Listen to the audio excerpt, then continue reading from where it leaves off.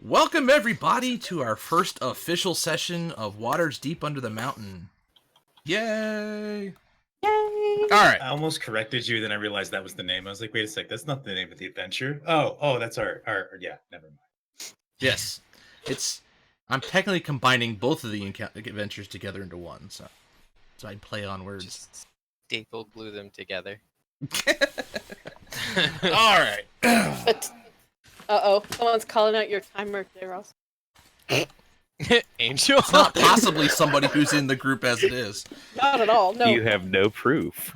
You I now know have not disadvantage what you on your first speak roll. of. You're welcome, could it Angel. be? Who could it be? Alright, so let's set the stage exactly what's going on here. It's summertime in Waterdeep. And it's actually a year of Shield Meet, which is kind of the leap year. So it's a day after the Shield Meet is the day after Midsummer. It's an extra day within the Faerunian calendar. You guys have all for whatever reasons either lived here or made your way into Waterdeep. Some of you looking for adventure. Some of you may be here to celebrate with the festivities that are been going on. You actually are here a few days before the official Shield Meet, where they're actually one of the biggest draws of Shield Meet is that all the masked lords of Waterdeep, which are basically people who are leaders within the city nobody knows their identity. They have masks over their face that look exactly the same. They have a cloak over their body, and everybody looks exactly the same, and at the same time their voices are masked, so nobody can hear who they are except for two people, which you may meet those. The Open Lord is one of them, Laryl Silverhand. She's very well known, and you may meet the other one in your coming adventures, but that's the big draw. That's the big festivities that's going to kick off the entire Shield Meet itself. Alright. So, you guys at this point have now... What are you guys doing in here? Nothing. Alright. I don't have music working properly for Sirenscape because it wasn't working until about 5 minutes before I got set up. So, I'll have it on stream. I just won't have it for players to hear tonight. So you guys, for whatever your draw is, you guys have found your way into the Yawning Portal, which is the big tavern within the North Ward. There's a gigantic 40-foot hole in the center of the inn. It's basically where a gaping hole that leads into Undermountain. Adventurers of all kinds go and adventure into the underneath of there. You guys are probably not quite ready for such the adventures, but how are you guys actually entering in? Where are you guys going to be sitting within the portal? The room is gigantic. As I said, you got this giant 40-foot hole in the center of the floor. There's a big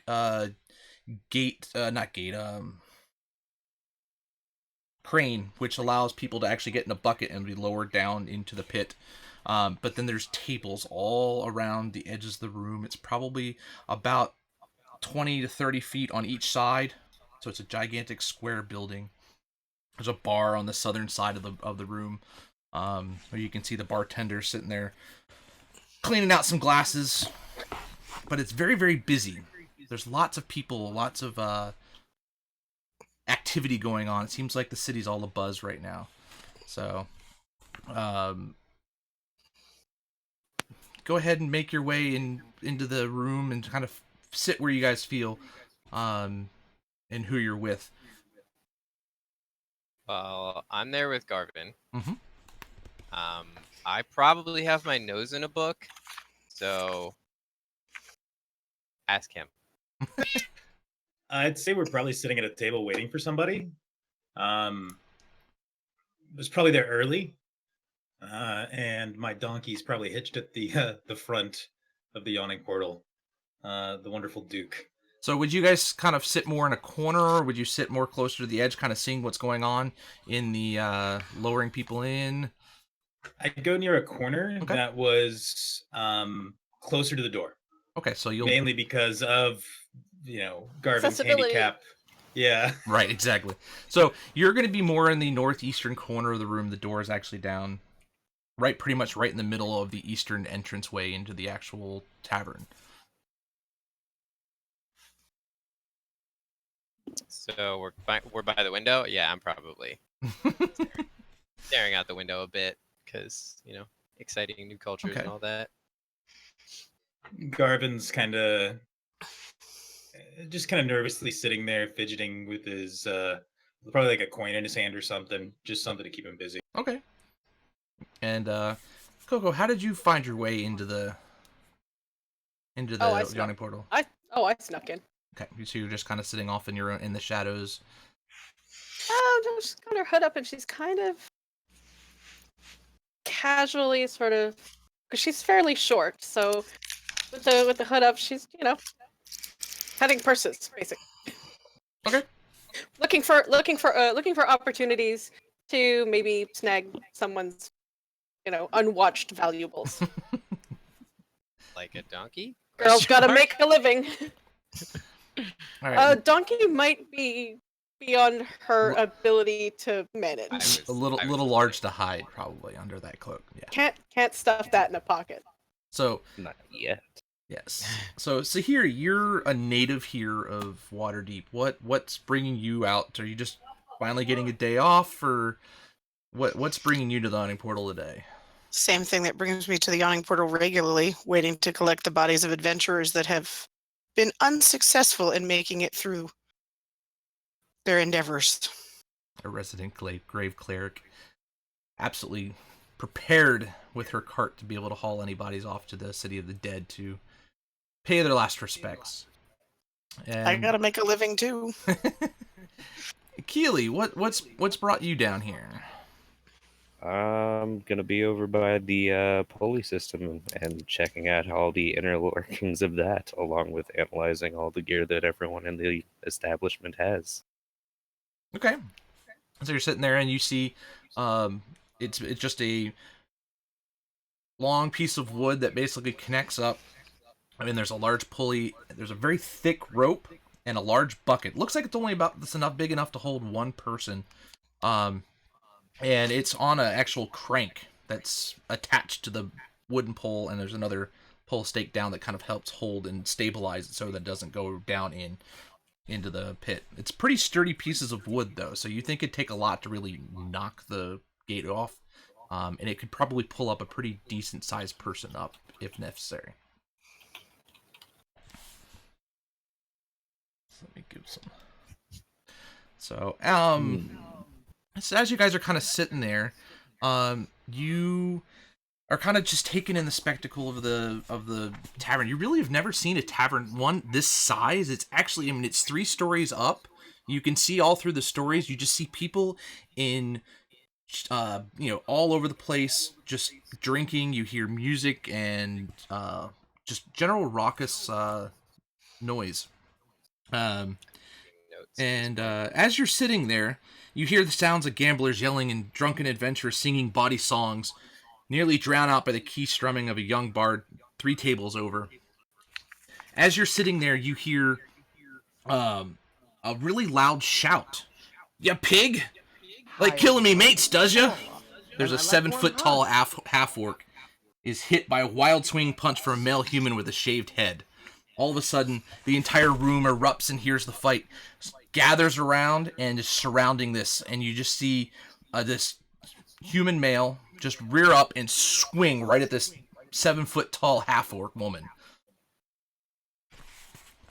What do you guys do? Adwin, should we do anything? Should we do anything?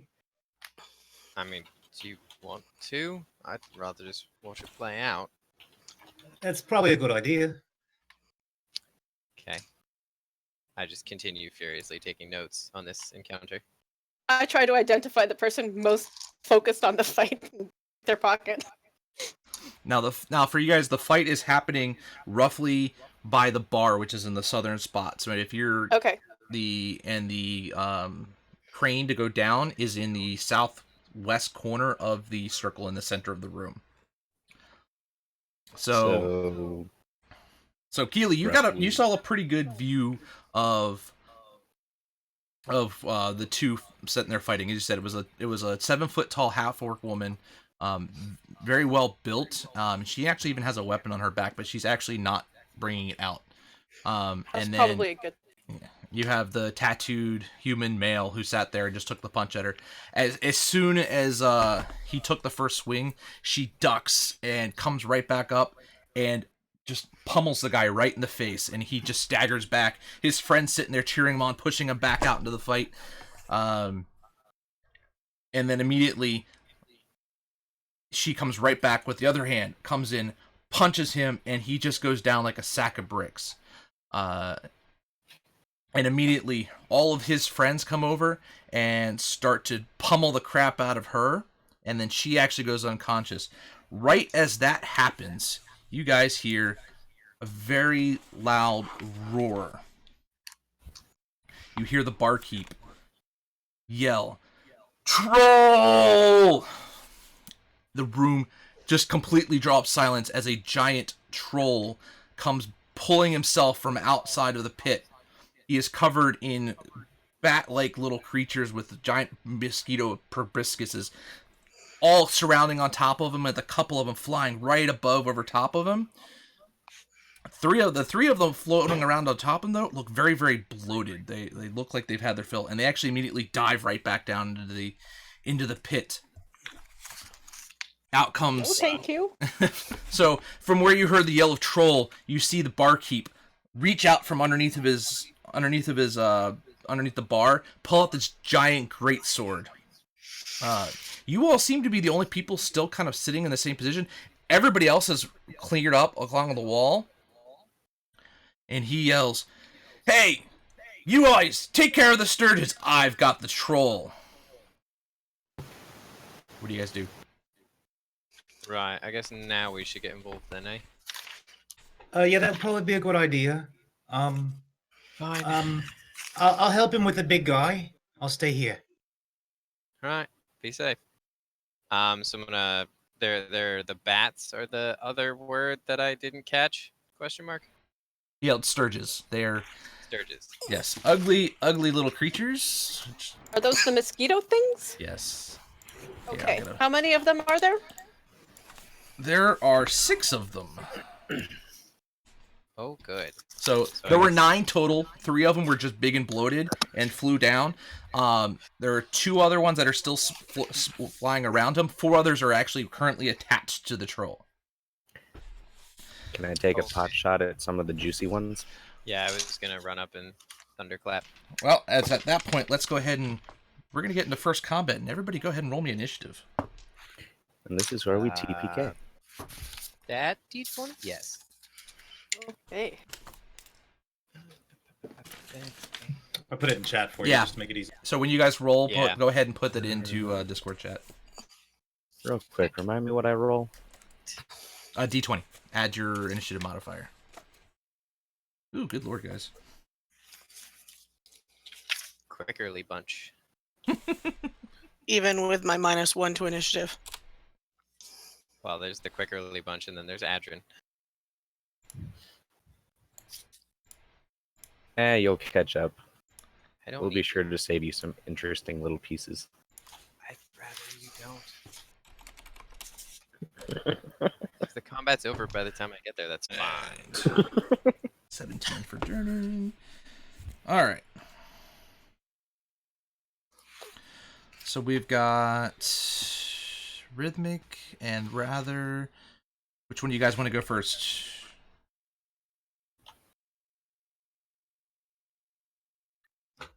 Wouldn't that be a competing, like, who's got the higher dex? Actually, it's who wants to go? It's a player's choice. Oh. You're muted. Rather. Yeah, we can't hear you. Uh-oh. Oh, we lost her. And then she pooped. There she is. She's What back. happened? I don't know. You disconnected for a moment. What the? Discord, But like magic, please. you were back. For the love of Pete. Okay, I'm back. I apologize. I did Discord has cast not been my banishment. friend. Discord is not my friend today. I think we're doing fairly different things. I will allow it. Why don't you go ahead, Rhythmic, and I will do my thing right after. All right, so Garvin kind of sits in the corner and starts doing some somatic gestures, and you see a skeletal hand raise out of the floor next to the troll and swipe at him or try Okay. with a 15 to hit. You're hitting the troll, correct? 15 will hit. All right. Starting off strong there. All right, 7 points of damage, and he is not able to regain HP because he is under the effect of chill touch. Nice. All right. All right. So next up, now we have Coco. Okay. Are any of those? I've already forgotten their names. Sturges? Sturges, thank you. Any of the Sturges close to anyone else who's engaged with them? As of right now, they seem to all be focused around the troll because they kind of came up with him. So at the moment, they don't. There's 2 of them flying around him and 4 literally attached to him. Okay. I'm going to. Are they flying around him in a way that makes them inaccessible? If Are you they have, too high? If you have a range capability, you can shoot them. The other ones, you'd have to get right up into melee. They'd have to be attached to him. Well, I do have a crossbow. So I will go ahead and take a pot shot at one of them. Okay. I assume I don't have advantage or anything that would allow me to do sneak attack. Actually, moment. technically, the troll would be giving you sneak attack because it would be a. Is it technically an enemy of the Sturges? Yep. Awesome. Then yes, let's do it. Oh, they're feeding on it. That's creepy. I thought that was pretty obvious, but it might, it could have been a symbiotic relationship. I don't know, man. I don't know how trolls work. Okay, so I'm just imagining this troll having some really big-ass mosquitoes interrupt its picnic now. okay.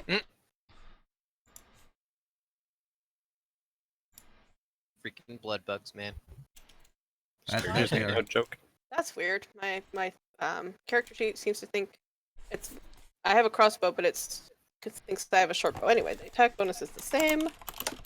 That might not hit. That is a 14. 14 hits. Oh, yay! Hang on, my character sheet is wrong, so I just have to check what.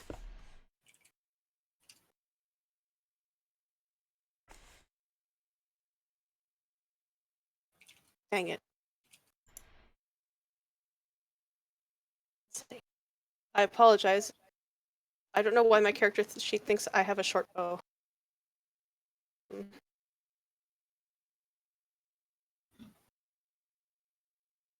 Is it a D6?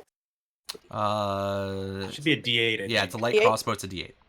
A D8. Okay. Yeah, I have one of those too. They are very handy when you are a small sneaky person. Okay, and that is 4 points of piercing damage and 3 points of sneak attack. Okay, you hit. Your arrow fires at the first one, and it had just started taking sucking on his chest, and you hit it with it, and it just immediately pops and explodes, and that's one of them down. All right. So next up, you guys see the barkeep come up. He's got this gigantic sword. Let me pull that up real quick. And he's going to come and directly attack the troll. And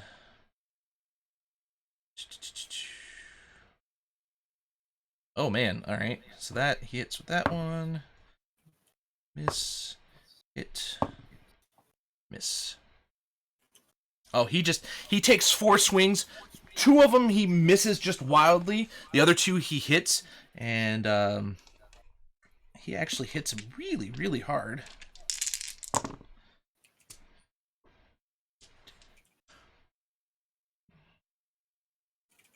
Okay, yeah, the troll just looks in exceedingly bad shape at this point. All right, next up we have Sahiri.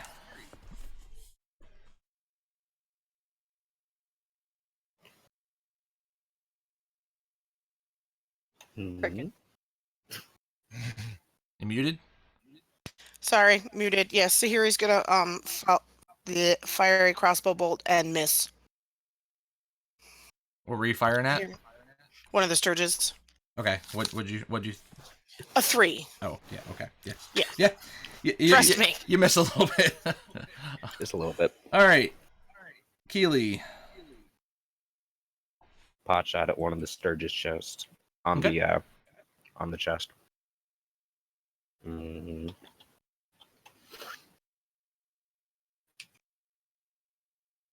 Let's see.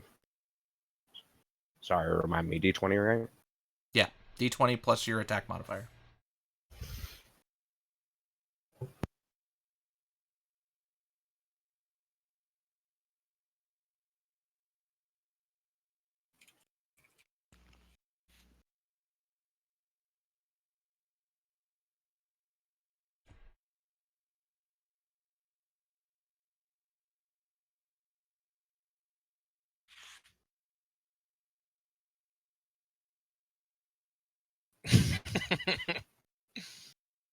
That was bad. That was a really bad joke. I didn't get to say it out loud, so I put it in chat.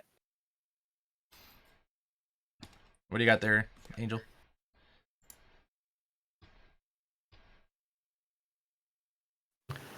$14. 14 hits. Sorry. So if you're using your longbow, it's a D8 plus 3, I think, for your modifier. That would be an 11. Okay. Again, you fire your longbow, and it manages to just take this one just straight off of the troll and just explodes in midair right as you're firing it. All Can right. you make a quick perception check to make sure that the proboscis is intact? You can check that afterwards. Damn it. You're in the heat of battle. All right, Adrin. So there are a couple that are just like flying off of the Yeah, troll, You correct? still see two flying around, getting ready to go in. The other two are still attached right onto him. Okay. How high up off the ground are those two? They're probably, let's see, the troll is about 15 feet high. It's a large creature, so yeah, it's probably about 16 feet off the air. I mean, they're literally flying right above it, around his head, getting ready to jump in and attack him. Oh. Okay. Well, then in that case, that changes what I'm gonna He's do. not that tall. He's like 10 feet tall. I guess I'll shoot the troll with that crossbow. You're gonna shoot the troll, okay? Yeah, I guess. Or no, I guess I'll shoot one of the little guys. I don't know, because if they are attacking him, it makes more sense to just let them do their thing, and then pick them off at the end. But yeah, I guess I'll shoot one of the little things because this is the bartender told us to do. Okay. So 17 plus 2, 19. 19 will hit. Okay. Cool. And then 8. Oops, that disappeared. Back.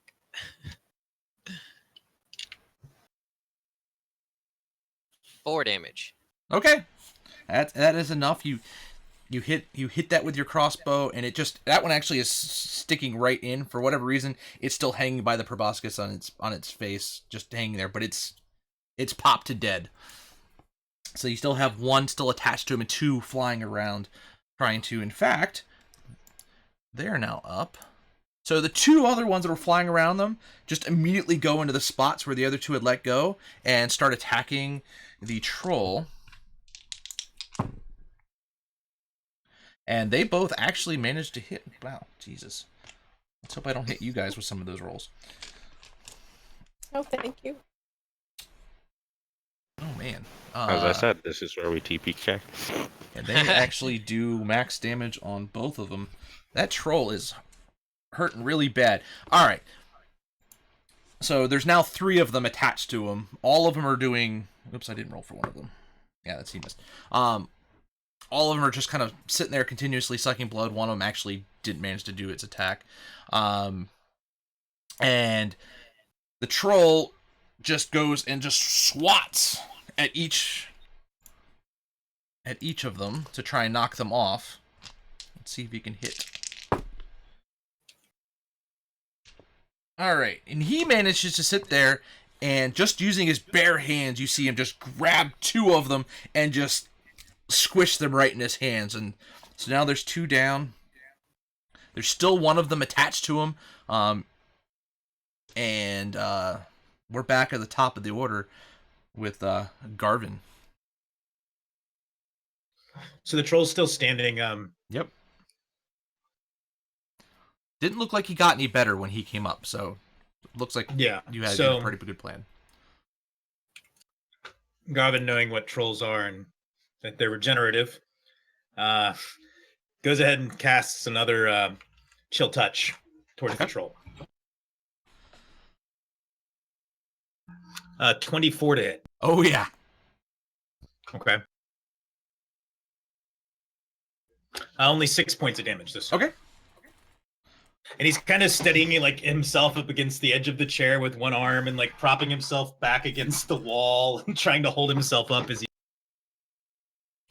So you guys, the rest of you guys see this just reach of a spell just shoot and hit the troll, and it's just bleeding profusely. It's been taking so much damage and hurting so bad.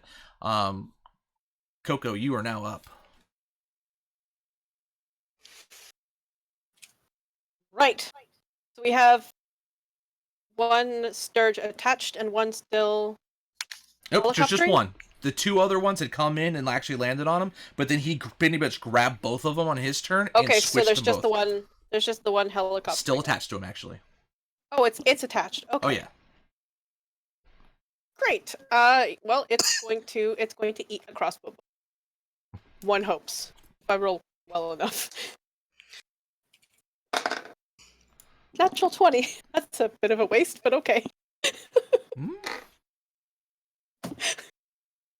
All right. So go ahead and roll double all your dice, all your damage Yeah. dice, All the damage dice? all the including the sneak attack. Yep. Sneak attack. All right. Cool. That is. I mean, I'm gonna murder this thing with extreme prejudice. So I think they only have 4 HP. So 20 points of damage Okay. total. Your shot hits with such It's a water pinpoint balloon of accuracy. blood.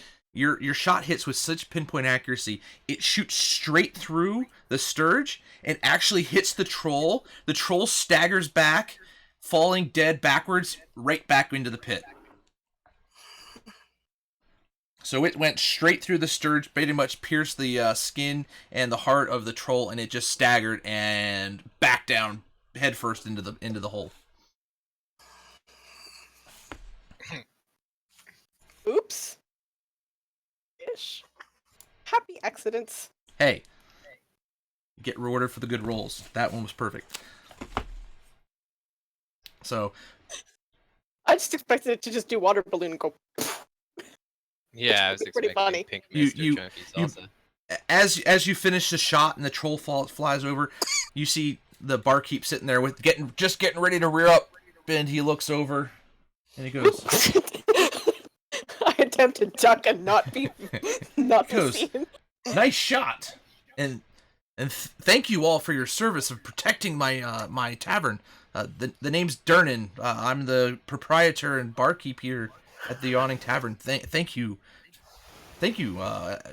Please take a seat, and I'll be glad to bring you all a round of drinks on the house. So I I'm already Oh. sitting, sir. I rush back over to make sure he sits down without hurting himself. I mean, Well, free drink. well, pardon me. Make yourself comfortable, and all your new friends, feel free to join. I'll bring an entire round over to you. Pleasure. I edge over cautiously, but not quite completely there. God, is that a Kenku? Maybe. You I get can't a really tell. Her hood's kind of cocked downward, and it's kind of hiding her face. get a very confused head tilt. Coco is not accustomed to people knowing what she is. My bad. Sahiri walks over Huh. and has a seat. So now you've got a tiefling in the party. Yeah, you see her. She's, I believe, a very pale red hmm with horns and a tail. Her picture on Discord. Yep, exactly. Yeah. So that whether you've seen a tiefling or not, Coco, I don't think you actually would. You're probably a little fascinated with how she looks. Yes. Um, I mean, I'm not one to talk, but yes. There's a lot of... yeah. So you guys actually notice, for anybody who's familiar with a Kenku, you actually notice, Coco is a little different color variation. She doesn't look like the black feathered crow like Kenku that you're normally used to seeing throughout the cities and kind of in the she doesn't have deeper reaches. the long beak either. Yeah, she's got a much smaller beak, a little bit more trimmed down feathers, very very light feathers, and she's very different from what you've ever seen before. Notes. It's none of my business. Yeah, I'm just taking notes about all of you. Coco is just Are any of you known as staring. three strings? Looks around and asks, like the rest of you. No. Just curious. Sorry. Wrong crowd. No, All thank right. you. So you guys are sitting there. Durnan brings you guys all out, fresh pints of mead, whether you like it or not. It's out there. He sets them all down and says, "On the house." And again, thank you very much for your heroics. I much appreciate it. And he goes back to tending to the bar and the raucous crowd that's now kind of rebuilding, and you can kind of hear in the background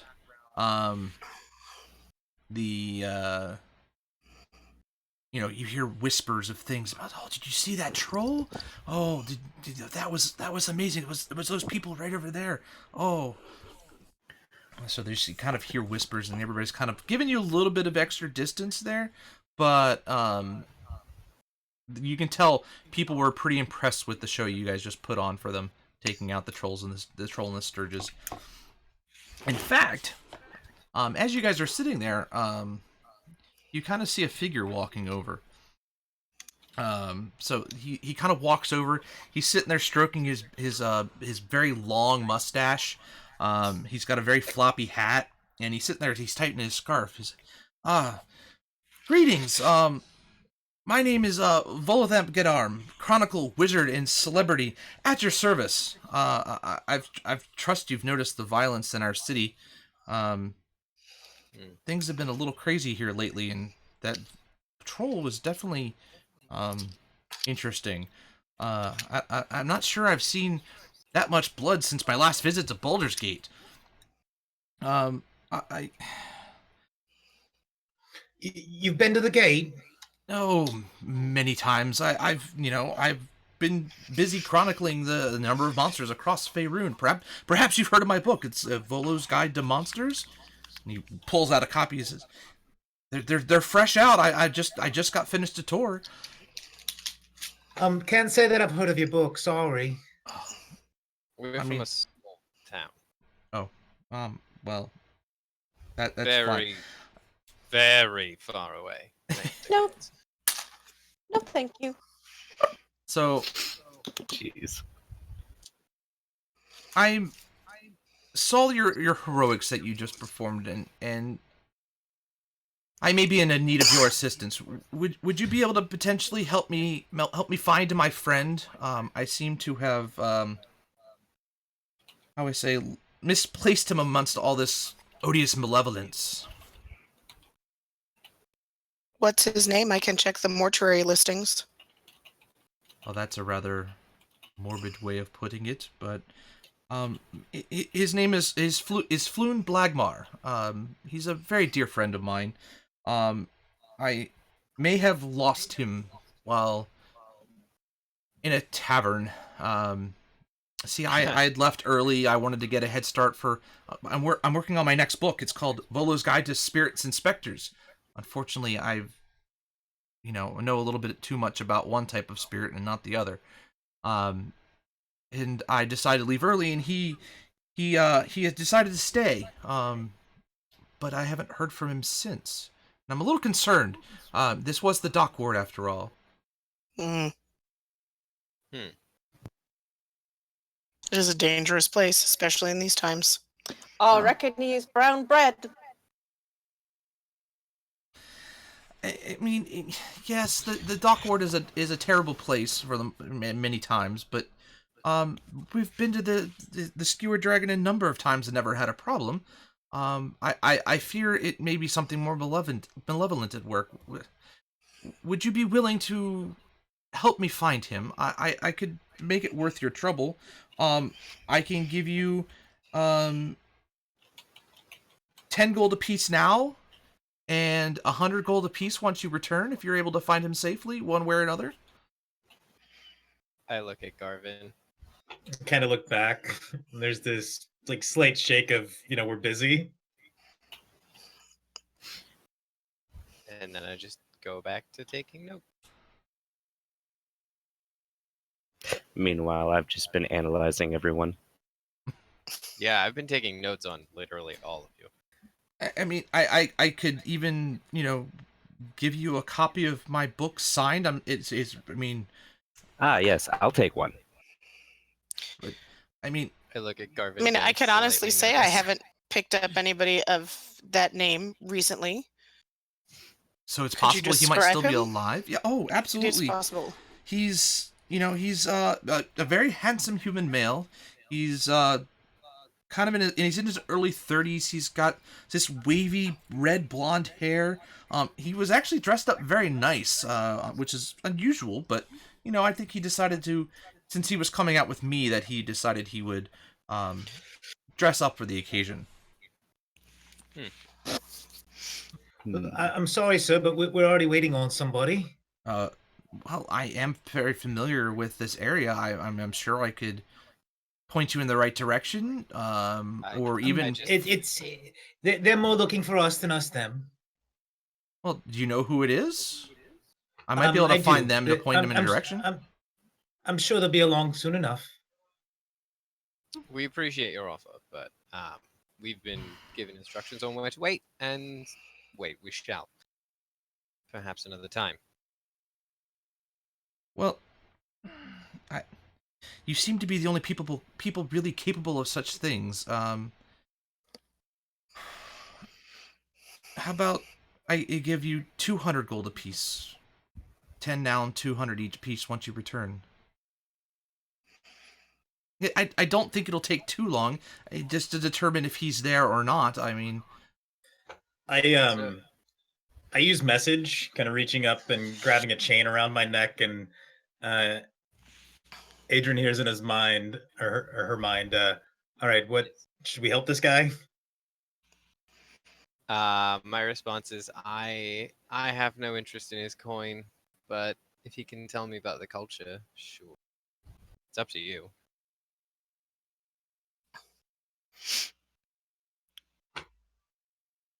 Now, He doesn't say anything. He's kind of letting everything else play out, but he's Yeah. just talking with Adrian quietly.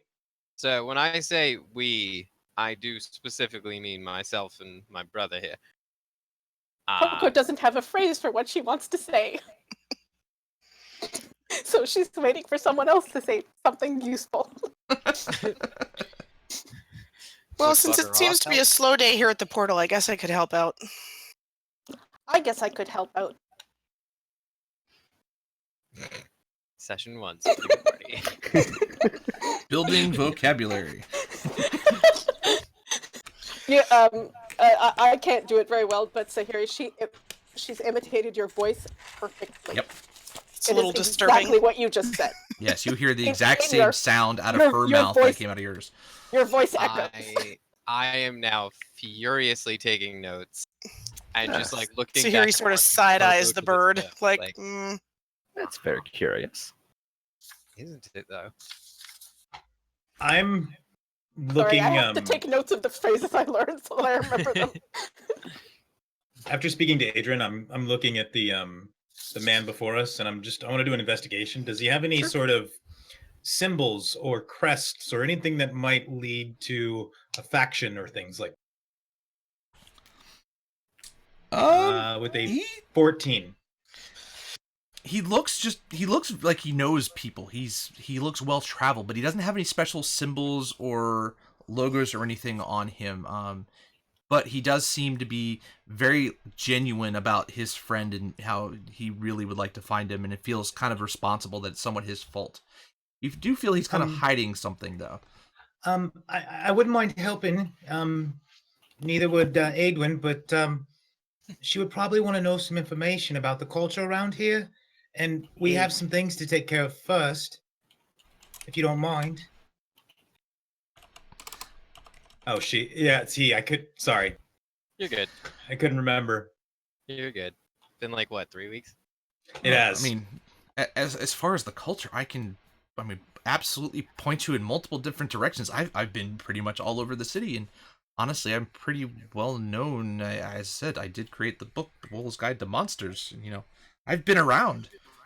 I give Garvin a mildly pleading look, like, please. All right, we'll help you.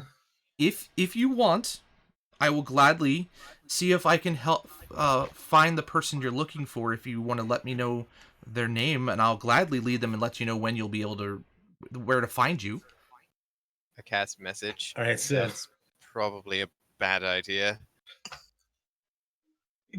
Garvin starts to say something, and you see his mouth just immediately close. Yeah, I just do this, and that's how I cast it. I'm like, no, don't do it. Go ahead and roll me an insight check on What, him. me or?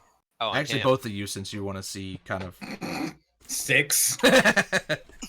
Nat 20. All right. Plus Caesar. Plus a buttload, because Garvin, you find him completely trustworthy. Adrian, you actually, he does seem like he's not going to. He's like somebody who's, while he knows a lot of people, he knows when to be reserved when he needs to be. And you do feel he is pretty well known, even though you haven't met him before. I'm from a tiny town. I haven't met anyone except Garvin. Okay. what do Yeah, I know of well- Volo? You would actually be pretty familiar with Volo. You've maybe not met him, but with the number of times you've been around in the different locations, you've heard his name. You do know he's pretty well known throughout the realms. Right. Well, so yeah, I guess we're on board then. Garvin, would you rather stay here or would you rather quit? I have something important to take care of first. And you can reach me if you need me. Can we meet up with you later? Oh, I mean, yeah, I feel time is of the essence, but if Well, I mean, if you give us just like an hour, it should be all right. okay, I will go and sit at the bar and chat with Durnan for a little bit if you want to wait. And he The kind of rest of more than welcome to go and inquire further, but this is a bit of a family matter. If you so he heaves a large sigh and walks over back down to the barkeep and sits there and starts having a chat with Durnan. So, having analyzed the group sufficiently to my liking, I will actually go with him towards the bar and inquire about that free drink. Weren't we served the free drink? Mm-hmm. You were. All right, It's then even I'm better. gonna go chill at the bar. It's on the table. You're like, so about that free drink. And he's like, I just gave you one. You're like, where? About It's that gone. free drink, it's over there. Yeah, it's back. I Right, brought them out back right. on the table for you. Well, then I'm gonna take my drink and go chill at the bar. Okay. Coco is going to stare at the tiefling. She has never seen one. It's impolite to stare. All right. So you guys are sitting there. You see people coming in and out, but you don't see any sign of the person you're waiting for. Are two of you still sitting with us? At least near you. Okay, so then Yeah. this is all happening through message, back and forth, and back and forth, back and forth. How much longer do you really want to wait? This guy Not really is sure. antsy. All I know is we're supposed to meet 3 strings. Hmm. Well, you give me a timeline, and if he's not here by then, we go. Can you help me get around the room here? Maybe Mhm. I'll see something that jogs my memory. So yeah, I help move Garvin around. And I'm using my staff that's kind of like a makeshift crutch and got an arm around Adrian, and I'm just going to investigate the room. I'm looking for any symbology specific to who we're supposed to meet. Okay. Can So I say to the other two before we walk away, if you'll excuse us, my brother needs to use the facilities. okay. So you walk around the room. You see a big old wall with a lot of different posters and things on them, and they actually show potential performances coming up. And you actually notice on the wall, one of them actually specifically says 3 strings performing on Shield Meet it all evening long. And you actually see a picture of a gentleman, and you can't. There's no symbols or anything on him, but you see he's got a his instrument only has 3 strings, which is where he gets his name, and you think that might be who you're looking for. But it looks like Kinda he's give, not like- here. I give Adrian a nudge. A nudge. Was this the same bard that was in there when we walked in? No. Okay. Hmm? So I like point like my head like we're heading to the bar, and I go over to Dernan and excuse me, when's the bard that's supposed to be performing tonight coming in? Oh, he's not here tonight. He'll be here on Shield Meet. Oh, I'm sorry. I thought that was this evening. No, it's 3 more nights. All right, thank you. So I cast message. So it would appear that we have 3 nights to conclude our business with this strange man before we need to meet your friend. And I just give Adrian a nod and start walking, like start trying to walk towards Volo and the others that are gathered at the bar. I assist you along, and when we get there, well, it would appear that we have misjudged our timing, and we have a few days before Garvin's friend is supposed to arrive. So you're in luck. Oh, that's absolutely wonderful. I can point you in the direction of where we were. If you want to begin right away, I would be greatly appreciative. Sure. So you mentioned a tavern in the dock ward? Yes, Yeah. it's called the Skewered Dragon. Skewered Tell me Dragon, yes, all yes. about it. I've been there before. Oh, have you? Then I'll just ask our new tiefling friend. By the way, my name's Adrian Morningstar, and this is my brother Garvin. Nice to Nice meet you. I'm Sahiri. Pleasure. I get around the city quite a bit. Oh. Interesting. Well, we're new here, so I'm going to ask you probably an annoying level of questions. Wonderful. Yes, isn't it? He's not kidding. He likes to ask a lot of questions. Most people don't ask me too many questions. They tend to stay away. Thanks, Gav. There's like a slight chuckle from him. Yeah. Why do they... I mean, perhaps we should walk and talk, as it were. Yes, perhaps. Shall we collect our 2 new wayward, I guess, party members? I don't know. Not I'm that new at wayward. this. Coco's still pretty much right there. Oh, Coco's like right there. I'm just like, should we collect our 2? Oh, He's gods! Hello. Completely forgot the, Hello. the parakeet Sorry. was there. She doesn't look like a Kenku. No. But she certainly moves like one. That's interesting. I'm gonna have a lot of questions for you 2. I'm going to have a lot of questions too. That's gonna take some Garvin just used starts to. laughing. I love Kenku. Adrian is just like, hey, you at the bar. You coming? You talking to Volo? No. Oh. To Talking to Keely. Keely's character. Keely. Give me just a minute. Okay. Garvin, let's So, hope you do so here he something turns to then. Vola and says, "We're looking for Floon Yes, his with name red is hair." Floon Blagmar. He's, as I said, wavy red Yes, blonde wavy hair. red hair, He's good-looking probably dressed human. very nice. Oh yeah, absolutely. We'll meet you outside. It's going to take me a moment to get out there. We'll meet you outside. Garvin just nods to her like it's nothing. Doesn't bother him.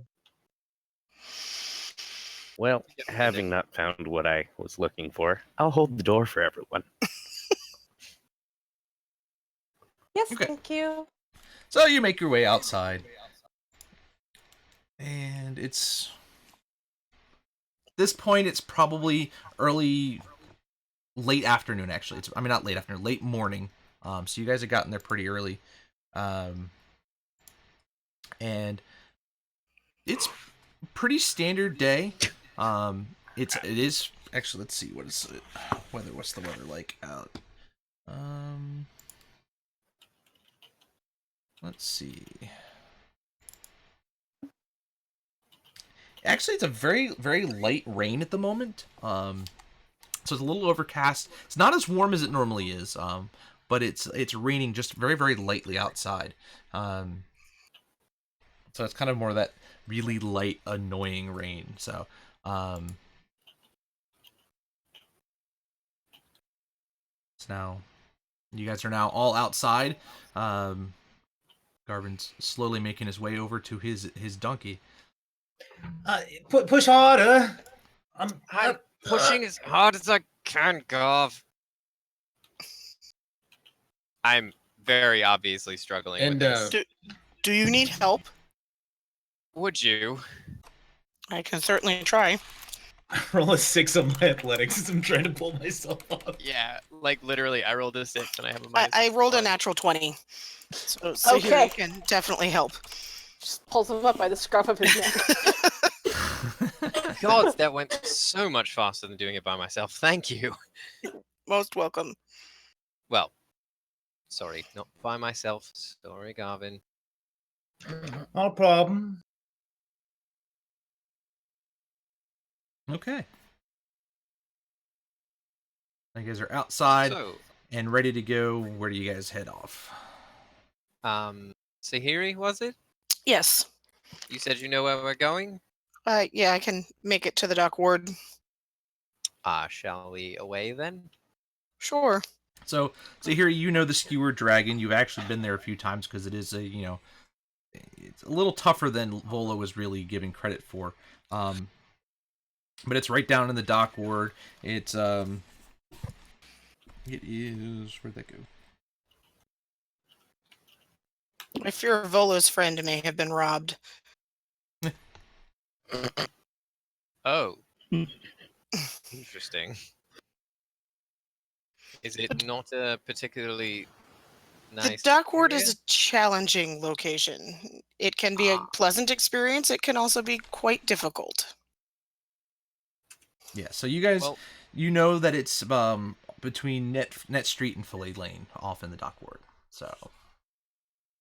So we head that way with me asking lots of questions and writing lots of notes Yep. about So feel free to stuff. ask all that. It's a pretty decent walk from the North Ward down to the dock ward. The North Ward is literally in the top of Waterdeep, and the dock ward's in the southwest corner of Waterdeep. Okay, so I'm asking them like what they do for a living and like where they're from and the like what their culture is like, what the culture of the area is like to Sahili, and I'm probably not asking Coco too much yet. But I'll get to that. Sahiri would be more than happy to tell you she comes from the city. She runs the mortuary, one of the mortuaries in the city, right next to the large cemetery. That's pretty much her existence. I go, I pick up bodies, I bring them back. I make sure they stay buried. Oh, do you have a problem with that around here? Not usually. That's heartening. There have been stories of times when that has been a problem, hence the large cemetery. Fenced to keep things in. As much as out, I would presume. Yeah. Interesting. I'm just taking lots of notes. Interesting. Yes, Coco. Very interesting. So as you guys are walking, you kind of brain you're walking along. It's kind of a festival street. You see, you're right near a brewery, and as you're actually walking along, you hear this loud crack, boom sound, and the sound of rushing water. A flood of beer is flowing from the brewery and just rushes out along the streets. Everybody who's on the street, roll me a dexterity check. What about A my check or a donkey? saving throw? I was gonna say, do you need room for the donkey? Give a dexterity set to hold on to the donkey. The donkey will do a kind of a strength save because he's going to be having a lot of stuff pushed. 10 on the donkey. Okay. Or well, 10 for me to hang on. Okay. And then for the donkey's strength, Yeah, do that's it. Athletics. it's 16 base. I'm sure that'll handle it. I don't know Yep. what his modifier is. 23. Okay. Okay. So 17. Rose. all of you are on foot by yourselves. You guys managed to just quickly jump off the street, off the side, as this just rush of beer just starts shooting down the street. There is a squawk. Garvin, your And donkey. I'm pulling on the reins, like, no, Duke, don't drink that, and trying not to get him to drink the beer. Yeah, so as he's slowly pushing forward, but he's not being knocked over, and you manage to just hold on as you just feel him, whatever reason, his is rocking from all the water rushing against him, but he slowly makes his way across, managing to avoid drinking any of the ale to get him drunk, and you make it off to the side. We almost had a drunk donkey. Yeah, he's actually, donkeys are sure-footed, so they have advantage on those checks too, so Yeah. I forgot to do that. Meanwhile, this little dwarf is going to look up there and wonder what the hell's going to happen there and take off running towards it because that's a lot of ale that just got wasted.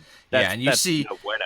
you see a few people who had been unaware of what was going on just kind of get swept down, so they kind of go down the street and slightly out of sight, but then you kind of see them walking back up around the corner just absolutely drenched in beer. A couple of them you even see take a flask and wring out their clothes, fill up the little flask with it, and stick it in their pocket and keep walking as if nothing happened.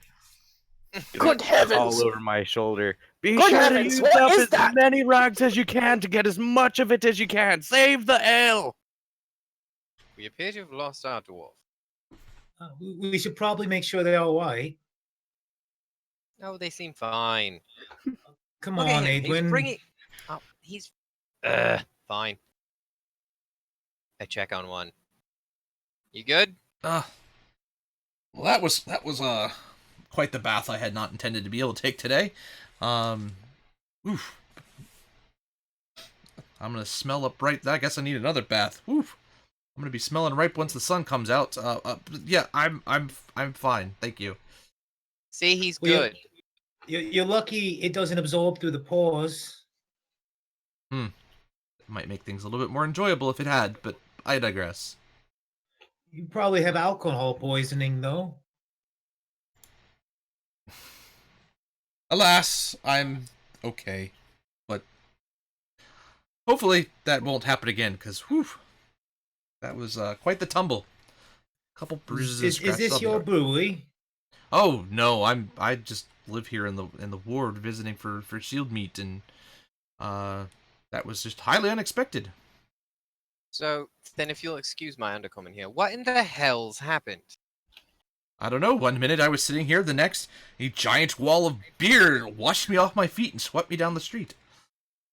Interesting. Well, have a nice day then. Ah, you as well.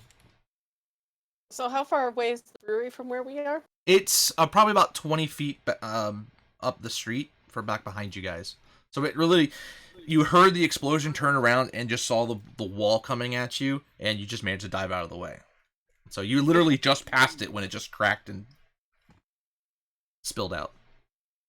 Would I have made it inside by now?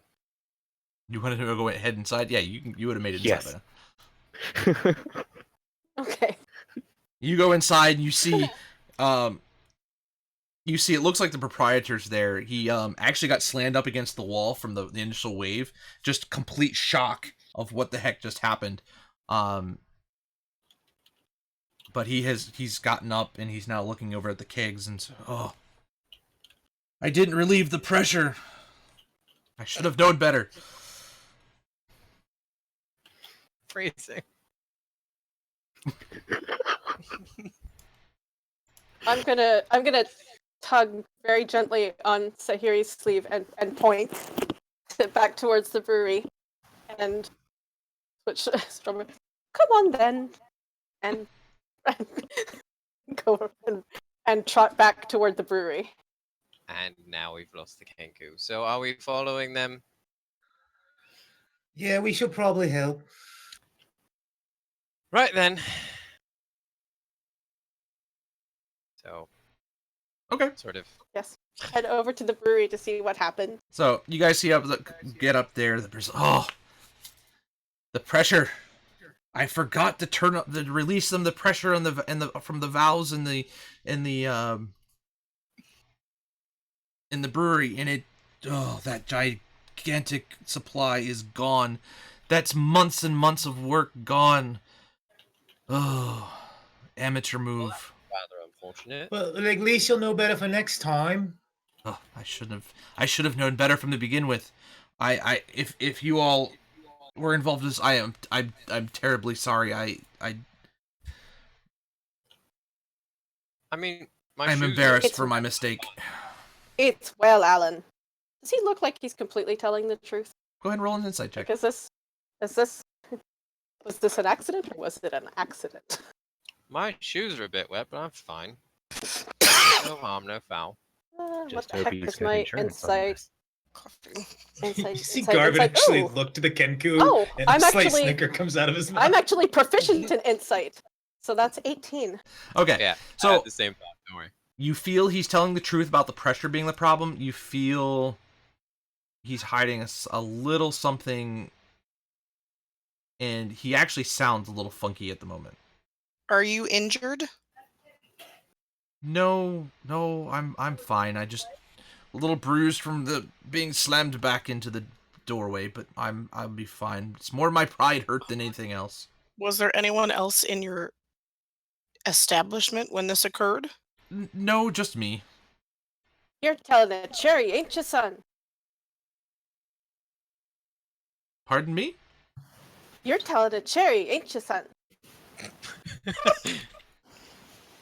Can I roll an insight to what the hell she's saying? Can I get anything off this? Go ahead. It's fine. I can actually understand her because I'm an anthropologist. I think she's trying to say that you're lying or stealing. Aye, Yeah. she is. Our little birdie is saying that she's definitely onto something. All what right. in the blue blazes were you thinking? Apparently he All right. wasn't. Look, the truth is, Apparently. I wasn't paying enough attention because I have been drinking all day. Please. Mm.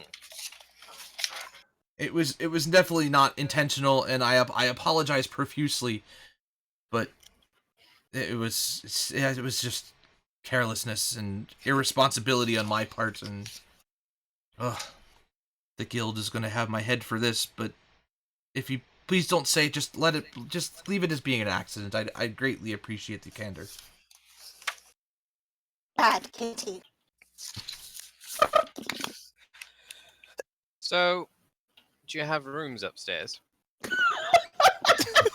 Jesus. Hold on, just wait. Rooms? I mean, Is this this is also an inn? no. This is just a brewery. I only. Then I don't care. Have a nice day. And I turn around and walk out. Or try to, unless Garvin stops me. And he's just very confused by that turn of events there. Have a nice day, sir. And Garvin just starts moving with patron, not knowing any better. I was Have going you- to try to get us free room, but Notice, seen in the past day or so, seen Volo about. I mean, he manages to stop by most breweries, so of course he Yes. stops by. Did you see him yesterday, perhaps, with one of his friends? Yesterday. No, I don't believe I did see him yesterday. It's probably been Alright. at least 10 days since I've seen him. Okay, thank you. wait, this wasn't the bar we were supposed to go to, was it? No, you guys are still in the northward. Cool. So then Alright. I Well, genuinely don't care. good luck with your brewing accident. Oh, Good luck with your brewing accident.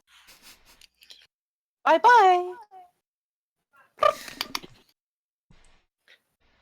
Y'all are Alright. just gonna hear a few tings while I hammer on the thing and then walk away.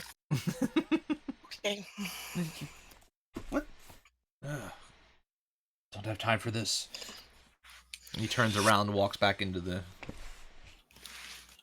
brewery, and you guys head back down the road. So you've made even with that little side turn, you guys have made a little decent amount of time.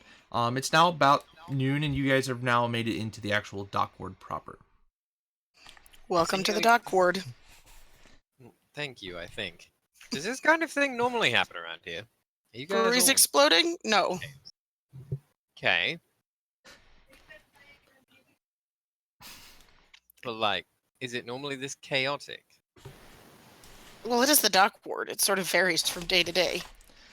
Well, And depending on the amount of guard that's walking by. so here you have noticed over like the past 10-day or so, there has been a little bit of extra activity, and extra work on your part than you're used to. I mean, the number of bodies I've collected has increased, but so has the number of people in the city. Interesting. Well, that would track, wouldn't it? I mean, Population growing means that temporary population. two die. So, Okay. So you guys, as you guys are walking down through the dock ward, you actually come across a kind of an intersection. So as you come around the corner from there, you see an area cordoned off. There's about a dozen guards. There's 6 of them at the edge of one roadway, blocking off the entire path. There's also 6 other ones that are kind of surrounding. There are 3. They're darkly dressed guys. You can't really identify them too well. They're sitting down, but they're all very dark clad. You figure they're probably some kind of bandits, but you see that there's that they're even in their black clothes, they're covered in blood. And you see a couple of other bodies sitting on the ground. As you guys get closer, the guards say, "Get on! Nothing to see here. Keep moving." I look at the party momentarily and I say, if I may, Is one of them Thumblagmaw? or if Garvin may.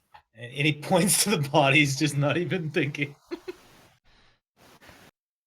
I don't have identification for any of these folks, but Do you mind if I take a We'll take- look and make sure that they're not? We're looking for Floon. oh, do you work for in the City of the Dead for the mortuary? Yes. You can have a quick look, but don't touch anything. We don't need to have the crime scene blemished any. I will not touch the crime scene. Okay, go ahead and roll me a perception check as you're walking through. Well, it's good luck you're on this street instead of the last one we were on. You know, it would have all got washed away. 13. Okay. You don't see anybody with the blonde hair, the wavy red blonde hair. So you don't think Floon is one of them. What you do notice is you see a symbol of a snake on one of the guys who've been captured. He's got a tattoo on his arm that's kind of shaped like a snake. Interesting. Not a normal. Not a tattoo I've seen regularly, or. Okay. Actually, you have seen it on a couple of the bodies that have made it to your mortuary, but you're still not familiar with it. So while she's investigating, I'm gonna chat up one of the guards and be a proper face. So what did happen here? Oh, that's guard business. Not to worry. We'll have it under control. Just a little bit of gang violence. It's nothing just- uncomfortable. How many of them are there? Yeah, is it just the guards and the bodies, or are there other people around? So it's the 12 guards. You see the 3 kind of bandit-like guys sitting there. But then you see there's about 5 bodies. One of them is dressed up similar to the other 2 guys. The other ones are all kind of, there's a black and green kind of color with their outfits, so it's slightly different. But they all seem to have some sort of similarity in the 2 different groups. So it looks like there was some sort of group combat going on between here. Gang violence, you say? Could you tell me more about that, perhaps, so I know what and whom to avoid? And I'll roll persuasion if you want me to. Sure. 'Cause I will get information out of this man. 13 plus 5. So 18. Okay. Yeah, and I countered that with nothing. So, just between you and me, and please don't report this back to my captain or say anything back to him that you know. Oh no, of course This is we've had a host of issues with the Zents and the Xanathars lately. They seem to be quite at odds with one another. not. Interesting. Have you any idea why? Other than the obvious of them being separate gangs. Just crime. I mean, it's why there's an I couldn't even begin to speculate. I'm merely a guard, not a inspector. But we just noticed a higher amount of issues than normal, especially down here in the dock ward. Right. Guard instead of inspector. So you do have a very set hierarchy. I'm from a very small town. I don't know anything of this. Once Tahiri finishes, she's going to go back to the guard in charge and say, please feel free to contact my mortuary when you are finished with the bodies in your investigation, and we will be more than happy to remove them and deal with them. Well, very well. Best of luck, chap. Thank you. Just again, please kind of keep this under wraps. I don't need to lose my station. Keep what under wraps? Wink. And then we walk away, and that smile immediately drops. And I'm back to just like bored. Until I remember to start asking questions again, and then I start asking Sahili more annoying questions that we won't bother the viewers with.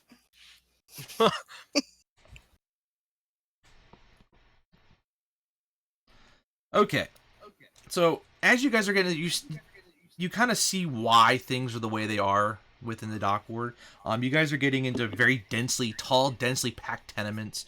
It's very dark. It's like they're stacked high enough to where the sun just doesn't really come into the alleyways unless it's directly overhead.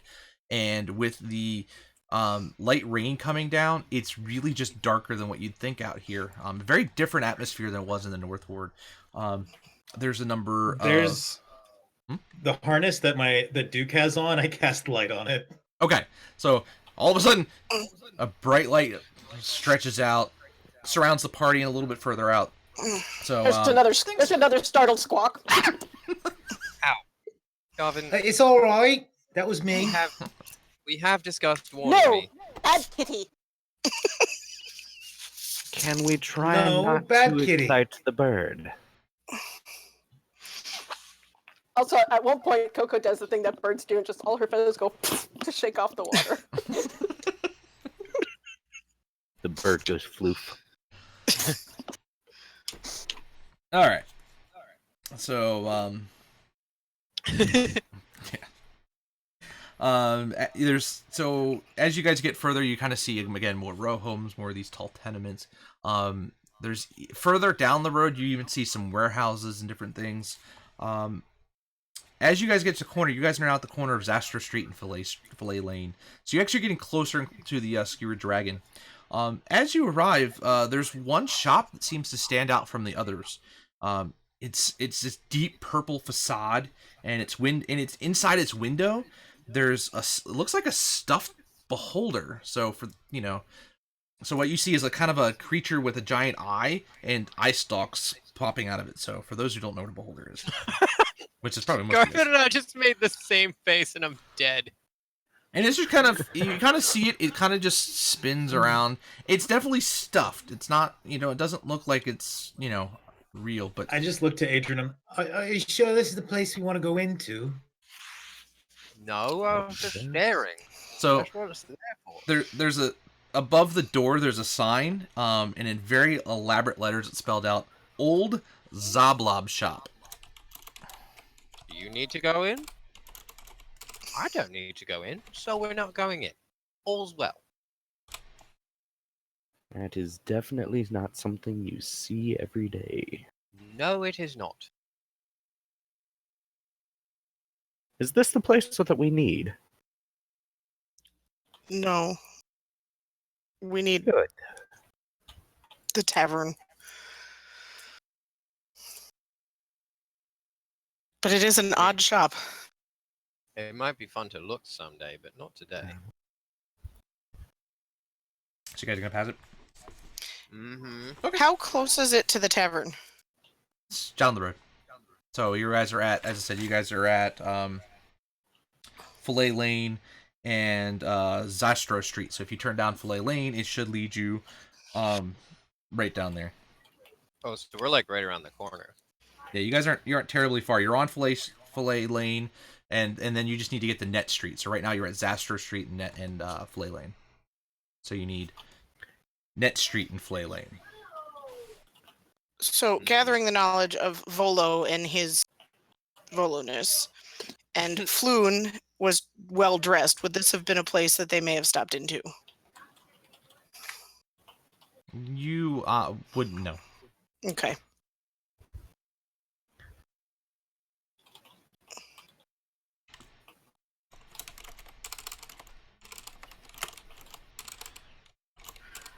So yeah, I guess we just sort of take a mental note of a weird shop with some sort of mildly occult curio in the window and keep walking just in case.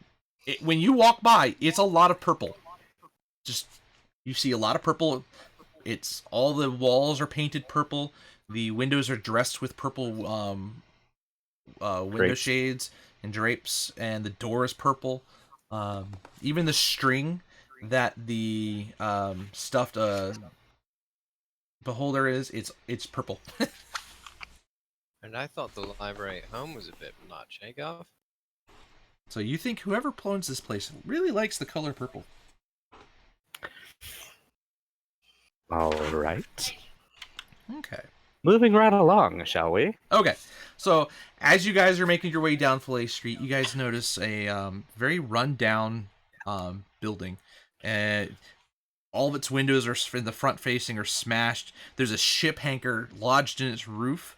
But in the window, you see a group of people sitting at, haggard group of people sitting at tables, drinking out of flagons. And there's a big old sign that's just half crooked because it looks like it's kind of fallen off a little bit. And you can see it written very clearly on there, Skewered Dragon. Right. Why would someone so famous have come to a place like this? When you're famous, you have to go many, many places, apparently. I guess he could be looking for something for his book. Maybe. Yeah. Okay. This is weird. This whole place is weird. I never thought I'd say this, Garvin, but I kind of miss home. But it's pretty out here. It's better True. than being in the library all the time. And it's not tiny. So you guys Coco head. looks as dubious as it's possible for a budgie to look. So you guys get walking up towards the Skewered Dragon. I'm Yep. definitely not in the front, but yes. Okay. I'll As you lead, guys get not a closer, problem. you hear somebody yell, "Hey! Turn out that light!" I did tell you, Garvin. Oh, sorry. And he turns the light off. And you hear some loud grunts from inside. I mean, we were quite the beacon walking down the road. Yes, we were. I don't know how many times I've had to tell him to warn me before he does that, but gods love him, he forgets. Eh, Or perhaps he's forgetting. So you guys get Glares closer up to the wildly. doorway, and you see kind of everybody inside is kind of staring at you. They don't really look happy.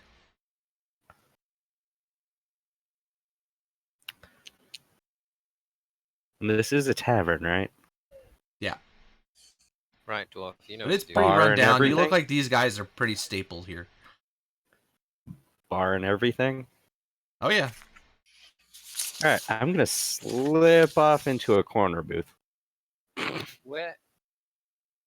He keeps doing that.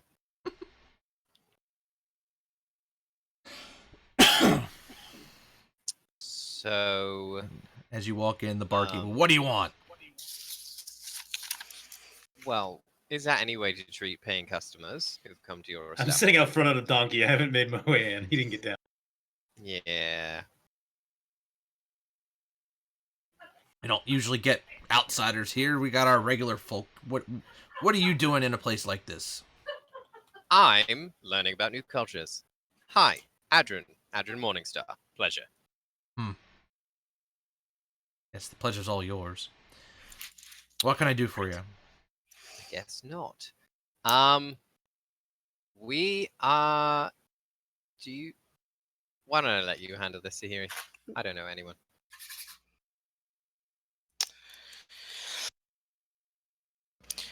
So we're looking for a man named Floon. That. A floon. He was in here with Volo yesterday. Roll me Blonde, curly hair. Roll a persuasion check for me. Can I assist? Sure. While they're doing that, I would like to sort of do Oh, a quick scan of the room and see if I can see anything that would seem out of place in a really run-down That would be a tavern. 22. Ow. Oh, she don't need no help from me. We're good. I'd also like to scope the Volo, place out. Volo. The pompous-looking guy, big mustache. Hawking his That's the book. one. Yeah, he left. He left his friend here. He ran into that spoiled rich brat. Actually, funny enough, he looked very much like that Volo's friend. What's his name? What's that guy's name? Never Ember. Yes, looks just like his father. Yeah, filthy rich spoiled brats. Yeah. I don't know why either of them were out here. Probably just to rub our noses in their money. I was wondering the same thing. That seems kind of rude. I'm doing my best to hear this from outside. Oh, I'm just casting message every time there's a break in my conversation to tell you everything that happens. Make sure you give them some money, Edwin. They could probably use it. I my face noticeably gets exasperated, but no one knows why. Huh. I'm like, I saw him take off. He and the Neverember kid took off a couple hours after your Volo left. And there was I remember a few guys kind of left off after him. Actually, believe it or not, I haven't seen those guys in a while. They're normally regulars. They Odd. they have this may seem a strange question, but what were they wearing? Oh, they were wearing all black. Oh. They Ninjas. oh, I can't remember any of their names, but they've been here quite a while, and they've been coming here for a while. But I actually haven't seen them. Usually they're in here by this point. But they have a warehouse just down the other side of Candle Lane that they're pretty frequent at. So, but I haven't seen any sign of any of them since they left. Uh-oh. Right. Well, thank you for your time.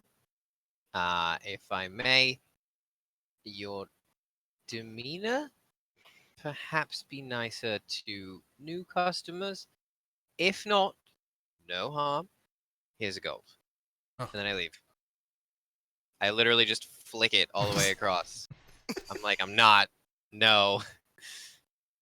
There's a difference between immersing yourself in a culture and getting stabbed. Oh, and he yells out right as he gets it. Oh, keep an eye out for the snake symbol on the door. That'll tell you which warehouse it is. Oh, Much Interesting. appreciated. No, thank Lovely. you. snake And I symbol. poke my head, before I walk out, I lean back. I'm like, Dwarf, are you coming? Aye. What's your name, by the way, when we get outside? Who are you talking to? Dwarf. Oh. We haven't actually introduced ourselves, have we? Hi, you were I'm busy Orgrand, and I just don't like when there's too much attention put on me. Understandably so. So, Adrian, Garvin, Sahili, Coco. Done? Cool. Let's go. I like this one. Short, sweet, and to the point. Hello. Mhm. All right, so you guys make it down. It's pretty much straight down the road. You guys come up to Candle Lane. As you actually turn on to Candle Lane, it gets, again, for whatever reason, the buildings are very imposing and really just block out this light from the sun. Even though it's about midday, for whatever reason, with the cloud cover, this just seems darker and gloomier than you'd think. So you're in a very dark alleyway. And it also, there's smells, and it seems like fish parts rotting along the street, so it's not the most pleasant smell in the world. You notice, though, that a bunch of the streetlights along the roadway have actually all been smashed. There's only one that seems to have a faint flicker down the road, and it looks more like a distant candle than it does an actual than a street light. I'll be putting the light on again. Better Mm. don't. No, bad kitty. He just looks to you weird and he does it anyway. He's not walking down this fucking dark alleyway thing without a light. Okay, Coco's. She's nope. Hood goes up and she goes for the nearest shadow, and is going to stealth away from the freaking beacon. The dwarf is gonna go with the Kenku and stay on the edge of the bright light. All right, so you can't. I just look up. Have I mentioned I hate you? It is probably a 20-foot wide between each sides of the road. There's nowhere to hide unless you're going to be well behind or well ahead of the party. The light stretches from one side of the road to the next. It is 60 feet, yeah. So I You feel just like look so it pleased with might yourself. be good for you to know that a number of the bodies in the alley had snake tattoos. Oh.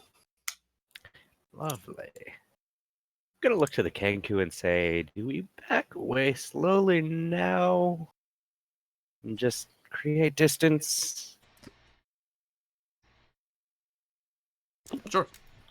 It looks like she's considering.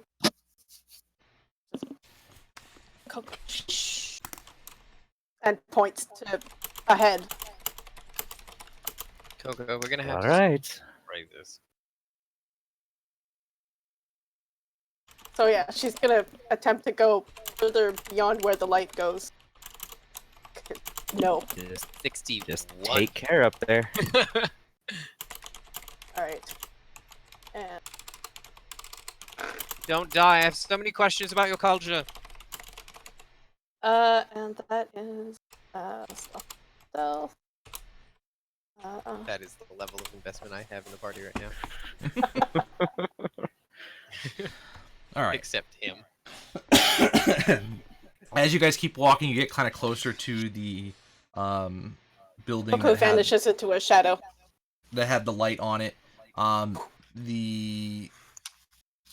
It's now drowned out, so you can't actually get any.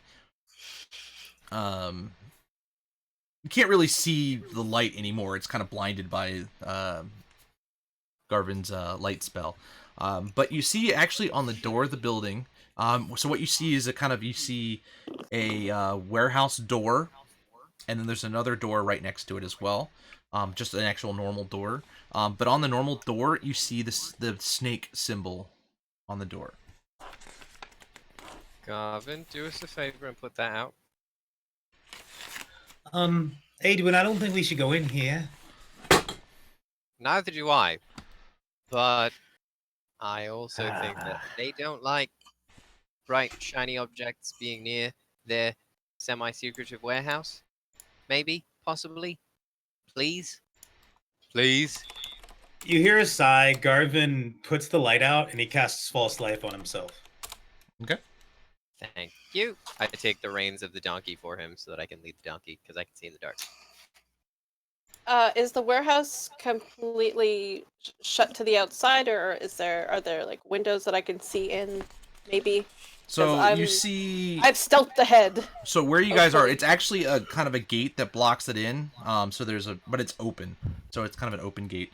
But there's just the big old warehouse door, and then a door, and there's a window on the northern side of the warehouse. So it kind of curls into an L. So what you see is the wall, the door, the big door, and then it kind of curls around. And there's a window on the side over to your left as you face the door. But it's all frosted over, so you can't even see inside. Ooh. So, just to reiterate, why are we here again? Because we're looking for Floon. And he Floon. was seen going with these guys. Yeah, seemingly. Yeah. Damn it. You look tough. You can handle yourself. Yes, yes. And he's going to slowly make his way over towards that door.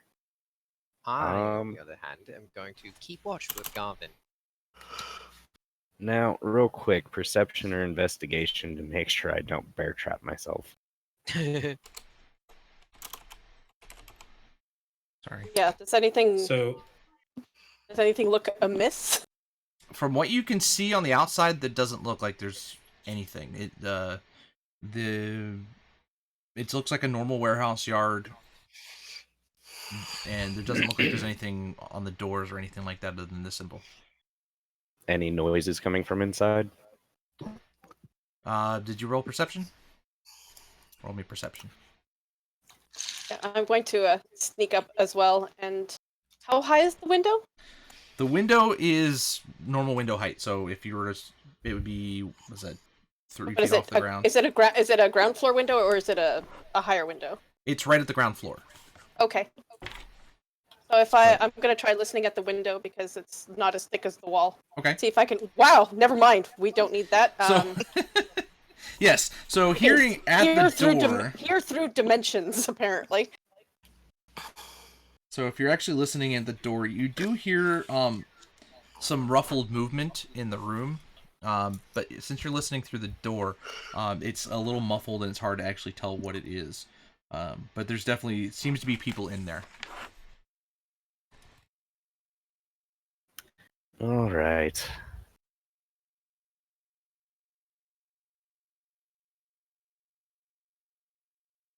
For listening through the window, you hear some very similar sounding clicks and whistles that you would be quite familiar with because it's what you speak. Oh! Coco flaps over excitedly and points to the door and in a deep male voice that I cannot, for the life of me, imitate. Good Lord, Penelope, that's a kenku.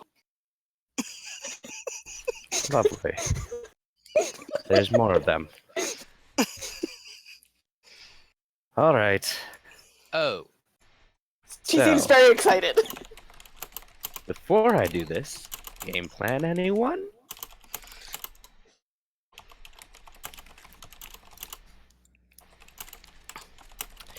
That's a resounding silence. I Coco am gives you a shrug. It's not good with infiltrating. I collect bodies.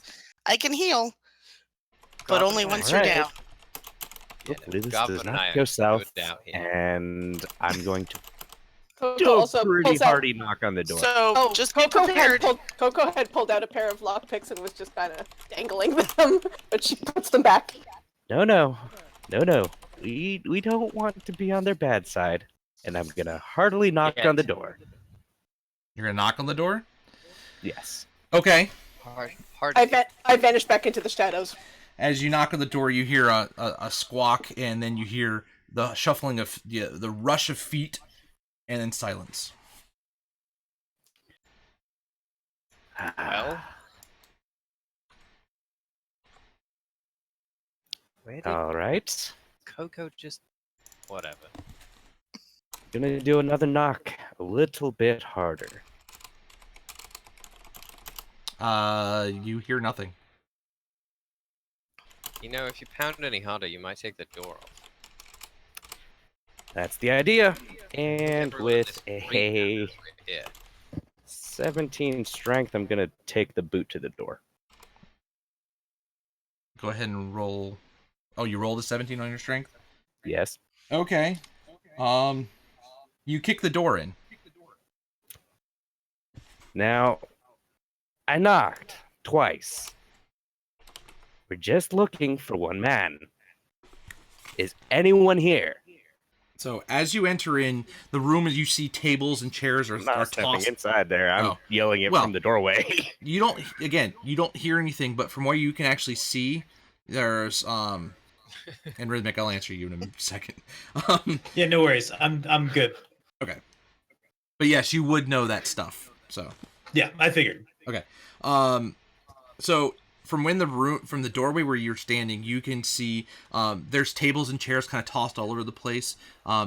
You actually see lined up against the wall about a dozen corpses of men lying there. A couple of them have that same damn symbol it. on their arm, and all wearing the same clothing. So it looks like they're all from the same group.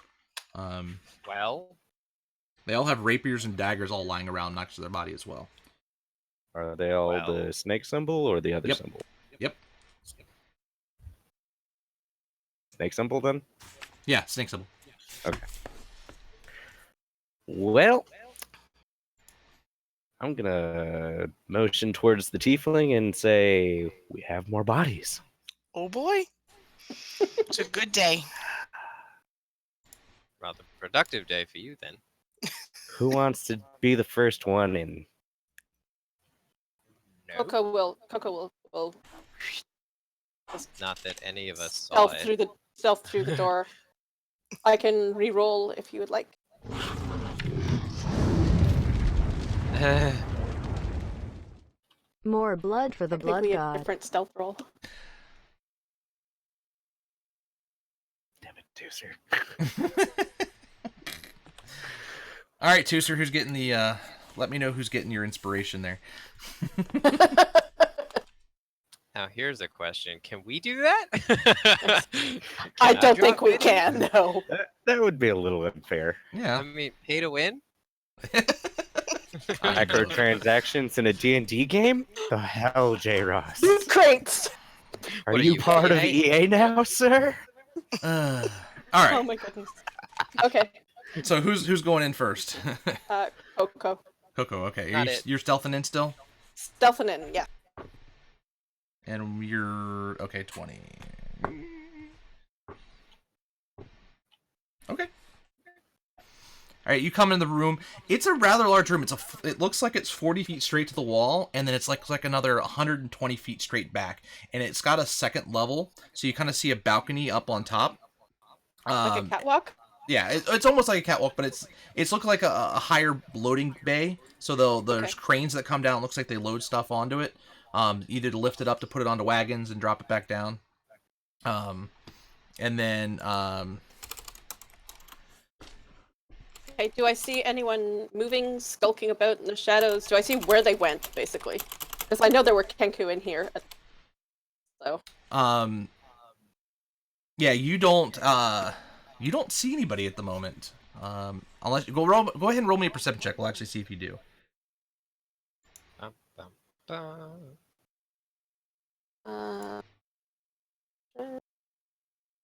Okay. I'm not used to having good numbers in my wisdom scores. Ooh, 21. Okay. You hear behind some boxes and different furniture and stuff like that. You actually hear some shuffling. Okay.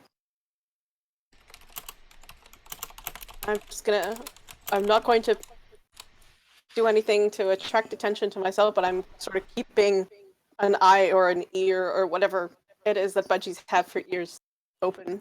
Okay. To see if anything comes out from there. If the sounds change, if it sounds like, suddenly there's a mad scramble or something. Yeah, as of right now, nothing's coming out, but you did. They're just hiding. Yeah. Coco can empathize with that. So I'm going to look up to the one on the donkey and ask, can you use that beacon ability anymore and on any object? Well, of course, but I'm not going in there. Oh, you won't have to. I'm going to bring out a python and say, hey, can you light this up real quick? Yeah, sure, just a moment. And Garvin's actually grabbing like at his necklace, and he's trying to message Floon Blagmar. Are you inside? You And don't he's hear. pointing towards the building ahead. You hear nothing. All right. At this point, he casts light on the pit. Okay. So your pitten is as now just soon as- glowing with 30 feet of bright light and some dim light beyond that, so it's pretty darn bright. As soon as that's Ow. beaconed up, I'm going to chuck it to the back of the warehouse as best I can. Nat ones on athletics check. That would be an athletics check? I don't know.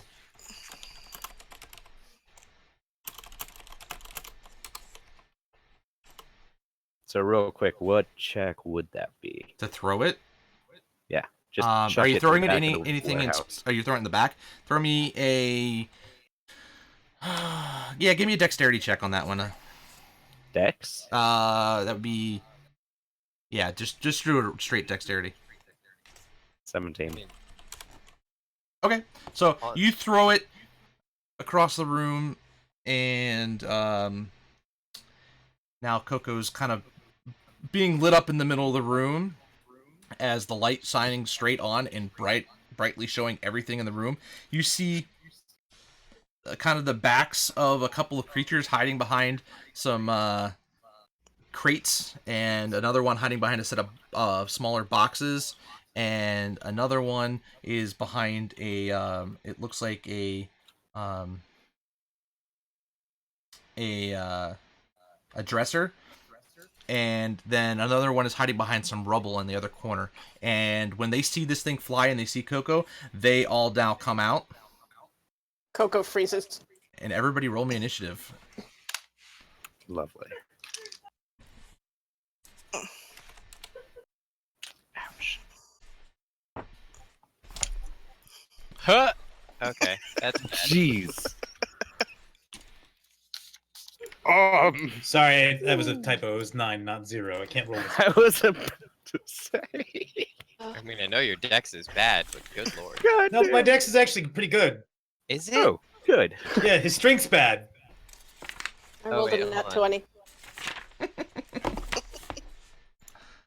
Well, Lovely. that's good. At least one of us gets to go before we all die. Kidding. Coco's running. Coco's running the hell away. She's like, I'm in the I I'm mean, not middle even of the in the, room. I'm Oh my not even God. inside. Okay. I'm the least likely to be attacked. Me too.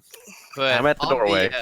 On the bright side, if you will, there's lots of new shadows to hide in.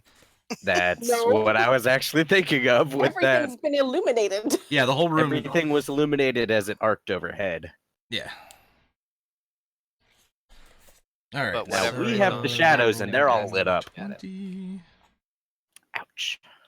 But like that door is just like So- blazing beacon, Yep. and I'm just like, ow! I mean, it's not that bright. I have dark vision. I mean, how far do you throw it Man. in? Your dark Uh, vision wouldn't even be working then. You'd just be That seeing the is light. yeah, a I good know. and I'm question. just How like, far is ow. the back of the warehouse? It's about 120 feet. So All right. yeah, how you far would- the pit can get? With the 17? with that ranged Far. and technically improvised weapon, probably at max it'd probably be about 30, 40 feet. So Okay, we're on the edge so- of the light. So Yeah. yeah, Well, no, you're not, because there's a 30-foot of bright light, another 30-foot of dim It's light. 60 It's 60 feet, feet yeah. of light, and that's a radius, not We're on the not dim light then. diameter. yeah, but you can still I'm be just seen. saying, since he's saying it would be blinding and whatnot, we're on the edge of the light. Well, but if you're trying to see through the room to the other Mhm. side, it is blinding because there's a bright light in front of you. You can't see into the darkness past it. So all right, so yeah, all right. So now we're back into combat, and Coco, you are up first. You just saw this bright piton of light shoot right over your head, and now the whole room is illuminated. Now you see these creatures. They're the dark black, crow-like looking Kenku. All of them are wearing that greenish black armor or outfits that you had seen earlier. But now they see you. And panic. Go. Are there stairs leading to the second floor? All the way And on the if other so- side. So from where you are, it's about let's see, you came into the room. So it's literally as you walk in to your left, but it's about 100 feet that way. Okay. You'd have to go past a couple of actually there's rubble and boxes and things blocking your pathway there. You'd have to kind of go around. So How you much have to kind of rubble? How much rubble is there? you could probably jump over it, but it'd be half movement to go around it. It'd basically be difficult terrain. Okay. I can't climb the rubble to get up there. You could climb over it to get there, but instead it would be half No, your to movement get up. speed. You could not climb up. It's about 20 feet up. Okay.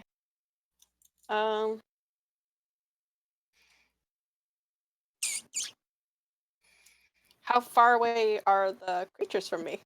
The So- other Kenku. There is one of them that is about 30 feet on the other side. So they're straight ahead. They're from the door. There's boxes. One of them's hiding behind there.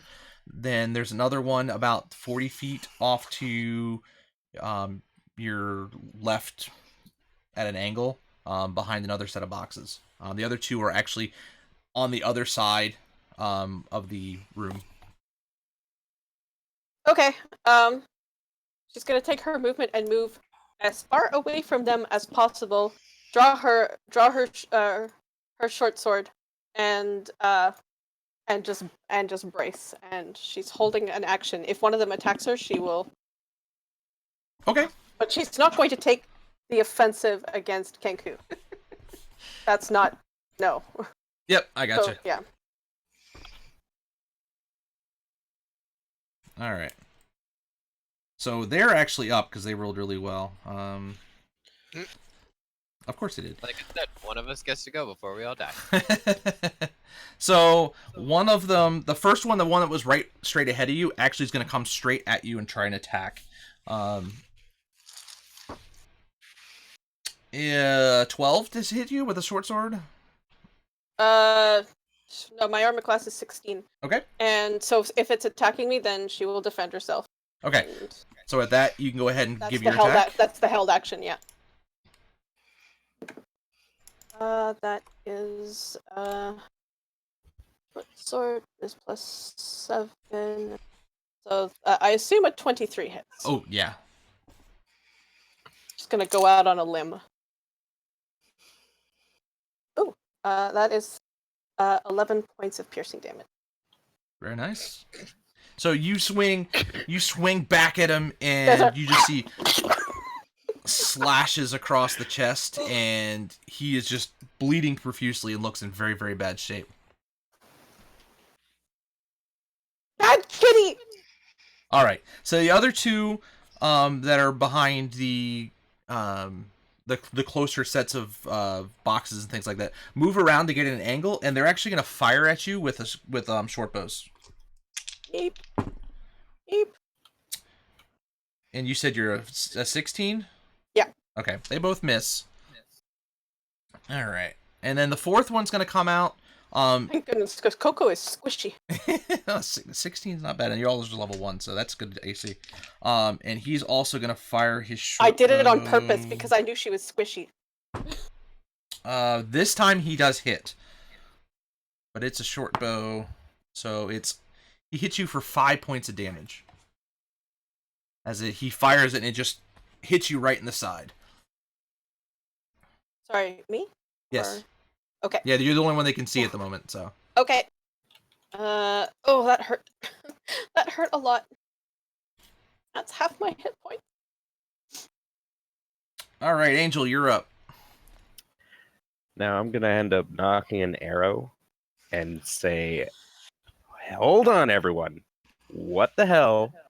And can our Kenku please get behind us?" While I end up just taking a step inside the doorway, not blocking it, but I will hold that action on anyone that charges me. Okay, so you're gonna move basically 10 feet in towards the side, so you're not blocking the door, but you're only gonna have your arrow prop, but not fire. Mm-hmm. Okay. Essentially taking a position as a sentry right next to the exit. Okay. So, Garvin, you saw the dwarf grab the piton. You lit it right as you hit light on it, and walk into the room and throw it as far as he could. And then you heard the sounds of bow fire, and actually you heard short sword battle, and you heard it sound like Coco actually two Kenku took pretty nasty hits. Do I see anything? From where you are, you're right outside the door. You actually I'm would have elevated seen... because I am on the back of a donkey. I don't know if that affects me. Yeah, so you actually would have seen Coco confront the first one, hit that guy, be missed by it, but then you saw her take an arrow into the side. So there's one in front of Coco that stabbed at her, and I can see it. Yes. All right, so since I'm a spell sniper, I'm going to ignore any cover that this Okay. guy's got. And Nice. Garvin doesn't really like this, and he's casting Chill Touch on the Okay. one that just attacked his new Kenku friend. With a 24 to hit. Yeah, you hit.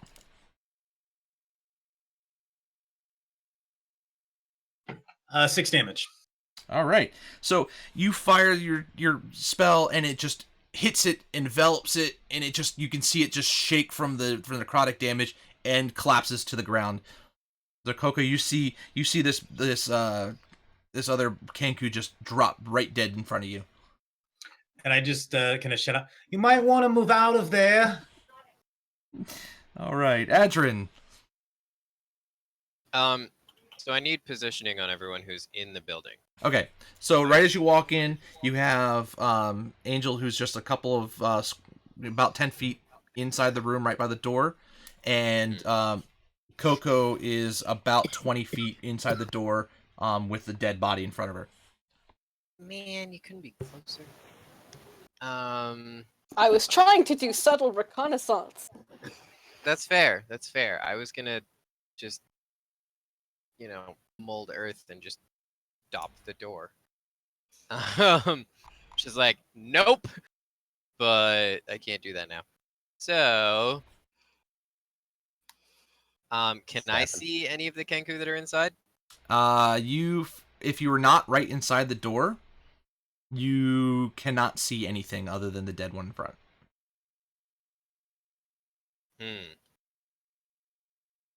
So then I guess I hold action to cast that nope mold earth. But what you had seen is there's a door. Coco had been hit in the side by an arrow. So you know that at least Yeah. there's somebody. And actually you had seen the other two arrows clink to the ground around her. So you do know that there's at least 3 other ones in there, or at least 3 other shots were fired. 3 shots have been fired over there. So then I'm gonna hold action and prepare the mold earth spell to just stop up the door as soon as they are basically I can create a wall in front of and around them if need be, so that there's a 5-foot area between the doorway and where it ends, and then just nope our way out of this encounter. Okay. All right, Sahiri. I will, I guess, move to where I can see one of the Kenku. Okay, so you move right into the doorway, and you can see 3 Kenku kind of around some boxes that all have short bows out. Well, I'm going to fire my crossbow at one of them.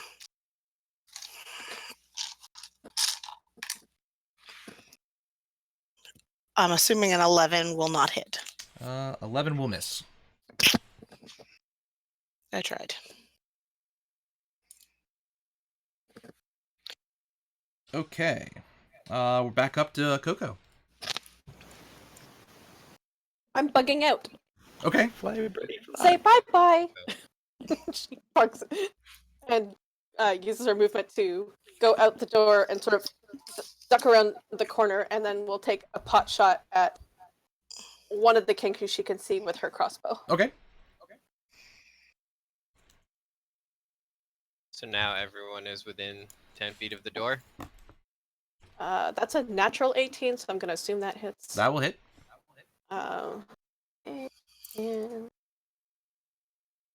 first, 7 piercing damage. 7? Okay. Yep. All right, he took that shot, and it kind of counteracts the ones. You hit him right in the side, and it was the same one that actually hit you the first time. So, but you hit him, and then you kind of run out of the room. Well, she ran out of the room and then shot him. Oh, okay. From the door. And then So she you're puts at her the head door, around fired, the door and then says, you ran. Okay, "Drop it!" got it. Okay. They're up. They see. Well, because I was holding an action for when everyone was within. I'm still a certain technically inside the radius. door. Yeah, there's 2 people inside the room. That's fine. I can just create a wall in front of them. I can do it from the sides of the door, 5 feet forward or 10 feet forward, and then close it off. So it's a 5-foot square. It is. It's a 5-foot cube. Okay. You're talking about the cantrip, right? Yeah. Yeah. Hold on. Yeah, It's- you need 15 feet to do that, probably at least, if not 20. Never mind. Yeah, there's you can see there's where they are. It's come around. There's about a 10-foot gap. So yeah, it's Yeah, not my a simple. mistake. My mistake. So I'm just gonna block off the door once everybody's out. Okay. Then I continue to hold, and I'm sorry. Okay. All right. So there are 3 of them left in there. So here you fired from inside the doorway, correct? Yeah. So they're gonna see the door friend here, and they're gonna fire at him.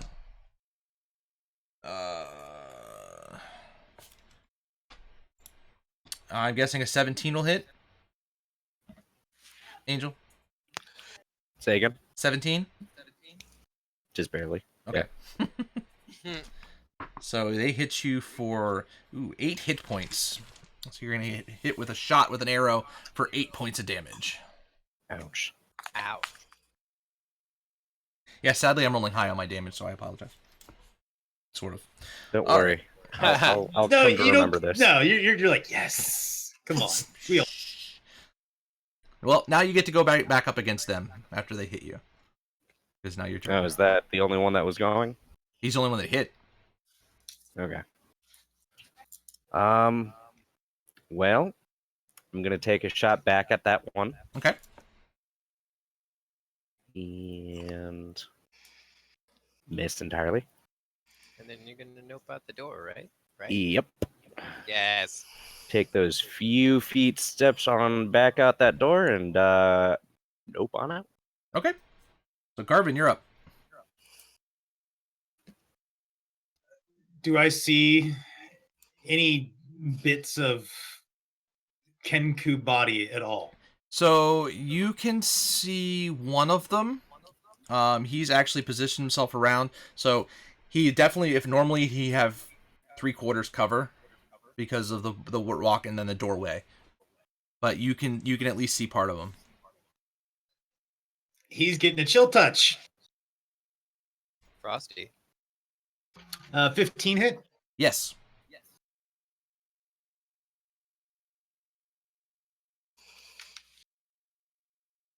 1 point of damage. Okay. Every little bit helps. And can somebody check around back? There might be another way out.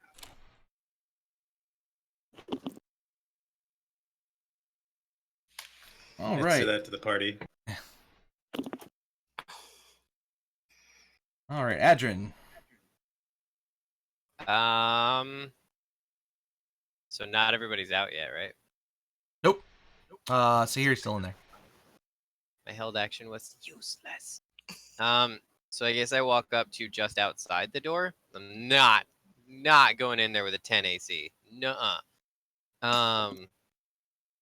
Are there any of them that I can see now that I'm like at the door? From in the doorway, you can see. If you're standing in the doorway, you can see one. The other two are slightly more obscured. Okay.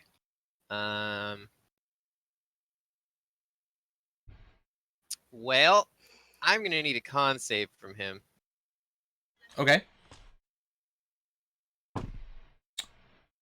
What's the DC? 15. Fail. Hooray! He takes 3 damage and bugs. I cast Infestation. Okay. On approximately his facial region. Which way does he No, jump? Don't feed the birds. Which way does he jump? Oh yeah, they move. That's right. Let's see. What is it? Is it just 5? I think the it's jump? random. 5 feet in a random direction. If it can move and its speed is at least 5 feet, roll a d4 for the direction. 1 north, 2 south, 3 east, or 4 west. He moves directly 1 step backwards. Cool.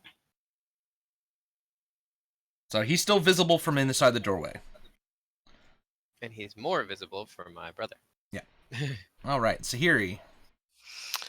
We're gonna take another shot at him. Okay. That time it's a 12.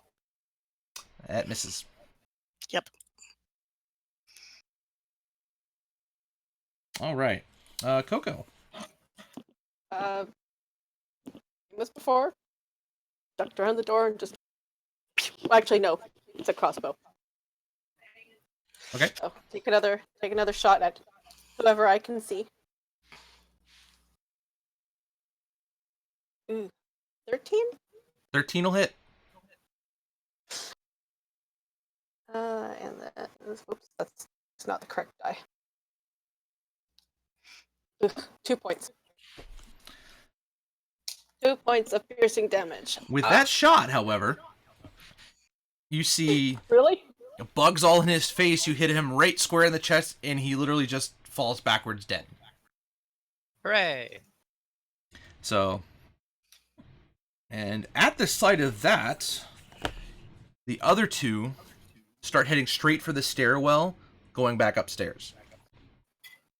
So both of them are now currently at the edge of the steps. And next up, we have Angel.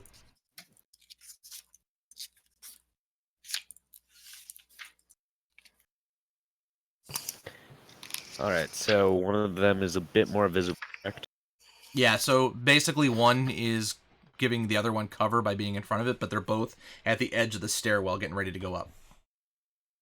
All right, I'm going to slightly crouch down, steady myself, and take a shot at that one. With a 16. 16 will hit. Mhm. Let's see.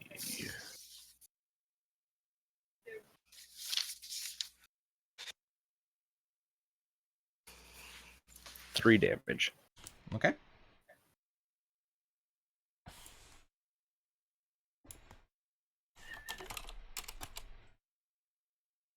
All right. Garvin. So now you can't see them. The one is dead, and the other two are not there. I'm gonna make sure there's no back exit. And he's gonna just start, since nobody moved to go check, he's gonna go check and start moving on the donkey around the edge of the building and try to see if there's maybe a rear exit or something. Kind of the same direction they were going, or are you going to go around the shore Yeah, side? kind of Okay. the same direction they were going. So you're going to head basically back down the street a little bit and see if there's a path along the next street over. Okay, that's fine. And I've got 40 feet on the donkey. So Okay, so you've gotten yourself to the corner of the yard. Or I'm guessing you're double moving though. yeah, I'm gonna have the Okay, donkey dash. so- if we can. As you get up, you get around the corner. It actually is kind of dark down there, so just keep that in mind. But if you double move, you're going to get to the end of the building, and you can see kind of straight down the street a little bit. But there's not Is much it dark light. enough that it's causing me trouble? Once you get to the corner, yes. Okay. I stop concentrating on the light spell and I cast light on the harness of the donkey as I go around the corner. Okay. And it goes dark in the room that they're.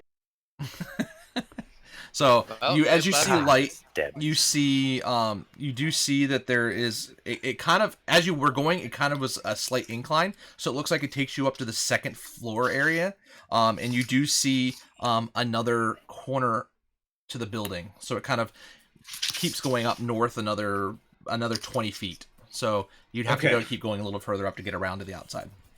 So donkeys used my movement. Yeah, I've got nothing else I can do. That's it. All right, Adrian.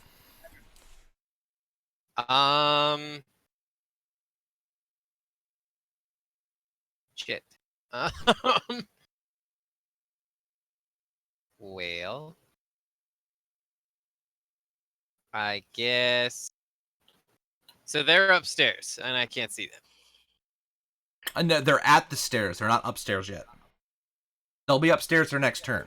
But if you were to go, since you're at the doorway, and you see they're immediately to your left, they're going up, getting ready to go up the stairwell there, and you can see one of them very clearly. The other one's kind of in cover behind the other one.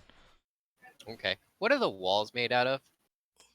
The walls are brick. Perfect. That counts as stone. Mold earth. Just 5-foot chunk of it pops out in front of the first one. He can't go forward anymore. Okay, so you blocked off their entrance. Got it. All right. No, their exit. Well, yeah, they're correct. They're way out. No sneaky boys. You will stay. They're way here. up. So as the block materializes in front of them, you hear a loud squawk as they Yeah, it just like pops out of the wall. Like a terrible jumping game. Okay. All right, Sahiri. Welcome How to far Hole in the away Wall. from me are they? Let's see. You were in about 50 feet. Mm. Okay. So I can move in and be within 30 feet of them, right? Yes. Excellent. They need to make a charisma save against Bane. One or both of them? It's a single target? Both of them. Oh. Up to 3 creatures of my choice. Okay. One fails, one saves. Okay. So So the one that's got cover saved, the one in the front failed. okay.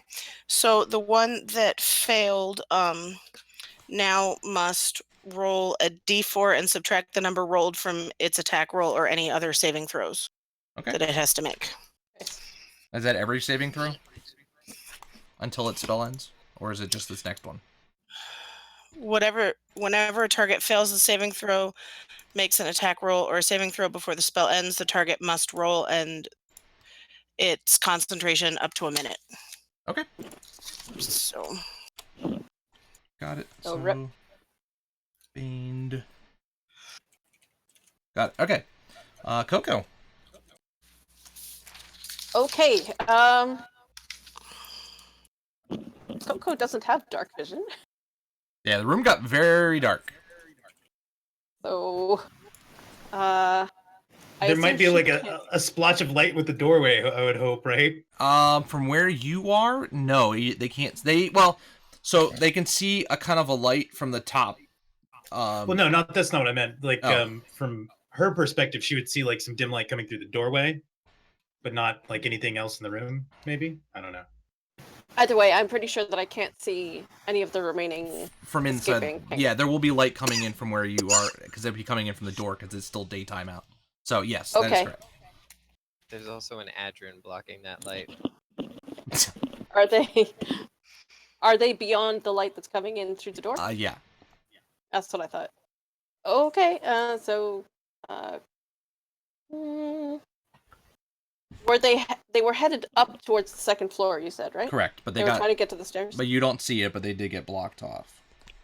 Oh yeah, Coco wouldn't have seen that.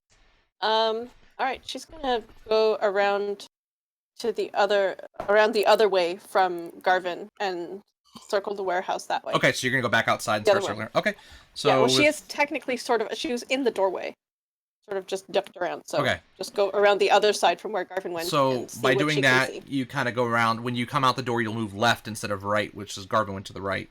So you're Exactly. going back around to the southern side of the warehouse and going around. You're actually at the corner, and again, it's still dark just from the. I mean, you can look up and see sky, but for whatever reason, the light's just really making it very dark and hard to see.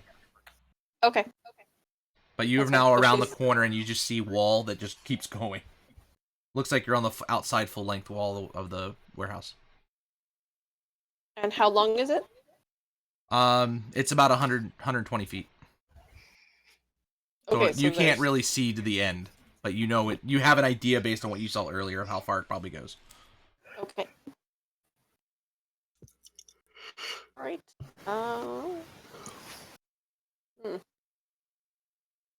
Kind of hard to do things when you can't see. Yep, she's gonna start. Gonna just do a dash and Okay. start going along the wall of the So warehouse. with your Trying movement, carefully. plus a double movement, you'll get about 20 feet around on the other side. So it's gonna take you another couple rounds to get on the other side of the building. Yep. Okay. Keeping so- an eye out for anything that might, jump on her head from elsewhere. Yeah. All right. So the two Kenku, the one of them didn't see the stone. The other one just saw him abruptly stop. So they kind of ran into each other there. And they turn around because now they've realized that they can't attack. I mean, they can't escape. Hello. So now at this point, they're going to try and fight their way back. So what they see is, from there, they see the dwarf sitting there, crouched down with after firing at them. And they're going to fire back, and they're going to miss. All right, well, apparently I can't attack tonight, so. Angel, you're up. Was there any noticeable cover within 10 to 15 door side? It's not gonna be about 10 to 15 feet. It's about 20 feet to get to any. You could also move up about 20 feet and kind of give yourself partial cover behind some boxes that are there. Yeah. So 20 feet, you say? Yep. All right. I'm going to take cover behind that and roll another attack. Okay. Ooh. That's a 24. To hit? Yeah. Okay, that'll hit. Was that a crit, or was it just... It was almost. Okay, So so not quite. close. Right. That's important to know if it's 20 or not. So, Sadly, it's just a 1. okay.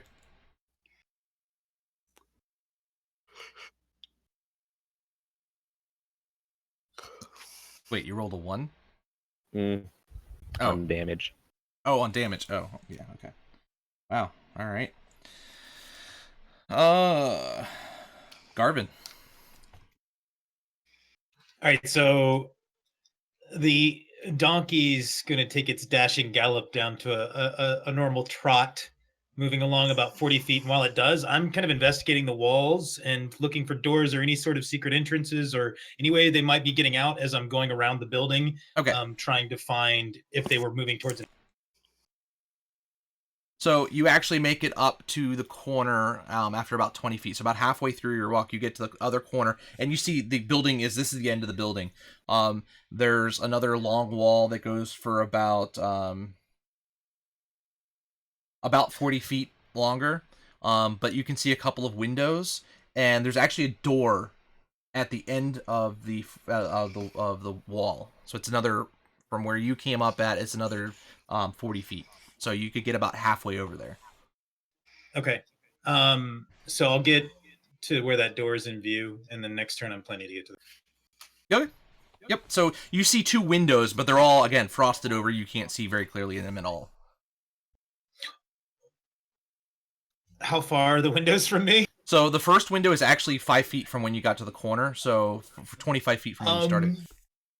So there's...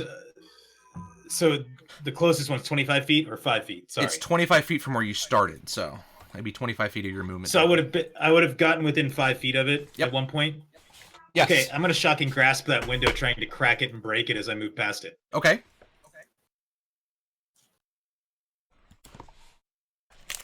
20 to hit. Yeah. Inanimate magic, man, that's hard to hit. I know, right? No.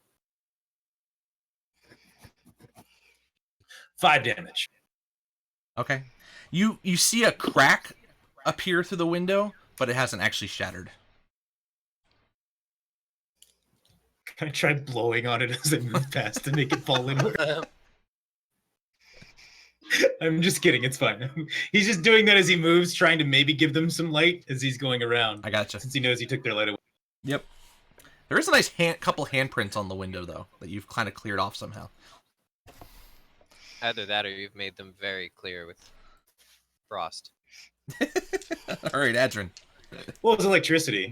Is what it was. That's why Oh, the shocking. electricity Sorry. cleared some of the frost off of the window for whatever reason. It's not Yeah. like Okay. cold frost. It's like painted over, but we'll just, for fun's sake. My bad. Gotcha. So there's a handprint and lights coming through a handprint now. It burned the paint right off of it in that spot. So now there's this like handprint with some melted lines going through it. Gross. All right. Oh.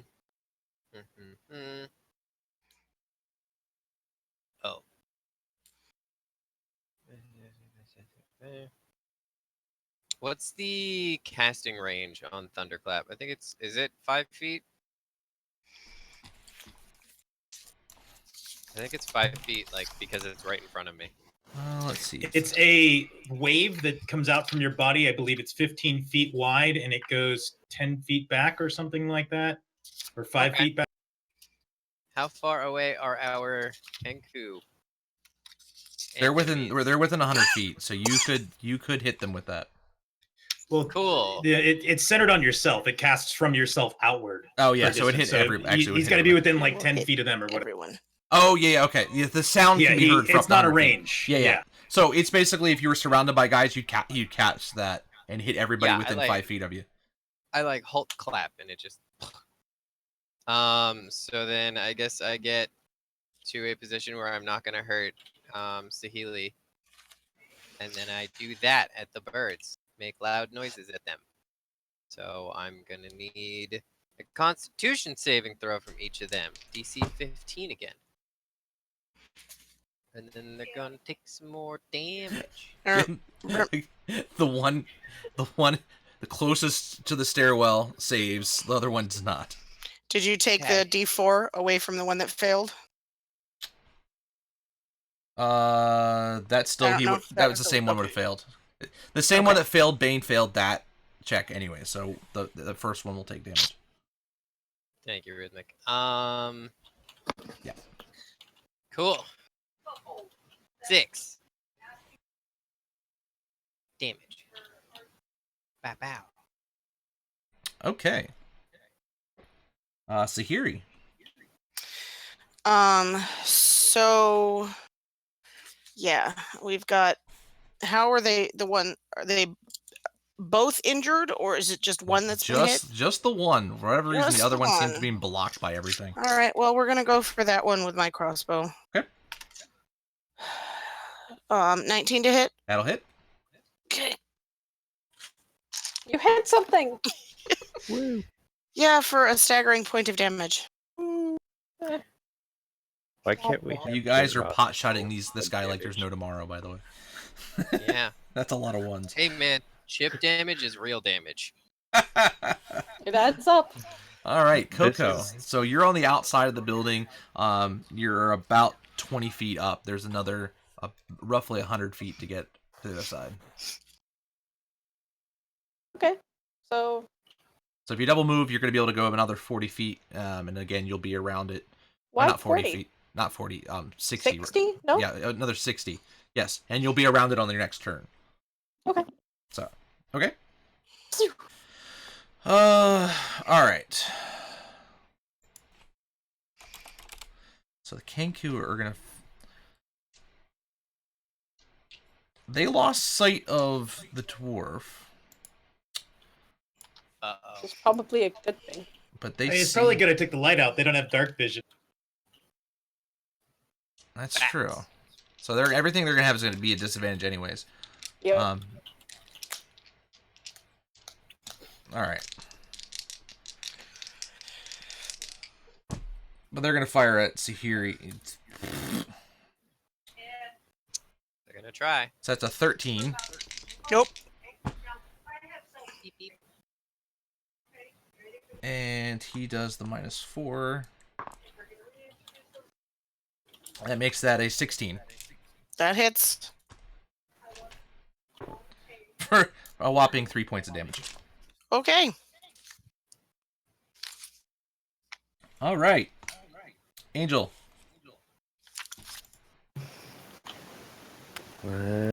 Take my shot.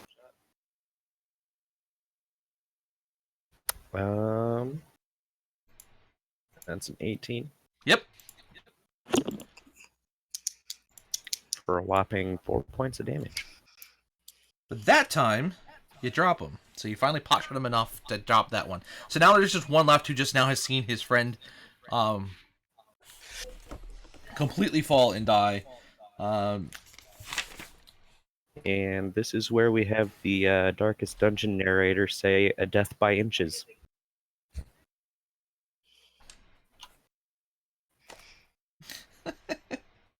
Okay. So, Garvin. All right, so he's gonna make his way around the have the donkey make its way around the corner to this door. He's gonna slide off the donkey, put one arm on this staff as like a crutch, and kind of get over to the door, probably moving half speed. Okay. Yes. And tries to get the door open. Okay. The door's actually locked. Okay. What's the door made out of?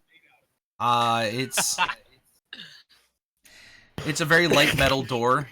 Okay. But you do notice it's got a slide slot atop the top. Yeah. I move to the side of the door and I whistle and I have the mule kick the. Okay. Give me a athletics check on that one.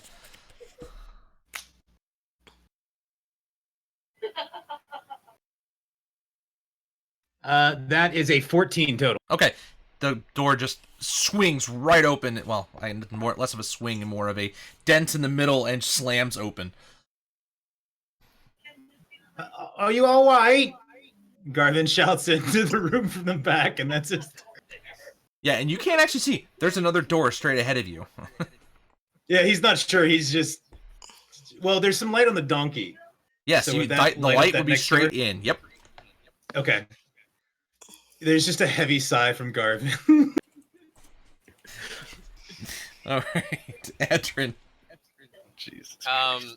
So I hear this bang, presumably. Roll me a perception check. We'll see if you notice it. I don't. Okay. Nope. That was a 2 Oh, plus jeez. 6, so 8. Yeah, no, you didn't hear anything. Okay, so then I don't go outside and cast message to tell him that we don't need to worry about their exit. Instead, I'm going to join the podshot party Okay. and shoot one of these here dicks with a crossbow.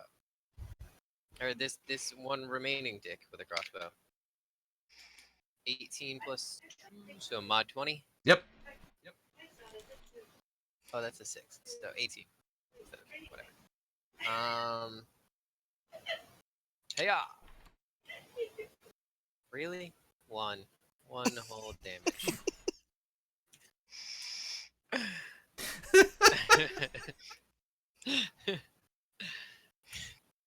Like I said, I'm joining the pot shot party. 6.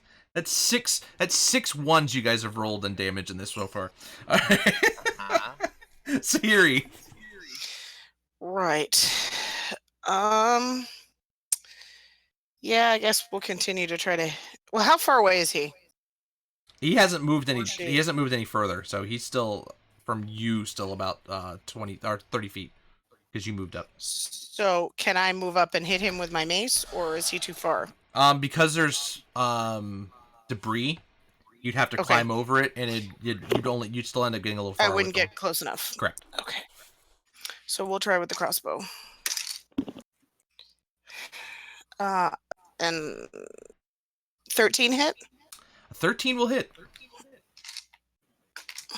6 points of damage. Hey, a legitimate damage there.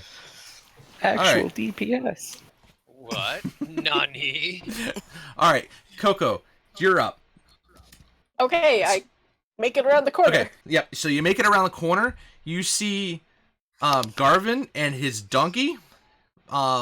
And you see Garvin sitting there, and the donkey had just kicked the door open. So you heard the loud thunk as you get around there. But you now see this door wide open, and it's leading to another door. Rip. To another door Yeah. inside. Inside, there's another room that's like a 10 by 10. I'm guessing it's room. like a small hallway. Yeah, it's a little 10 by 10 room. I think it's 10 by 10. Yeah. No, this is a 15 by 15 foot room. Okay. But there's a Okay. door straight ahead at where you can see, and actually you can barely see. There's also another little door off to your right. Okay. Coco looks at Garvin and goes.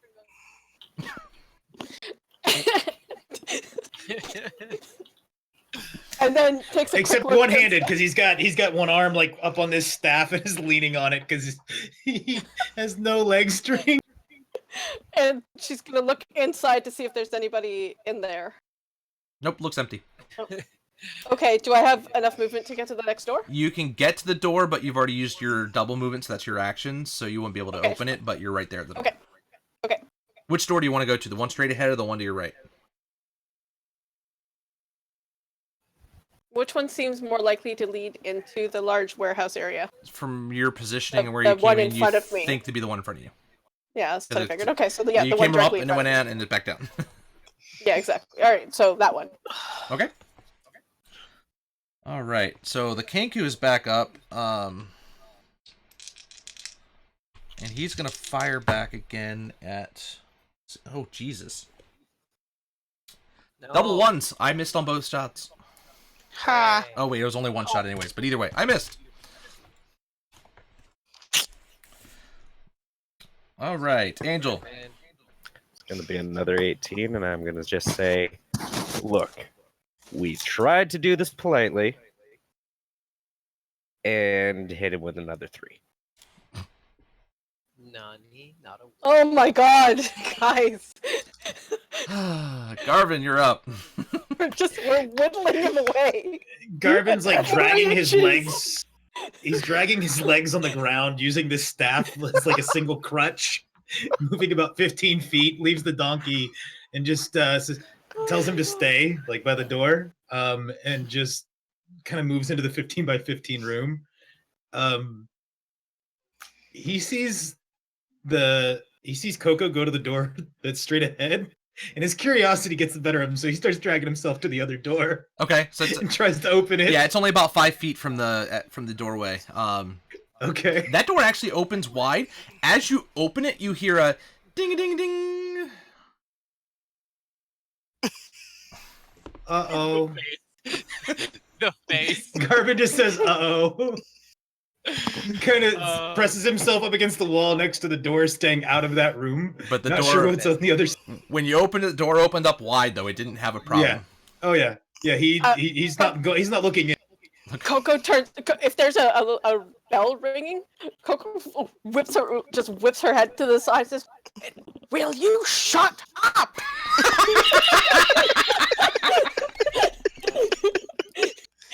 In a very deep male voice. All right, Adrian, roll me a perception check while you're there. Me? Yeah. Okay. That's not crap. 13 plus 6. Okay, you see what you think is light coming from a door on the upper balcony on the eastern side. So you actually see a door over there, and you think you see some light and some movement coming from up there. Oh, bollocks. Okay.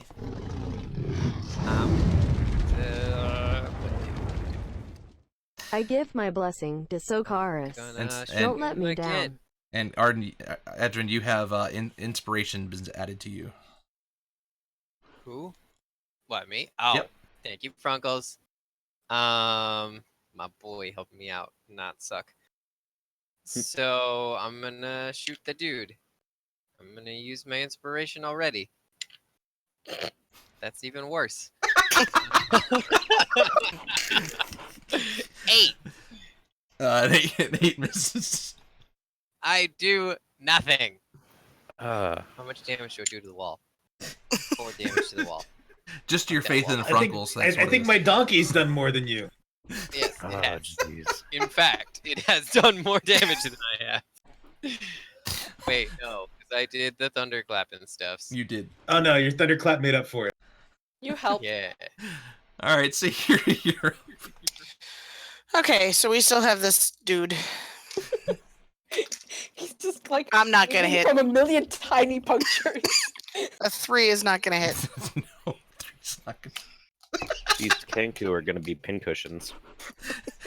Oh my There's all these gonna be arrows all around them. Hey, Yes. hey. At least Hey. we can restart. Coco, you're up. Okay. You heard the bell. You saw Garvin open the door and a bell just ring above you guys. Oh god. Door that I'm at, does it open? You're pull trying on to it? try and open the door? Yeah. It opens right up, and you actually can look Okay. out. There's now light pouring in from behind you from a donkey's harness, and you can see the edge of the balcony, and you can see some faint shapes from the doorway at the other end of the hall where light is somewhat coming in from down below. So you can see that you're on the top level looking out, but you Okay. can't see anything in between the light at the door on the other side and where you are. Okay. Because a moment of and goes back to help Carvin. Okay. So she's just gonna move and be there. Okay. She's not particularly strong, so she can't help him. But Are you she can at going least- to the doorway itself and looking in the door? Yeah. Okay. Just gonna see if there's anything about to spring out and You- eat our faces as a result of that bell. You don't see anything in the room. You see some desks and stuff. And you see a desk and like a filing cabinet. And it actually looks rather dusty in there. And then you see 2 more doors on the other side. Okay.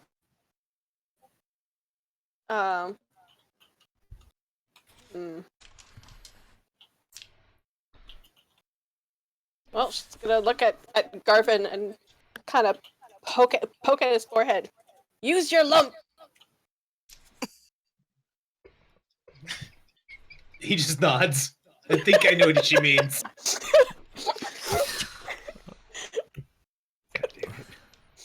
All right. So She hung out with street urchins. What can I say?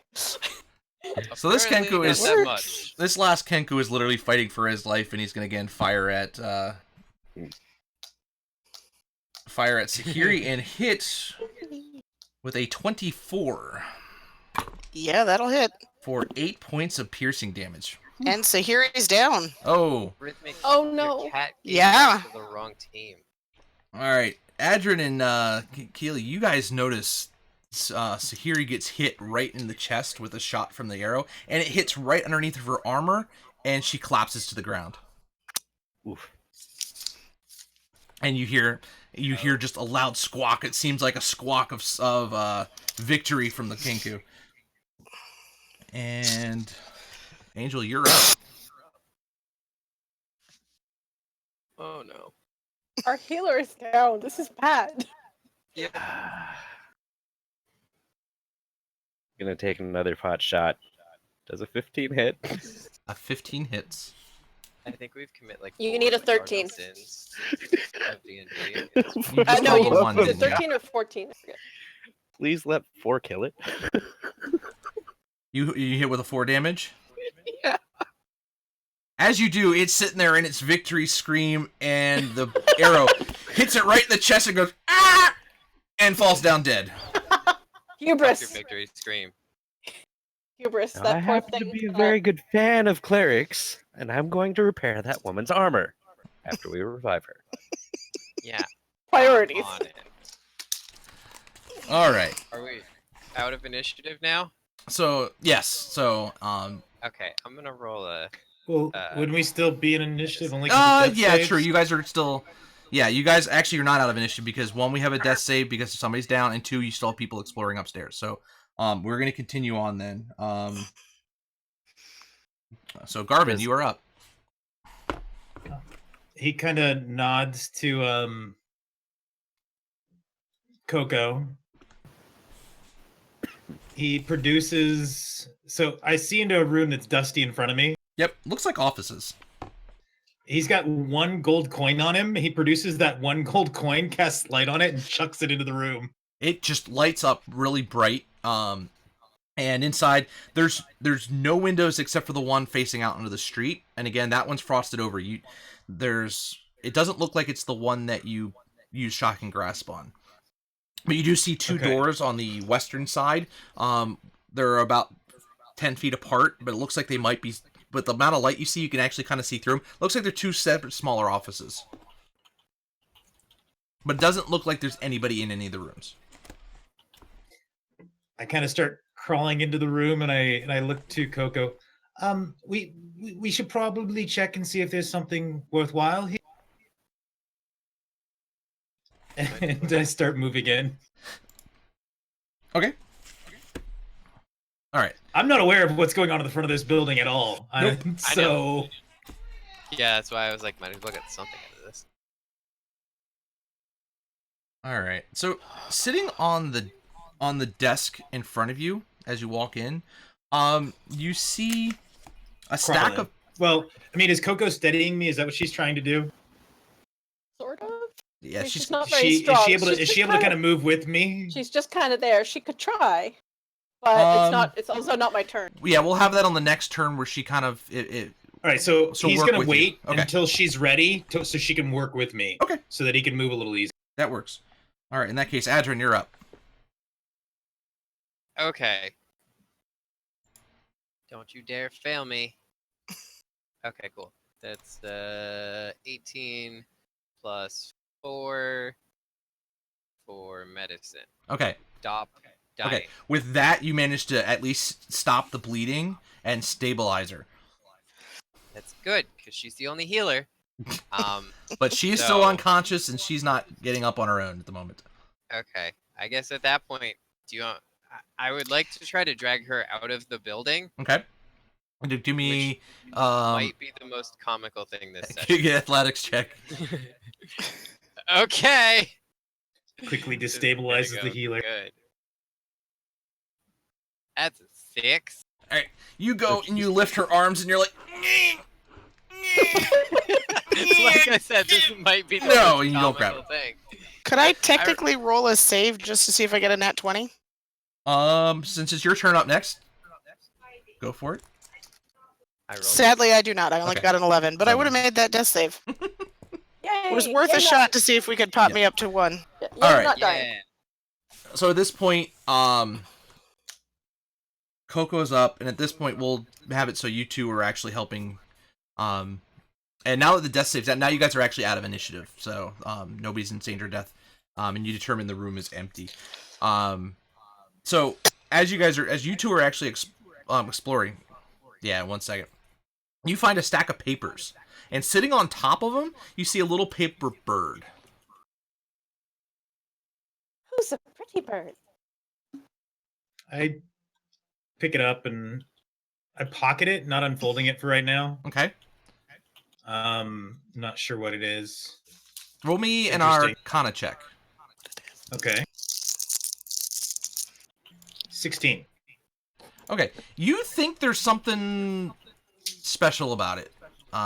Okay. So I get like a feel of Yeah, you magical you energy kind of or think something. you've heard of a special kind of paper where you can send messages on. You're not 100% sure what it is, but you've heard of such a things, and you think maybe that paper might be that.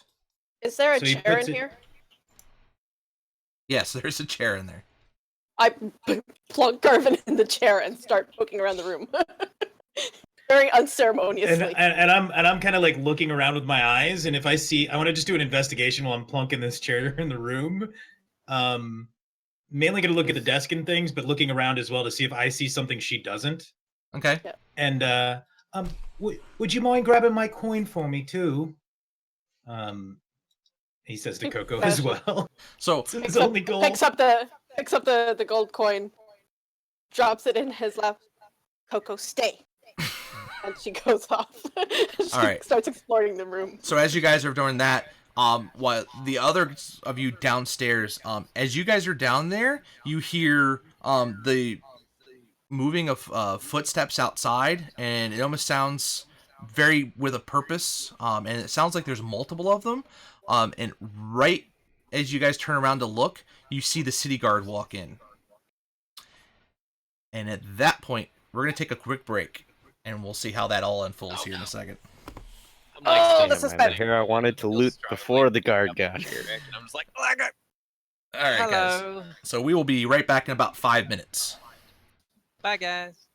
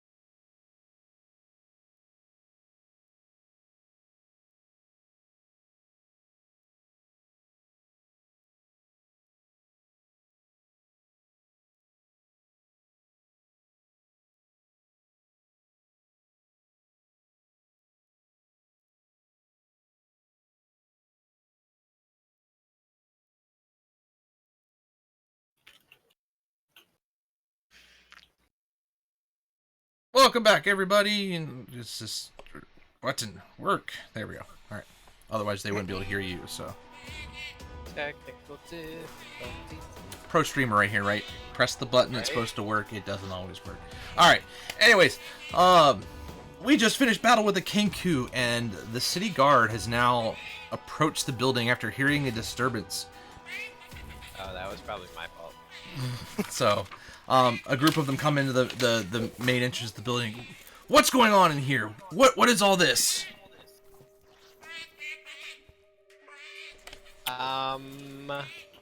So you see one guy who's kind of who looks a little bit more dressed up, a little bit more in command, and there's about a dozen other guards with him. What do you mean what's going on here? We were attacked. We came to investigate and find someone. We were sent by... What the hell was that man's name again? Bolo. Volo. Volo sent us to find his friend on a drunken, wayward journey somewhere. Gods only know.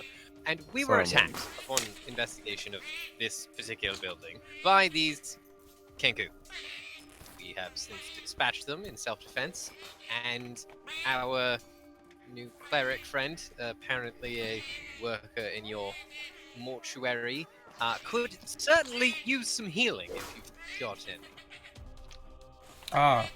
Oh, is that's Sahiri? Oh, yes. Yes, We've yes, it is. delivered many to her. What business does Volo have of sending you to here? This is a Zent warehouse. Now, Oh, that's a familiar. technically, he didn't send us directly here. He sent us to a different place that then sent us here. Yes. And when we got here, we politely knocked before entering upon hearing strange noises inside. The man we were sent to find was apparently last seen with some of these Zent, did you call them? Yes. Oh yeah, Adrian is fully aware of what was just said. He's just playing that. As agreeing you with guys are sitting there talking to the guard, you hear a loud thump, and a door bursts open, and out comes a very well-dressed man. He's got blonde hair, and he looks like he's covered in something. You're not quite sure, but he doesn't look as good. It's like, guards! Guards! Well, would you look at that? This seems to be the man we're here for, so we'll just be on our way then. That's the second thing you don't see every day. Is it him? I don't care. I'm not there. I'm not there. No, I know, but like Adrian's just like, I don't want to get into this situation. As he comes running, the guard goes, Master Neverember? What are you doing here? Okay, that's half of who we're here.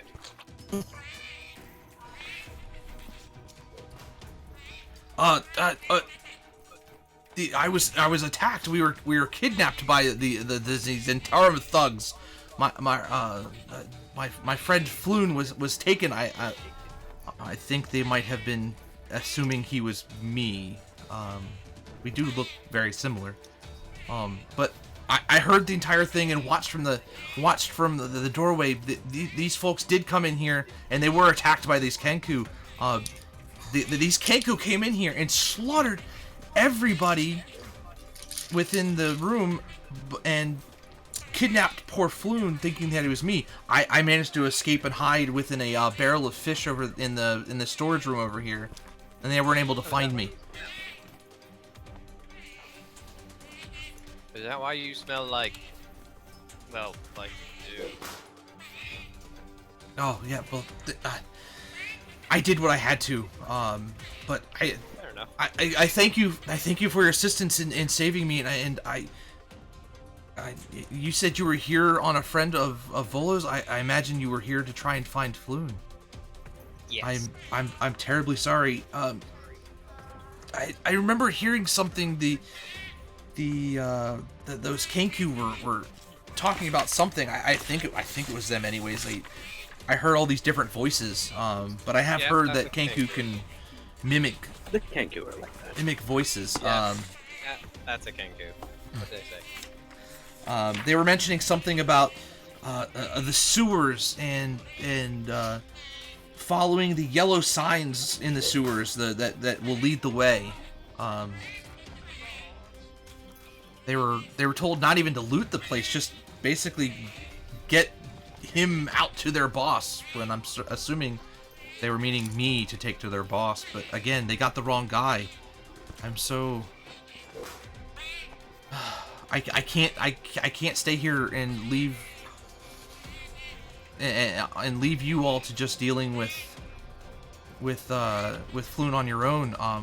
If you're going to go after him, please let me come along and help. I owe him that much. Help how? He pulls out his rapier and says, I can be more than assistance if necessary, but I couldn't take on 5 of them by myself. Change first.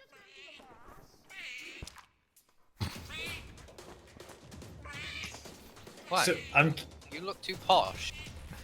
Go change, wear something normal, and then we can go. Ask one of them. Maybe they have something. Or just take it off a dead man. Whatever. So, while all this is going on downstairs, you guys are upstairs. You have found that paper. The rooms are empty. There's really nothing else in there. They're just the desks and everything like that. But you hear this commotion and you heard the loud bang and the scream of guards from downstairs. So I was just kind of quickly ruffling through the desk to see if there's anything else important or of value while Coco was looking around. No, it looks like most of this place has been cleaned out. So Cleared out, except for that one folded bird. Yep. Okay. Can I quickly cast message to Garvin? Yeah. So as I'm talking, I'm just like this. And, or I guess after I'm done talking. And I'm like, guards are here. If you come downstairs, don't make a scene. Tell Coco. All right. And I just looked at Coco. We should probably quietly move out the back and get Duke. And he goes, shh. And starts trying to walk with her quietly out the back and getting on the donkey.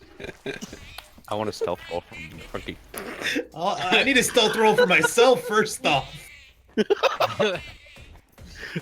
Yeah, I will also stealth, and hopefully I'll be able to assist a little bit in making Garvin slightly more stealthy.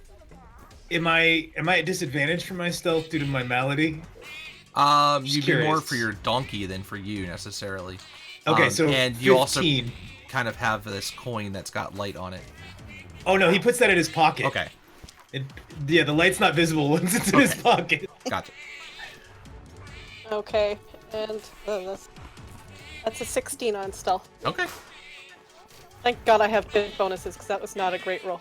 All right. And I get to the donkey and I try and pull myself up. Okay, I will attempt to give him a boost. Okay. So you'll go ahead and give him an assist on that one. That's a 10 with her assistance. It's just enough to pull yourself up on top of him. But it was hard going. All right. Maybe you should stay hidden. Okay. Kind of tilts her head and looks at you. Don't be seen.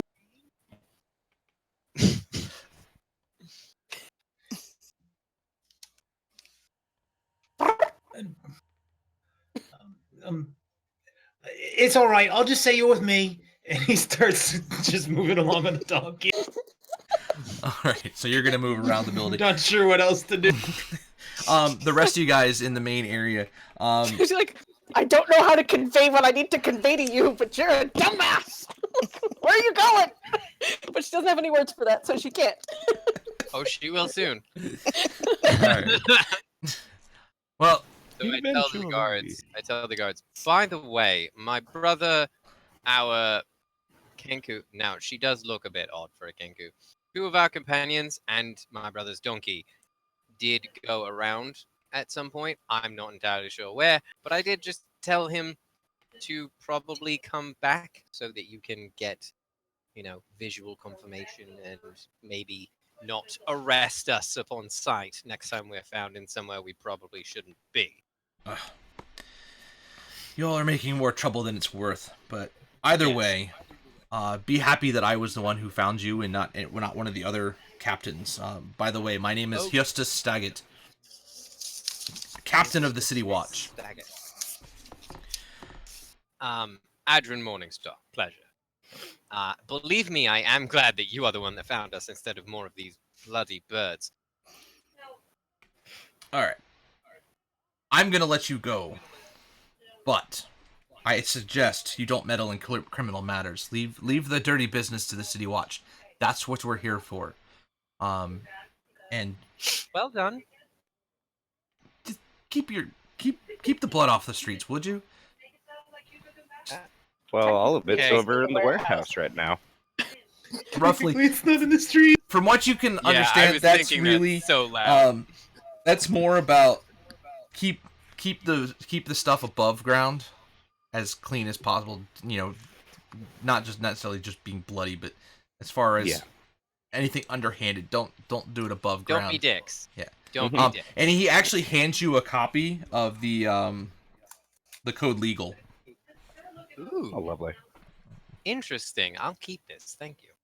So, just I start reading. keep those in mind. And welcome to Waterdeep, but beware. This Quite is the welcoming dangerous party. territory, and I highly suggest you just leave the hard work to us. We will take care of it. I gesture at the dead Kenku. Yes, so we've noticed. We're here, aren't we? True. I'm just saying, I've noticed it's dangerous. Our healing friend is lying on the floor, no longer bleeding. You are Oh, let me take I was care gonna of say, that. I'm like, He pops off am I gonna revive the cleric? he pops off a flask with a stopper on it, pours it down her throat. And she feels much better. And let's see how much better. all of the better. Actually, that's 8 hit points. Woo! So he I'm back up. used a potion of healing to make you feel better. All right. So if you don't mind at this point, I would say be on your way and That's again. the plan, big boy. keep yourselves out of trouble. Of course. Doing my best.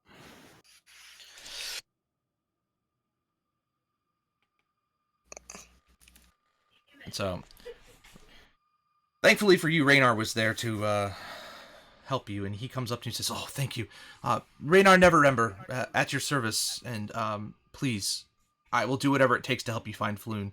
Can you keep us out of trouble if we wind up somewhere that we shouldn't be again? I will certainly do my best. I have many connections within the city. I mean, my father, unfortunately, who I don't speak to very often anymore, was the former Open Lord of Waterdeep before he was exiled." What's his name? Oh, What's his name? He is... Where's the first name? I just had it.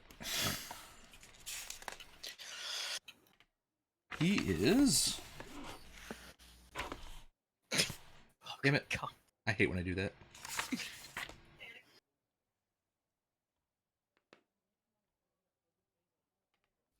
Alright, I'll type it out when I find it. Okay. Daggalt Neverember. There we go. Daggalt Neverember, the former Open Lord. He actually ended up founding Neverwinter. How very impressive. It would seem you have quite a bit of clout. Certainly more than we do.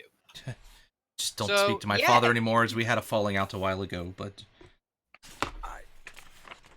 I'm Why- very sorry about that. I have my own personal issues with my father. But we must hurry, though. I fear for Floon because I think I know why the Zents are after me. Do tell. Zadarum think my father embezzled a large amount of gold while he was Open Lord, and that he hid the dragon somewhere within the city. They think you can find it using some artifact called the Stone of Golor. I'm not familiar with such a thing, but unfortunately, it seems to be in the hand of the Xanathar's guild, which seems to be what started this entire war between the Zents and the Xanathars. Unfortunately, it seems like somebody stole it, but they think it was me. But Now, I don't know anything about it anyway. I mean, I haven't talked to my father in years. So I have no reason to have done that. So once they realize that, or realize that Floon isn't me, they may try to kill him. Now, I don't mean to be rude, but are they wrong about any of their assumptions about your father or yourself? It'd be the first I've heard of it, because I have never seen such a thing. Good to know.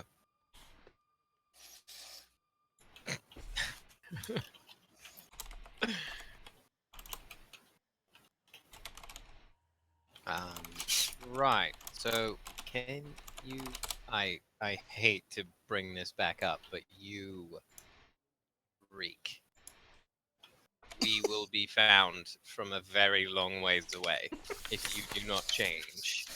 Not to mention the fact that bringing a man in royal clothing into what sounds to me to be some sort of criminal, literally underground, may not be our best decision ever. And believe me, we've had some bad decisions today.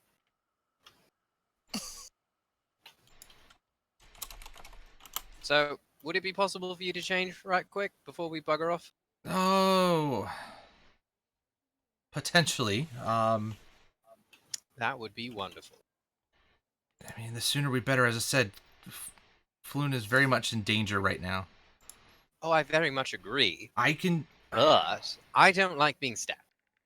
So, and my clothes are not. His clothes are not as nearly as fancy as he was told they were. But he's wearing. It kind of looks like a blue tunic and brown pants. So it's nothing fancy, but it's higher class than like the guys in the Skewered Dragon, or the. hey, you're in tight with the guards, yes? Maybe see if you can get some clothing off of one of these dead people. Then you can blend really well. And if need be, we can pretend to be your prisoners. Just a thought. Roll me a persuasion check. See if he wants to wear any of that stuff. Okay. Here, dress yourself in the clothes of the Dear people. gods. Hey, fun fact, Nat 20, do what I say. Oh my god. Oh, fine. Because wearing the clothes from the dead people is definitely gonna make him smell better. I Hey, mean, it's better 25 than He whatever hasn't been dead disgusting very long. he's covered in. Well, All I right. mean, So he 25 goes. says that's what I want. He goes and takes some of the outfit off of one of the Kenku, goes into the storage room where he had been hiding, and changes out of his clothes. It's like, he comes back out. It's like, these are a little tight fitting, and there's some holes as he sticks his finger through all the little. Oh, nonsense. You look Arrow dashing. Let's go. Built Very well. character. Let us know when we get there. So Or- it's like, I know an Yeah. entranceway to the sewers that we pass by. It might be a good spot, and it might be an easy area of access for the Xanathar guys to be able to get through. So if you're willing, that seems to be Wow, the best you way are to go. remarkably helpful. You are so much more helpful than the first man we met today. So much. Indeed. First man we met today sent us to this warehouse, and then we almost lost a person in our The party. second man we met today. Third, fourth, fifth. I don't know. Bunch of people. I don't know. It was one of those. Okay. So he leads you kind of through some back alleys, and you guys get to this. So wait, did we catch up? Because I didn't even. I Oh, assumed I'm we sorry. didn't hear As anything. you guys, Yeah. yeah, I'm sorry, I forgot about That's what that. I was- I'm assuming They were having as this he was discussion, and changing. yeah, you guys would have come up behind as they were walking out of the building. So I'm not gonna the lie, guards are that's staying part inside. of They're why- walking out, and they meet you and then have this discussion. And Raynar says, "Oh, who are your friends?" My brother and our new friend Coco. Hello. She's a Kenku. Garvin She's a Haildson, sir. Good one so far. Well, you Yeah, are I'm not quite gonna- the interesting group. Yes, you might say that. Alright. I'm not gonna lie. Part of the reason I had him now was so that they had time to get around the building. Okay, so you guys move around. He takes you down a couple of side streets and eventually takes you to an alleyway. And as you see, there's a round grate on the ground, but it's slightly askew. And on the ground, you see a yellow circle with lines drawn out of it. Do I recognize the symbol? Yes, you would. What you're familiar with it as being a symbol of the Xanathar Guild. That's good, because the other option is Hoster. No, I'm not sure we should go down there. Calvin, I hate to be this guy, but I don't think we have much of a choice. You wanted to There- take this job. Don't forget. There's always a choice. I'm sure we can find him another way. I hate when you're right.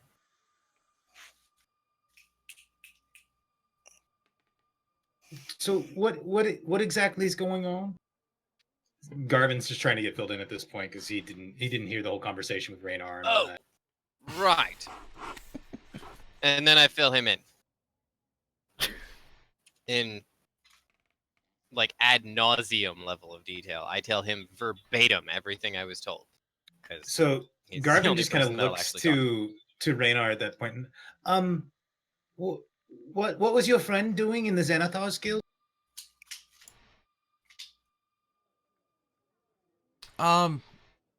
He wasn't in the Xanathar's Guild. Well, that's what that symbol's for. Well, yes, he was kidnapped Leads by to- the Xanathars. They thought they were me. But what does that have to do with the Zentara? The Zentarum and the Xanathar are at war. The Zentarum believe, or the Xanathar believe, that the Zentarum stole the Stone of Golor, which apparently is some special key to lead to my father's hidden cache. So the Xanathar thought that I would have some sort of information that could lead the way. But if so the Zentarum took him or the Xanathar took him? So the Zentarum kidnapped us. Sorry, and then- I'm confused. Yeah, basically the Zents attacked them, dragged them to the warehouse. The Xanathars came in, killed all the Zentarum, and kidnapped Floon. Raynar had escaped before they had seen him and managed to hide in the back room. Okay. They were like, oh, It's a lot of back free and forth. captive. I mean, Yeah.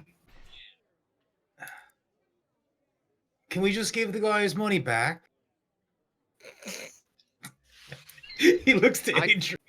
Don't think he's paid us yet, Calvin. Didn't he give us 10 up front each? He did. He He said he did? was going to give Oh, you I 10 should gold. add Did you that. take the 10 gold?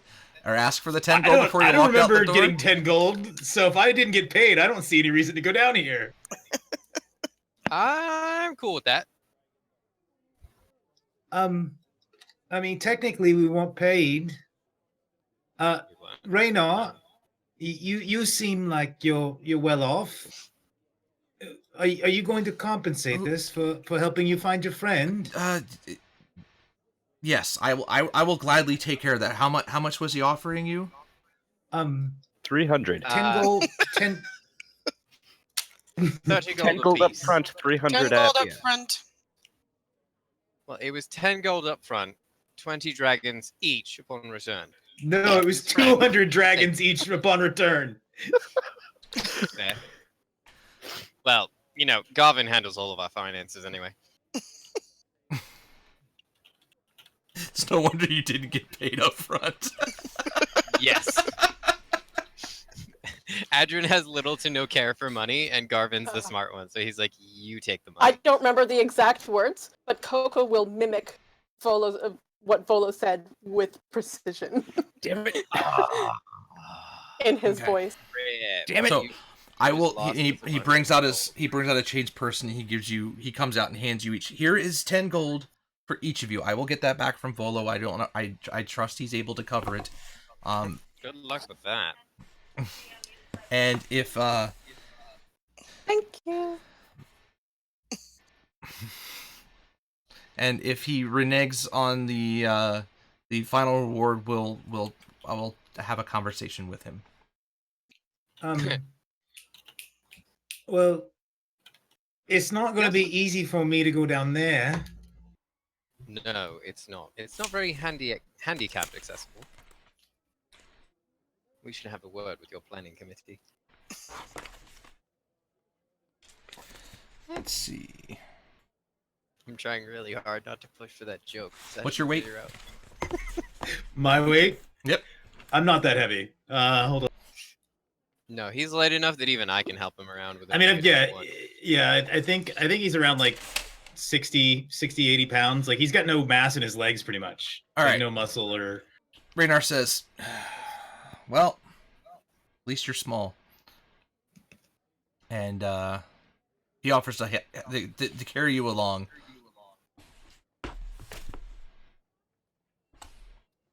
It just, if you can give me an arm to lean on, that'd be perfect. I don't want to be. Carv, I got you. One way or another, we'll make sure that you're taken care of and safe. But what about Duke? I can. And he points to the donkey. I imagine we'll be able to find our way back out here if we can find someplace safe to keep him. Is there a stable nearby? There's.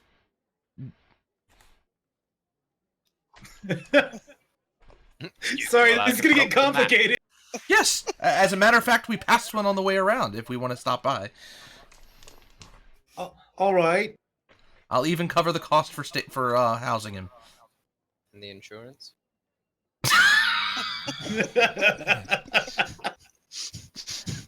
With the troubles that the Dock Lord has, it's not completely unsafe. I was kidding. When even I'm laughing, it's a joke. So he'll agree. Okay. And let the donkey be stabled and come back. But I wouldn't mind if we all took a rest first. Some of you look a little bad. Just a scratch. Carvin, Suck a that's little not blood. nice. That's just his face. I'm sorry. I'm kidding. I wouldn't. His face looks a little ugly to me.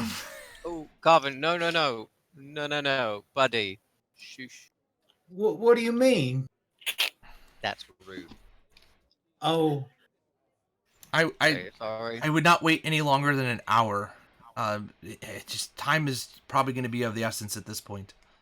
So if you guys want to take a short rest, you can at least use some. yeah, that's all Garvin's asking. He's not saying he wants a long rest. He just wants to sit for a moment and let those who got beaten up a bit. Yes, if you guys need to do any healing, yep, roll some. Okay. I'm going to use my arcane recovery to get Do we my do that spell slot after back. we drop off the donkey? Yeah, that'll be. Or if he wants to go do take care of the donkey with Raynar, if you want to go with Raynar and everybody else kind of rest and wait for you, or Raynar and. Carvin goes. Okay, that's fine. Can I get rest while on the back of the donkey? Yes. Yeah. Okay. So I'm using my arcane recovery to get my spell slot back. Okay. So the rest of you guys are gonna wait. It's probably just gonna take close to an hour to get the full traversal and rest and all that stuff. So go ahead and roll any hit dice you need as a short rest. So. Okay. Before the donkey leaves, Coco will sort of stroke its nose and say, "This is for your own good, darling." Coco, you make it sound like we're putting him down. She makes the sound of a key turning in a lock. No. No. Donkey not dying. That's not what she meant. Donkey's not being She locked meant- up. She meant that she had to be locked up occasionally, and it was for her own good. Oh, fair. I don't know. I'm just guessing. I'm taking a shot in the dark. I just find it entertaining that I'm the anthropologist and I got it wrong, but you were just like, you're the one who's usually like oblivious and you got it. Garvin's closer to the truth, yes. He's got the high intelligence. His intelligence is like 18. Yep. Yeah. That's my wisdom. Okay. So you guys should be all rested up, and Raynar comes over and just slides the top back off. I said, shall we? Mm-hmm. We got rope.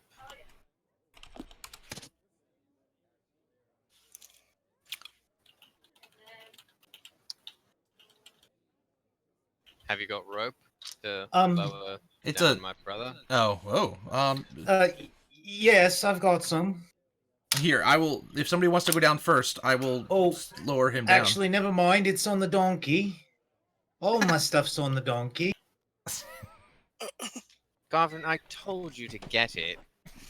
I'll be Intelligent, right back. not wise. Not wise. No, that's my job. All So right. I tell him to do stuff, and then I just don't make sure he does it. That's all right. I will. He reaches into his backpack. Cause I've got some rope for you. Perfect. So if you want to go down first, I will lower him down.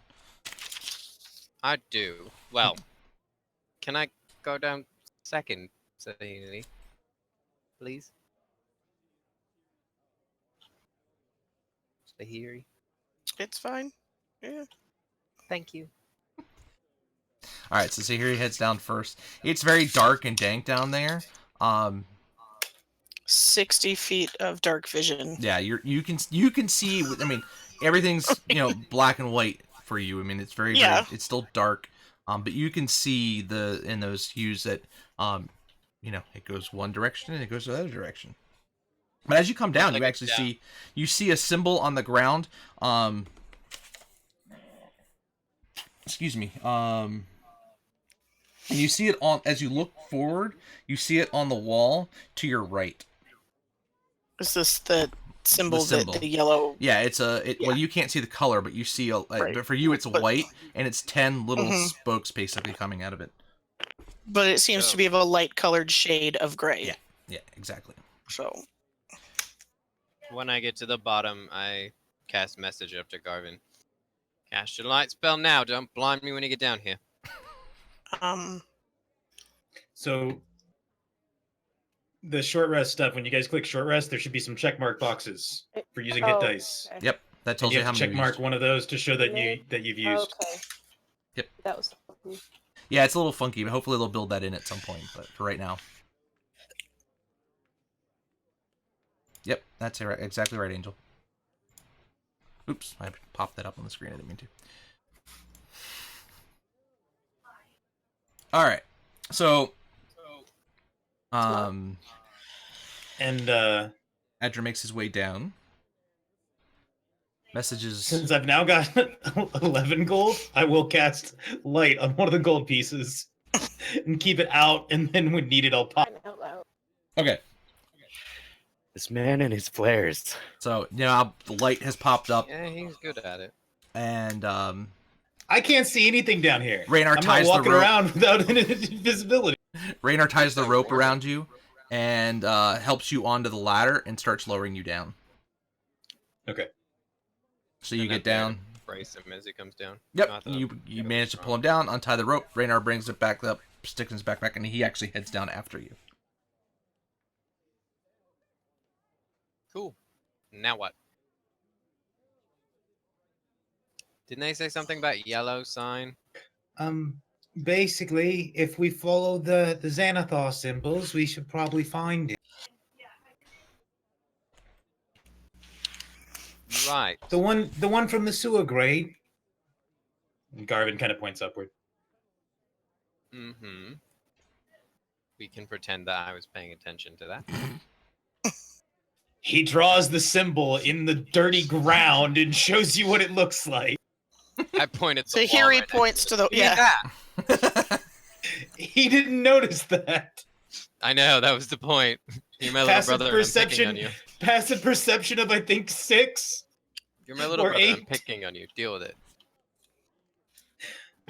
it. Okay. He just sighs. So you guys get down there. You kind of fall in there. It's honestly, from what you can see, it's literally straight. There's no side passages from what you guys have seen so far. So you're walking. It's been about an hour at this point. And as you finally start seeing some signs popping up, and they keep having you go down the tunnel. You get to a three-way intersection, and you see one that has a ladder leading straight up into a stone shaft,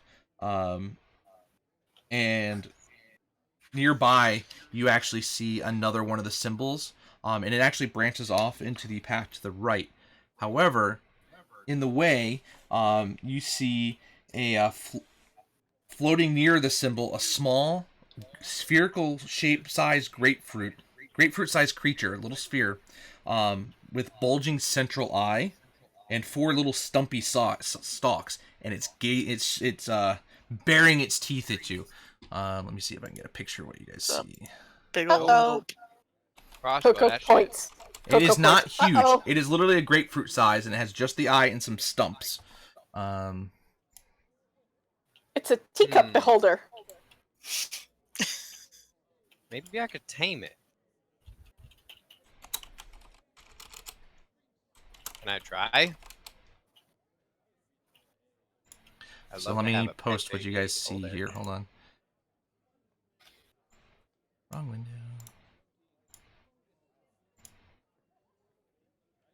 That's what you guys see right there. Adorable. Yeah, I want to try to. I want to try to animal handling that. And how big is this thing again? It's about the size of a grapefruit. Lovely. But as soon as it sees you guys, it actually goes to it's speeding right towards you. So we'll go ahead and roll initiative at this point. Ah. Wow! I was gonna say I was gonna take a pot Great. shot at it.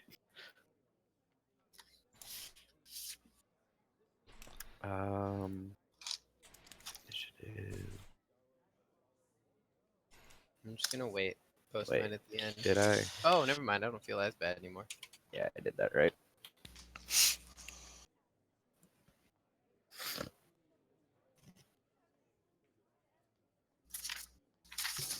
Okay.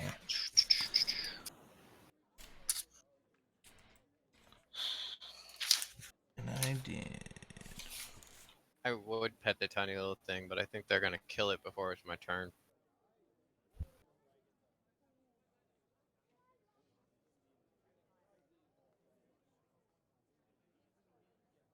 Well, if it's anything like my other campaign, the cleric will cast calm emotions and we'll have a new pet. That's the plan. That's how we- the plan. That's how we adopted a mimic. I mean, if we want a little beholder pet. His name is Toothy McBitey. All right. Toothy So, for short. Angel, you're up first, and you see this creature just coming right at you, teeth baring at you, ready to attack. You say it's the size of a grapefruit, right? Yep. How close is it? From where you guys are, it is about 30 feet away. Would I roll Dex or Strength to punt it? Well, right now it's 30 feet away. Batter up! And if you were gonna punt it, it'd be if you wanted to kick it, it would be an unarmed strike. So it'd be your strength. Okay.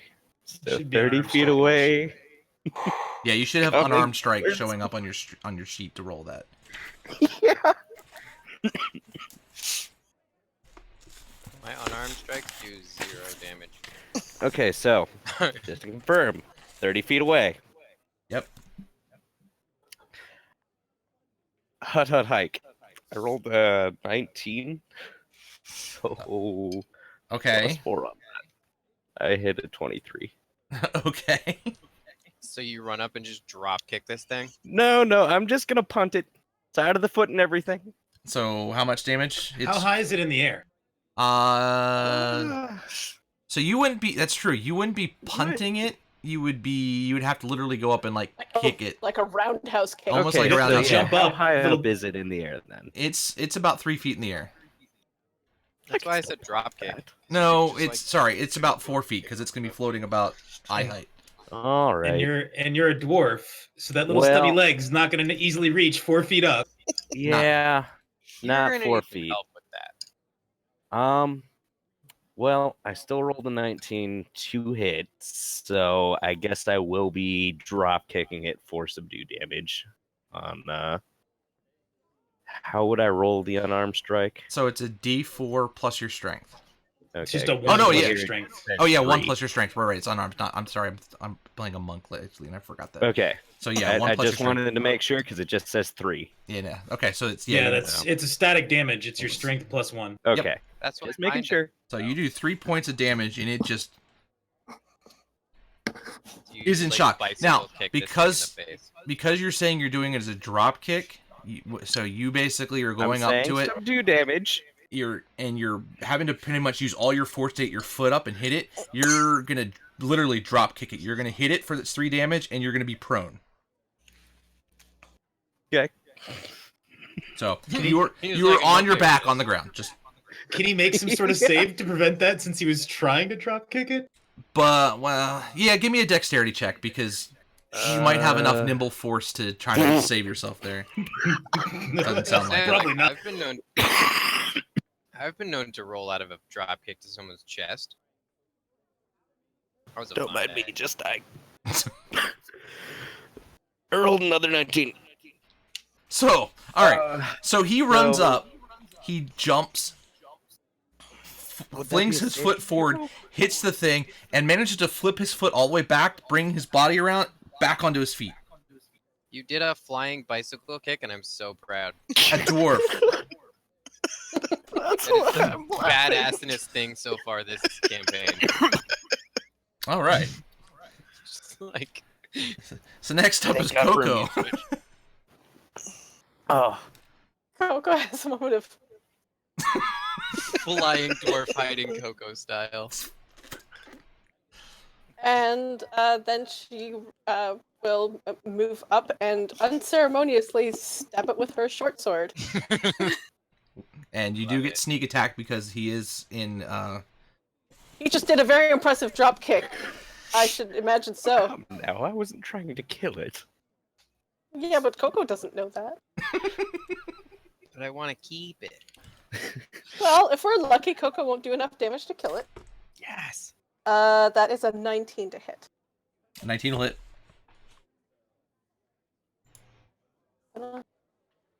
She has a friend within 5 feet, doesn't she? Yes. Yes, Yep. she does. Because if she's gonna go and Why, poke did it with she a just sword, I'm right automatically next to her. get execute Yep, damage? she's poking it She with can her sneak short sword. attack. Yep, that's what she's doing. Yep. Sorry. Okay, so that is 9 points of stabity and 3 points of sneak. You just come right down with your short sword and just slice it right in half like a grapefruit. And it just Oh man. Fruit ninja style. plops straight Say down on the night ground. night. Never even got Man. to do any of the fun with that thing. My god. I kind of wanted to keep that. Rogues, man, Oh, what can well. I say? I wanted to experiment on it. No, he was going to be my pet. He could be your pet. I would just extract things from him. Copy. However, anybody who Sorry, is who a said it was going to be their pet? Coco turns around, looks at you, and then it's a man's voice you've heard before. Good Lord, Penelope, another animal. Yes. And it sounds disapproving. What? Garvin gets a donkey. Why am I arguing with him? Coco whistles disparagingly at you. I suddenly come Yes. to the realization that I'm arguing with a Kenku and like feeling like a child. And I'm like, what is happening?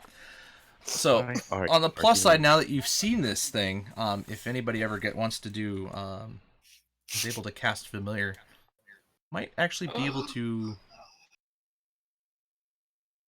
Um, down the can line. I see what I can carve out of it real quick? Is that a Gross, sorcerer's okay. spell by any chance? Oh my god. I mean, it's a first level spell, and it is Please tell available me I not to. can. I'd be the only one who could cast it, but I don't have Yep. it. Great, more pets for Garvin. Just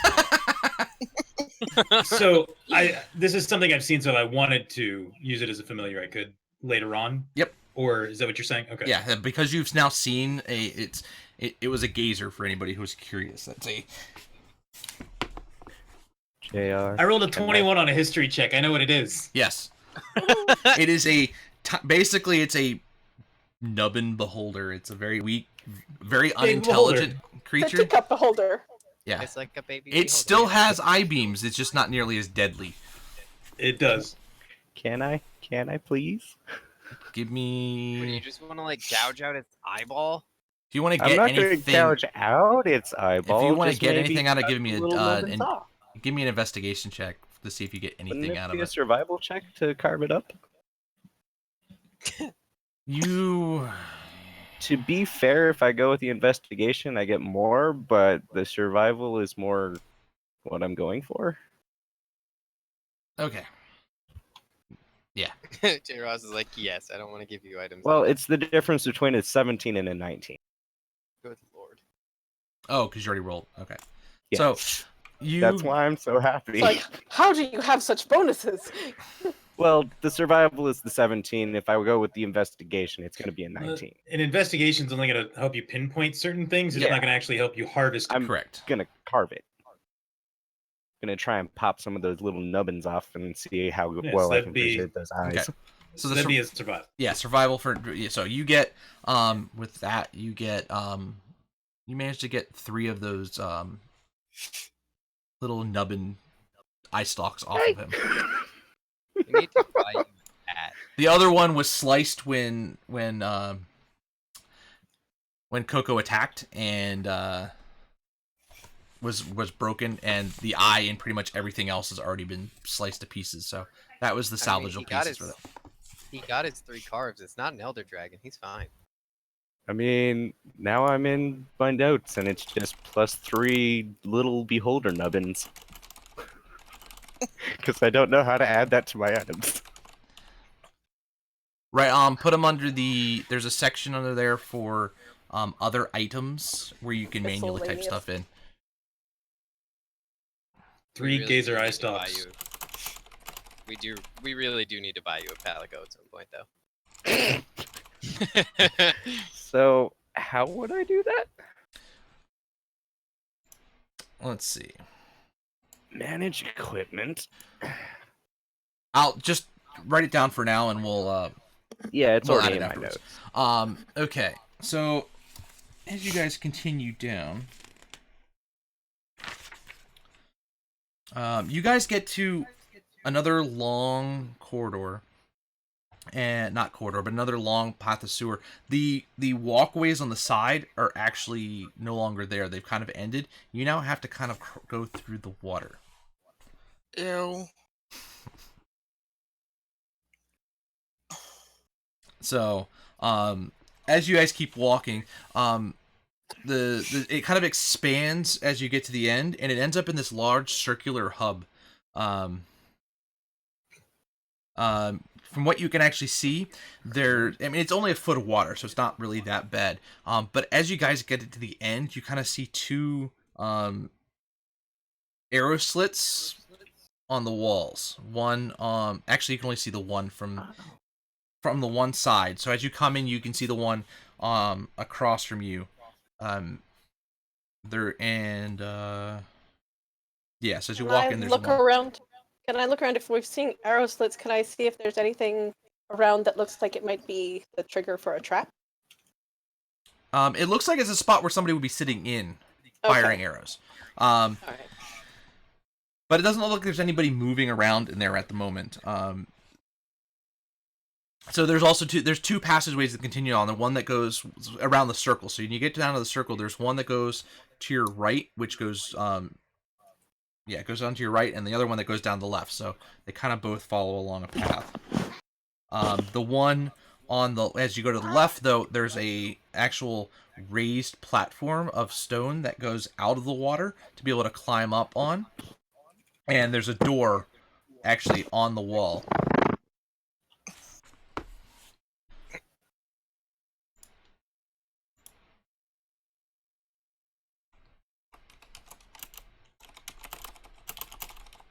So that's what you guys can see. Okay. I look around at the group. Now what? Well, if you give me a minute, I can have my friend open the door for me. It'd take me about 10 minutes. Wait, which friend? The one that invisible helps me change clothes. Oh yeah, that one I made you learn when you were 10. I forgot about that. Out of character, he's talking about Unseen Servant. Mm-hmm. I didn't want to help him change.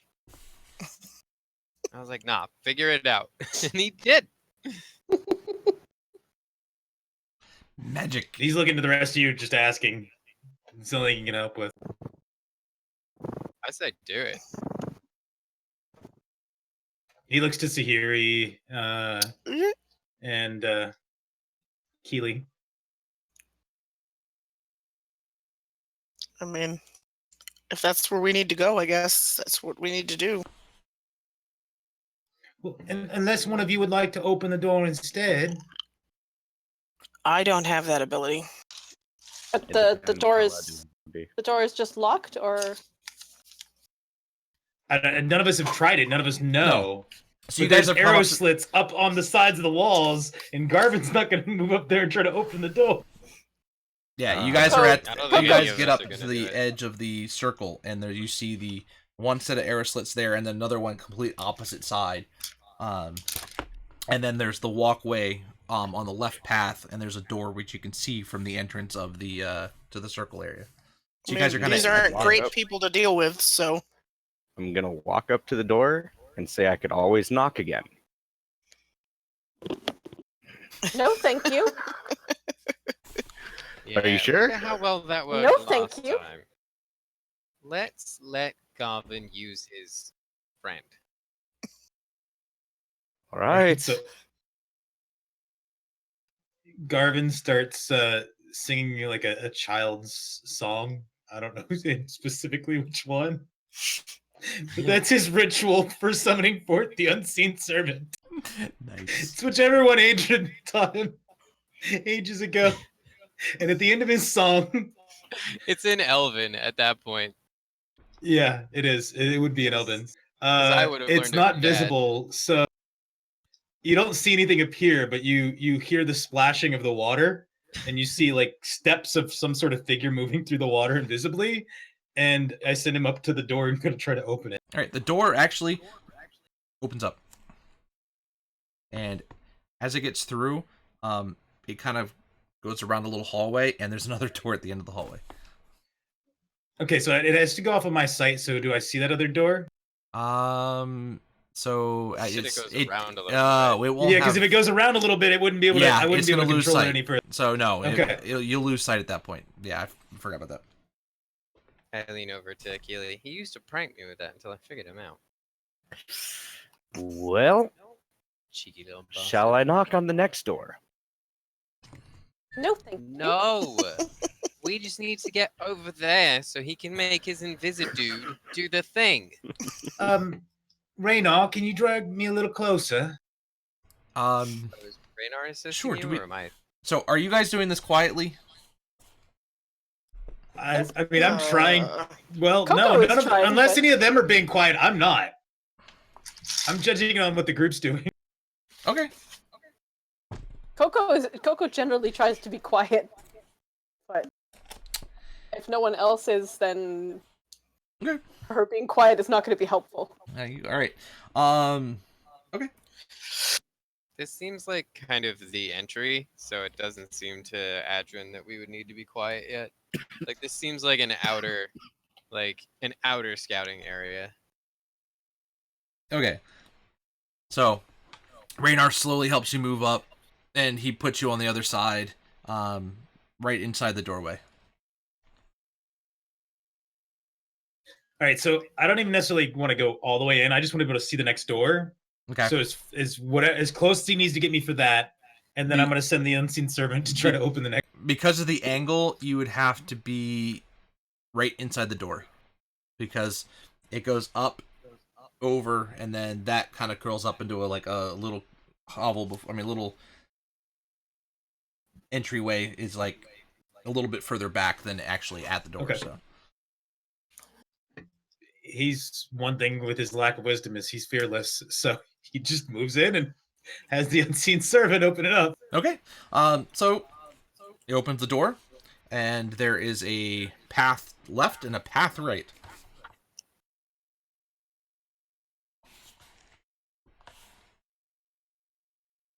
Well, Dad one said of you want to always take a go look? left. The only thing Dad told me about dungeons and the like is always go left. Are you sure it wasn't right? No, Dad said left All right. So, because I said right, and then he made a dumb joke. What joke was that? No, left. Yeah,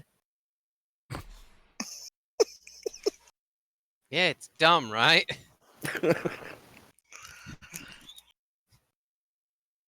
To be fair, that is 100% something Celdiel would have done. all right. Set a child up for that joke. All right. So you guys are going as a group now. Okay. So you're going left. Yes, please. All right. Sounds good. Is there any symbols in the passageways? No, you actually had seen the last symbol just as you got down to the round to the circle. So the last one was in the little circle room before you guys got onto the platform to go through the door. There was just one sitting right there. Right. I think now may be the time, if any, to be a little bit sneaky? Question mark? Looks around the group. Can't find Coco. Well, Coco hasn't Is really. Is there Someone any was rocks? Is there any rocks on the ground? So as you guys get around to that corner, there's actually a lot of litter all over the floor. There's rusty, broken down weapons, threadbare clothing. There's just, it looks like it was an old coat room. But it's all just crap in there. There's just nothing really of any value. I'm picking up something that's easy to throw, casting light on it, and chucking it down the left hall. Okay. I'm just looking at you disapprovingly. Roll me a perception check. Me or All of everybody? us, or- We'll give everybody to have it this one. Nope. Nope. Yes. Yeah. Blackjack. That's a lovely 10. That's a 6. 20.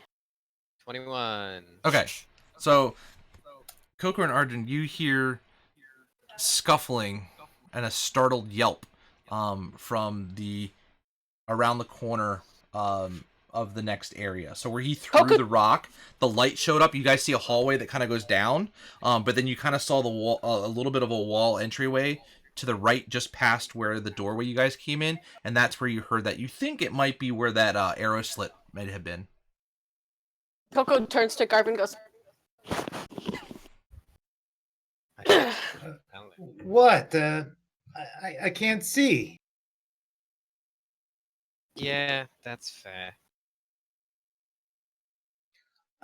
One of these days. What we'll did have you to teach did? him how to Were you feel going to around be in able to darkness. see too? Yes. So Okay, but how are you going to walk? Carefully. as you guys are saying that, you see a goblin walk out of the shadow and towards where the source of the light is. He has not seen you yet.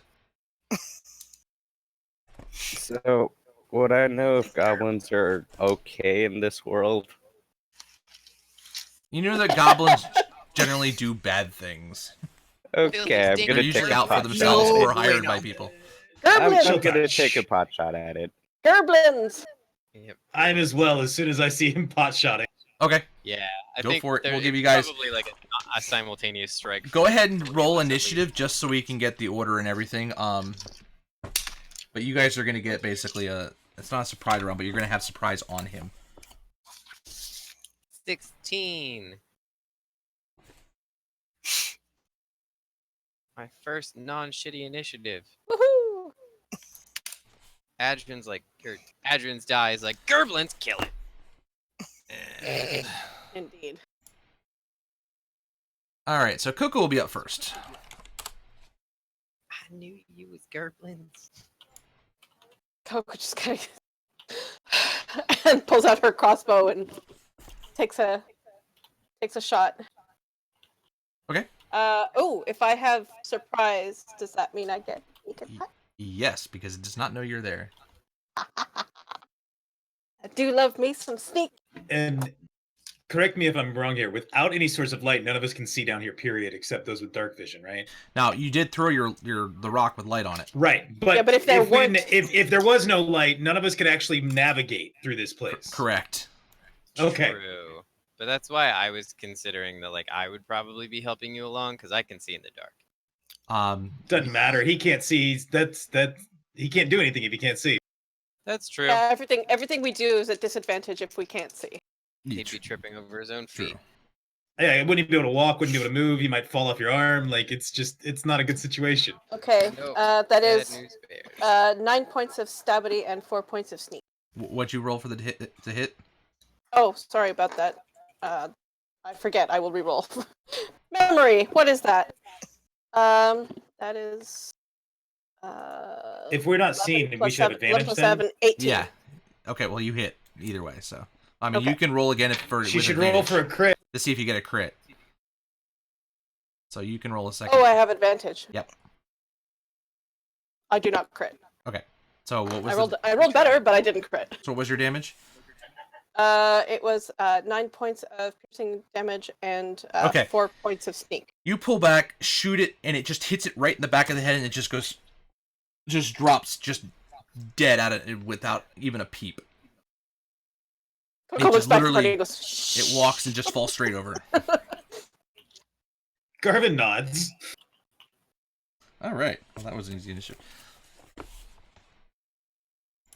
Okay. All right. So you guys, as said, there's the hallway straight up, and you can see kind of it start sloping down with a little bit of steps. But then there's that little hall where the goblin came out of.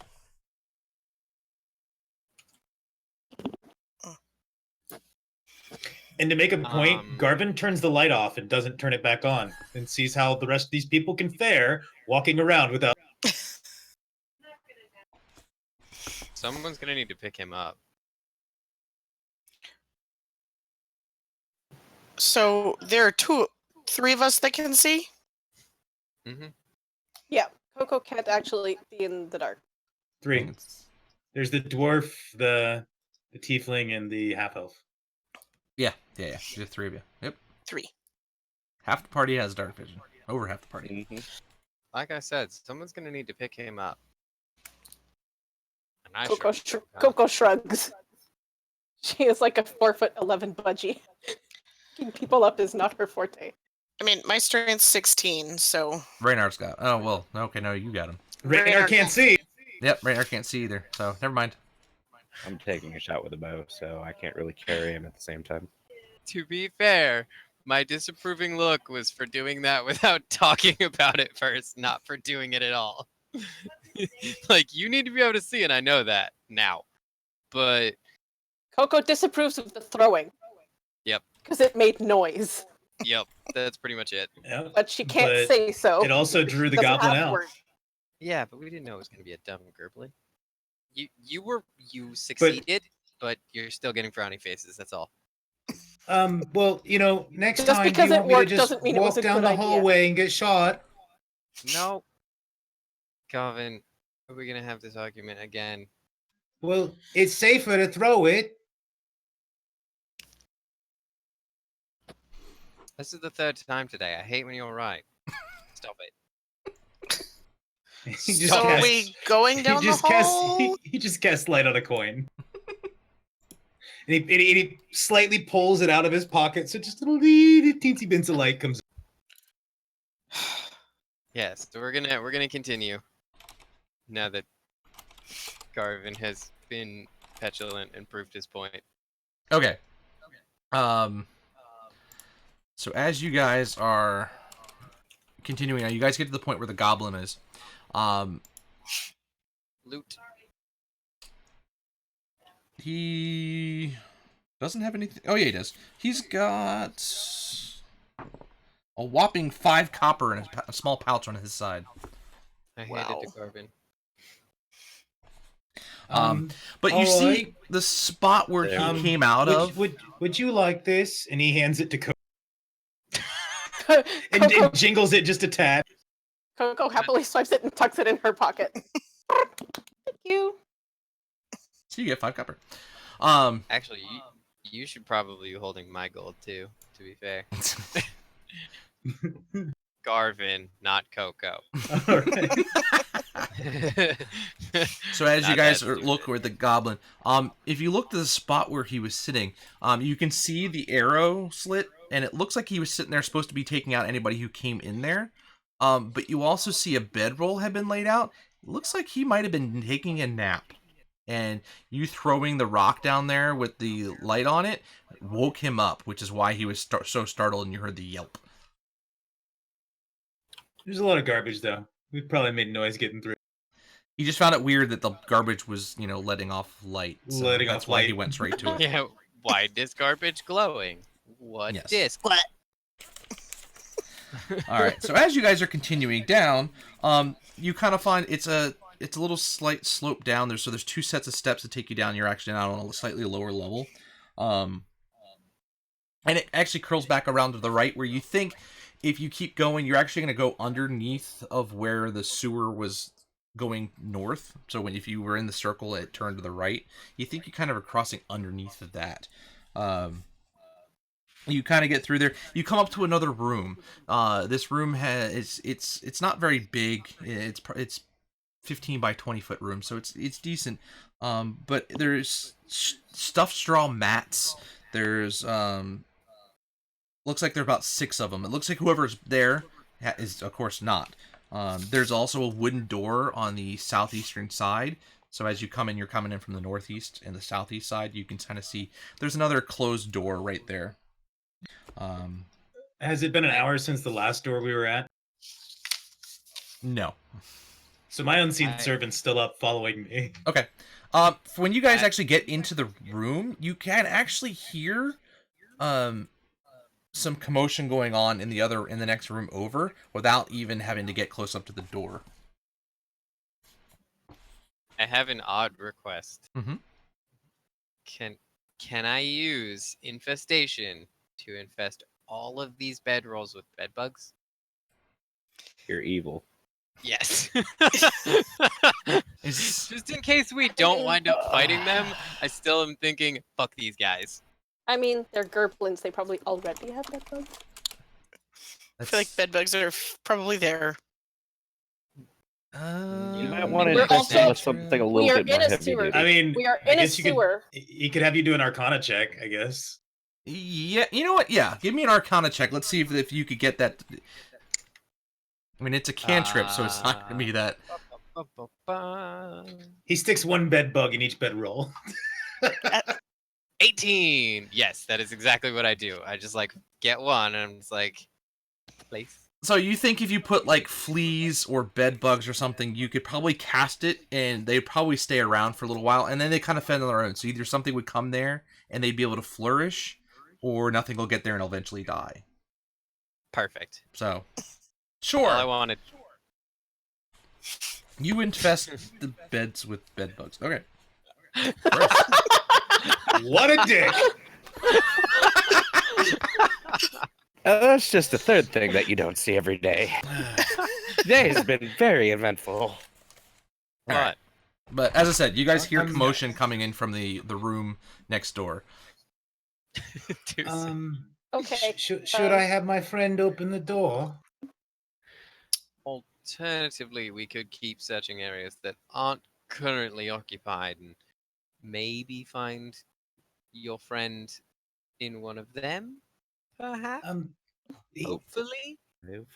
Coco points toward the door as you say, friend. It's like, Does it sound like possibly Yeah. Floon could be in there causing the commotion? You yeah. can go up to the door and do a I try to, perception check. yeah, I press up against the door and try to hear Okay. the nature of the commotion. You hear a voice yelling, put the towel on the bottom, you idiot! That's the only one that's gonna block it.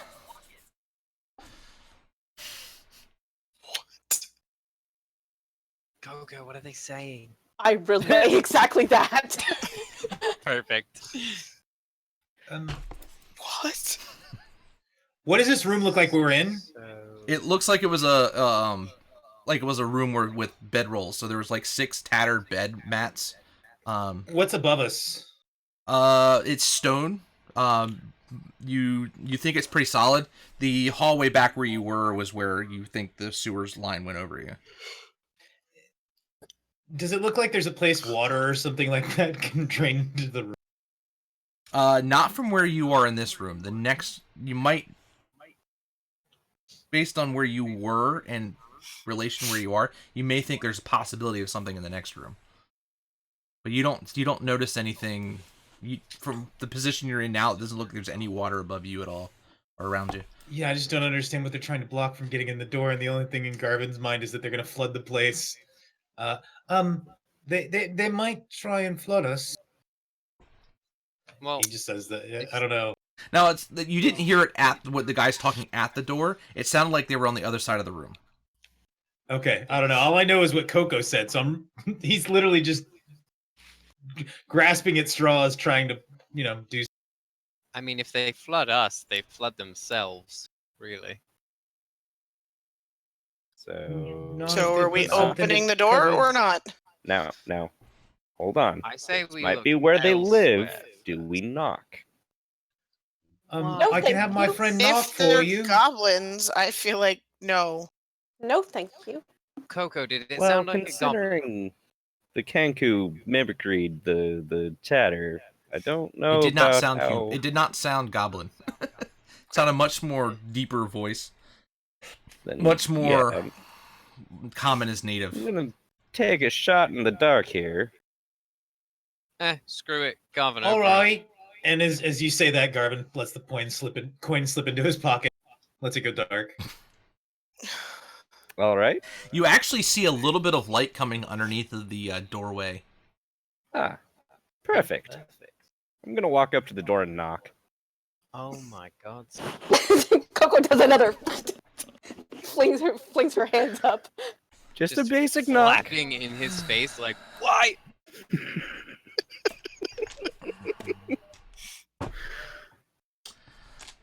You keep hearing arguing coming from the two of them, but nobody comes to the door. Keely, no. Keely, no. I send my friend to just open the door at this point since he's already knocked. I don't know if anybody's. Okay, you open the door. Damn it, that takes away from it. Light comes shining into the room. You see at the door in the northeast corner. So you guys are coming now from the southwest corner. So you guys are facing up around. You see a human who you actually recognize. He was the guy who went and tried punching the half-orc woman in the bar. He's sitting there arguing with a Durgar, a dark dwarf. Not so lovely. They're standing at a doorway. You can see a little bit of water coming out, and the guy is looking. He's trying to cover half the door with a towel, and the other guy is telling him, "Put it at the bottom to keep it out.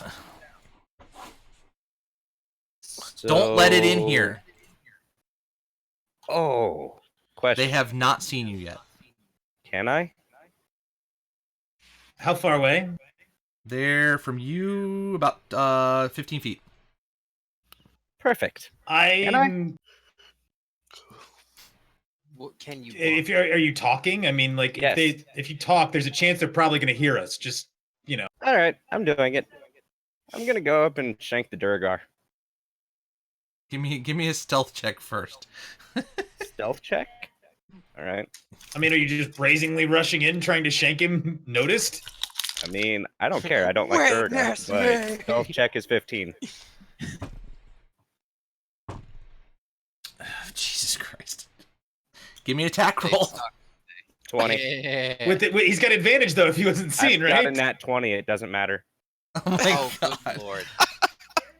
Uh, I was gonna try to diplomacy this, but I like this better. Nope. I don't I was like going to Durgar. charm him, but, whatever. all right, give me you We can crit, still so charm the big one. give me double damage. So just roll the 1d4 and double the roll? No, roll your d4 twice. D4. Okay. So let me do And that. it doubles your sneak attack damage as well. You know the yes. He's not a rogue. Oh, right, Yeah. right. I'm sorry. I'm a ranger. So that would be a 6. Yeah. Okay. So much for that thought. And at that, roll initiative. Yay! Third time tonight. Wow. Damn. 13. And Sirenscape crashed on me. Yay. Oh no. Rip Sirenscape. Now, real quick, it was the Durgar giving directions as to how No, to it was the block human the guy thing, was right? giving the directions. Okay. It was the dwarf who was... Good. We can still charm the Humi. Yes. Oh, excuse Yes. We can With still it'll be harder now that we we've can stabbed his still- buddy. intimidate the human. No. The Charm Durgar's as dead. in Garvin can literally just cast charm person. Not anymore. I was gonna say right. if we've attacked his buddy, that He's either now hostile. he's That's a hostile, problem. so it makes Oh it no, harder. they're definitely hostile. Yeah, but without them seeing us, I could have gotten a non-hostile charm off. Which is rare with hostile target. We cannot unring this bell, however. Huzzah. Yeah. And... So what happens when you have a shank happy dwarf? And he sees the Duragar. It's okay. If we see any like high elves, I'm not gonna be the biggest fan. I mean, Actually, that's not true. Dead. would you have a reason to attack high elves on sight? No, Dad's an elf. I was wrong. Bandits first, Coco. Oh god, your guys' rules. Yeah. They went from really bad to really good. We needed that snack and pee break, man. No. They Durgar. went from really good to suddenly, oh god, I don't have initiative. To Adrin. Oh yeah, that's true. Like half of us. To I Security. just think got we a nat flip-flopped. 20 and then I get a 5 for initiative. Well, at least your You're- die was like, yes, you need to kill You're this. too busy gloating. Well, it's higher than Rhythmic, so... Which I'm still very surprised at, but I have a +3 to initiative. All right. So the first thing that happens is the human guy looks up and's like, "The hell are you doing here?" And turns around and moves up next to Angel and is going to hit you with his scimitar. And that would be a Always 16 to hit. So if it matches, do I take the damage Maxes, or no? it matches. It Okay. hits. Yep. Me to be. Just making sure about that. 3 particular points of roll. slashing damage. All right. All right, Coco. Okay. Wait, if I can't let my reckless buddy be sliced open by scimitars, that's rude. So, just gonna come up behind him and just stabbity.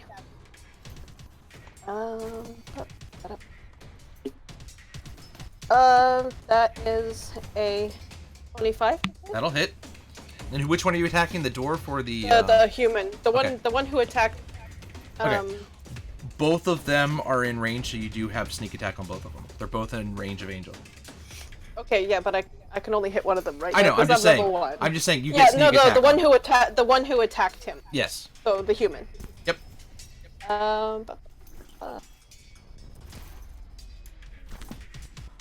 And that is 8 points of. Is it piercing or slashing with a short sword? Anyway, whatever. Damage with short sword and 6 points of sneak. He just drops like a ton of bricks. I get him in the kidneys. Yep. You just slash him right down, and you basically just eviscerate him, and he just drops dead. Say night night. All right. So the dark dwarf looks at his friend go down, and just turns, and he is going to first. He's going to enlarge himself. So he makes himself a large creature. Yep. And he is going to attack. Well, he watched you. He watched you drop his friend. Uh-oh. I'm the one that stabbed him in the back. Uh-oh, indeed, there. Go, Coco, you go. Oh yeah, he is going to hit you with that one. This might hurt a bit. It probably will. It's gonna hurt a lot. Because as enlarged, he doubles his damage. Yep. That's what I was afraid of. It's okay, our cleric's not dead. Not yet. 9 points of piercing damage. I'm still up. I have one hit point. Oof. It's fine. We got this. We're okay. All right, You're at Adrian. 1. That basically makes you invincible. Okay. So the human guy is dead. Now you have a large, dark dwarf that just pummeled Coco.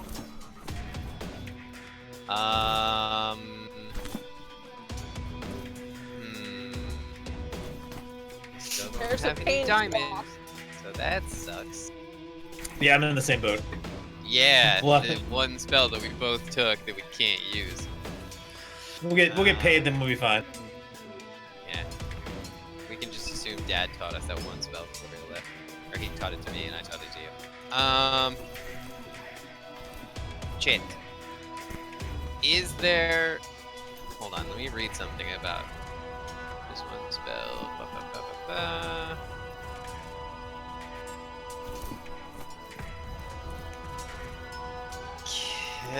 Alright, so this is kind of a weird one, and I'm gonna ask before I say I do it. Can I use Mold Earth to just sort of like glomp onto his legs and just be like, stop it? It's a 5-foot cube. And he's in a 10-foot square. So you could And I just like one of his legs. do it. maybe? Trying to think, that'd be 'Cause kind of it's like not how the spell's intended. yeah, because it's really. But- But you're literally taking it and molding it. Do it as a. All right, so we'll do this as a grapple. Oh, good. With my strength? Okay. Please don't fuck me. Wow. For real? Thanks. 18. I only opposed it with a 12. And that was with advantage. So you basically grabbed one of his legs, and he can't move from this position. It worked. Nice. All right.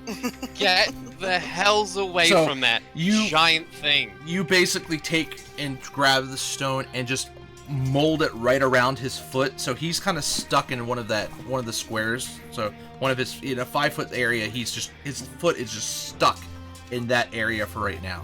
Now he can do a check to try and get out of it if he wants to. Yes, but we have temporary crowd control. Yep.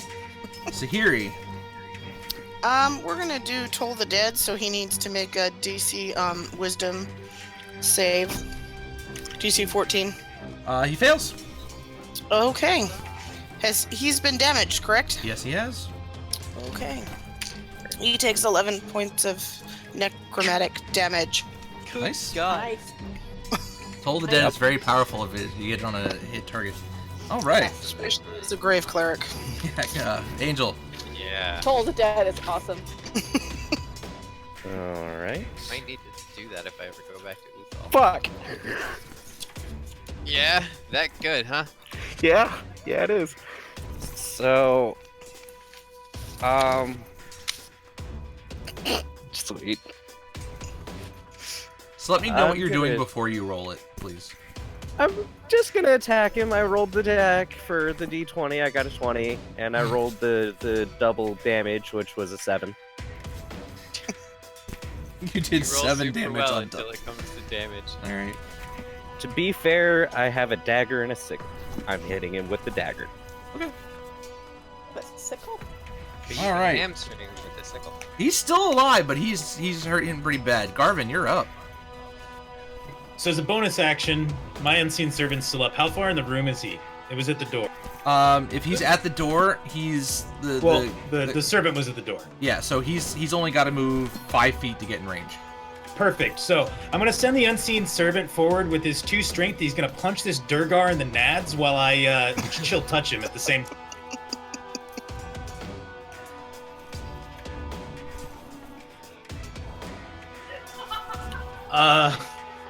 I mean, I figure this is like an athletics check. This is really just to try to distract him. Okay.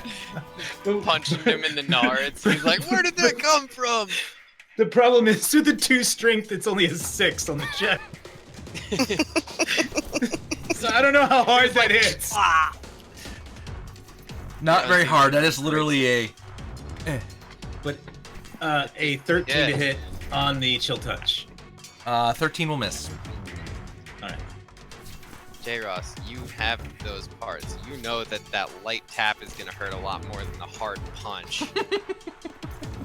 Possibly true. Rhythmic is just dying. Coco, you're up. Unseen servant goes to punch it in the nard and just breaks its wrist. To me? Yeah. Yes, you're up. Okay. Well, wait, hold on. Did the unseen servant take damage from doing that? I'm just curious. It only has 1 hit point. No. It's like Deadpool versus Colossus. Okay. It's like, ah! Ow! Okay. Nope, so we're only like a few steps from the door, right? Yeah, you're a couple steps back, a couple of spots back from the main door, but there is another door to your right, and he's actually blocking the door that they were kind of watching before. But there is another door straight ahead from the door you came in at. Okay. But he's right in your face. There's a big old dwarf that's huge, Oh yeah. or very Oh no, large my in your face. question is, my dilemma is, do I attack or do I disengage? And Well, good thing you're. Oh wait, you're not level 2. no, yet. I'm not 2nd level yet. I can't disengage as a bonus yet. Nope. Sad face. Very sad face. Bad trombone. Very sad face. Oh, okay, Coco's kind of reckless. She's gonna try attacking me again. It's okay, it seems like half the party is reckless. Yeah, she's not stupid, but she tends to fight when she feels cornered. So Like most animals do. yeah. Yep. And that is 19 to hit. That will hit. And that is 7 damage plus 3 sneak attack. So Okay, for a total so- of 10. All right. So because this thing is so large, you have to basically stab it right in the leg, but you happen to hit it right in one of its arteries in the leg, and he just collapses and starts slowly shrinking back down into his normal size, and he is now dead. And bleeding it out all over the floor. Coco wipes Dwarves are her smaller. Did they Coco have- wipes her blade on his clothing. Ah, good kill, pretty buddy. Dwarves Who's the have pretty less bird, blood. Coco? Who's the pretty bird? And I'm just I mean, are we still in initiative? Nope. Somebody might want to check the door. They were trying to block something from getting in. I'm mold earth. Door's fine. I rolled a 6, so I'm perceiving jack shit. I'm gonna start, kicking You are that Durgar's perceiving- corpse. You are perceiving that there is a now 5-foot square Yep. block of ground blocking that door in place. Yep, no, I don't even see that. I'm just kicking the Durgar's corpse. That's- I'm good. What did the Durgar hit me with again? He hits you with a war pick. Okay, so Damn. he just kind of jabbed it in me, right? That's why it was piercing damage, because it had the hook on the end. Okay. I'm gonna. Okay, so Coco is going to sidle over to Sahiri. Ow. Siri's kind of gonna look and shrug. I'm good when you're down. I can heal you now, but I'm not as effective. Right.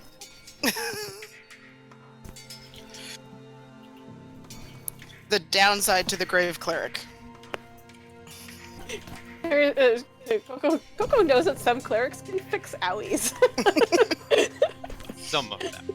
Some of them. Unfortunately, not ours. Not all clerics are quite that geared up. All right, you guys root through the corpses, and you actually don't find anything. They had literally nothing on them. Well, I take that war pick, because that looks somewhat valuable. Did the human not have any weapon at all? He had a scimitar. Yeah, scimitar. Okay, I'll take that. So I mean, it's just basic stuff, but nothing of great value. So. I mean, a scimitar's worth like 25 gold. Yeah. Just saying. All right. Thanks, Clippy.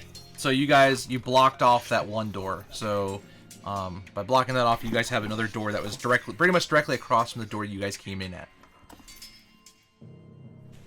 So were they guarding that door? Or were they trying to block? Trying to in? From what you guys saw, it Do we looked see a like they towel were... shoved up to the ceiling from the stone that was slammed in place? Yeah, well, he raised it up, he shot it up. Now that's at the top. Yeah. So what you saw was trying. It looked like they were trying to block off the door, but the Durgar wasn't getting the fact that in order to stop whatever was trying to get through, the best thing to do was block it on for the bottom because there was a gap about that wide underneath. Ah.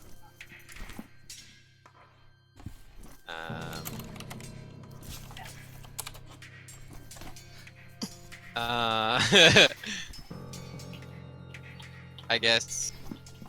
Shall we onward then? All right. So you guys are gonna get to the door, and that's actually where we're gonna stop for tonight because you guys got some stuff coming up. I didn't even realize it was already 12:30. Yeah, we've got about a half hour over. Already. Yeah, I was like, oh, I didn't know. But Yeah, Having too much fun. yeah, no, that was good. that's a good thing. So Now I have to find a new pun for next week. He who knocks.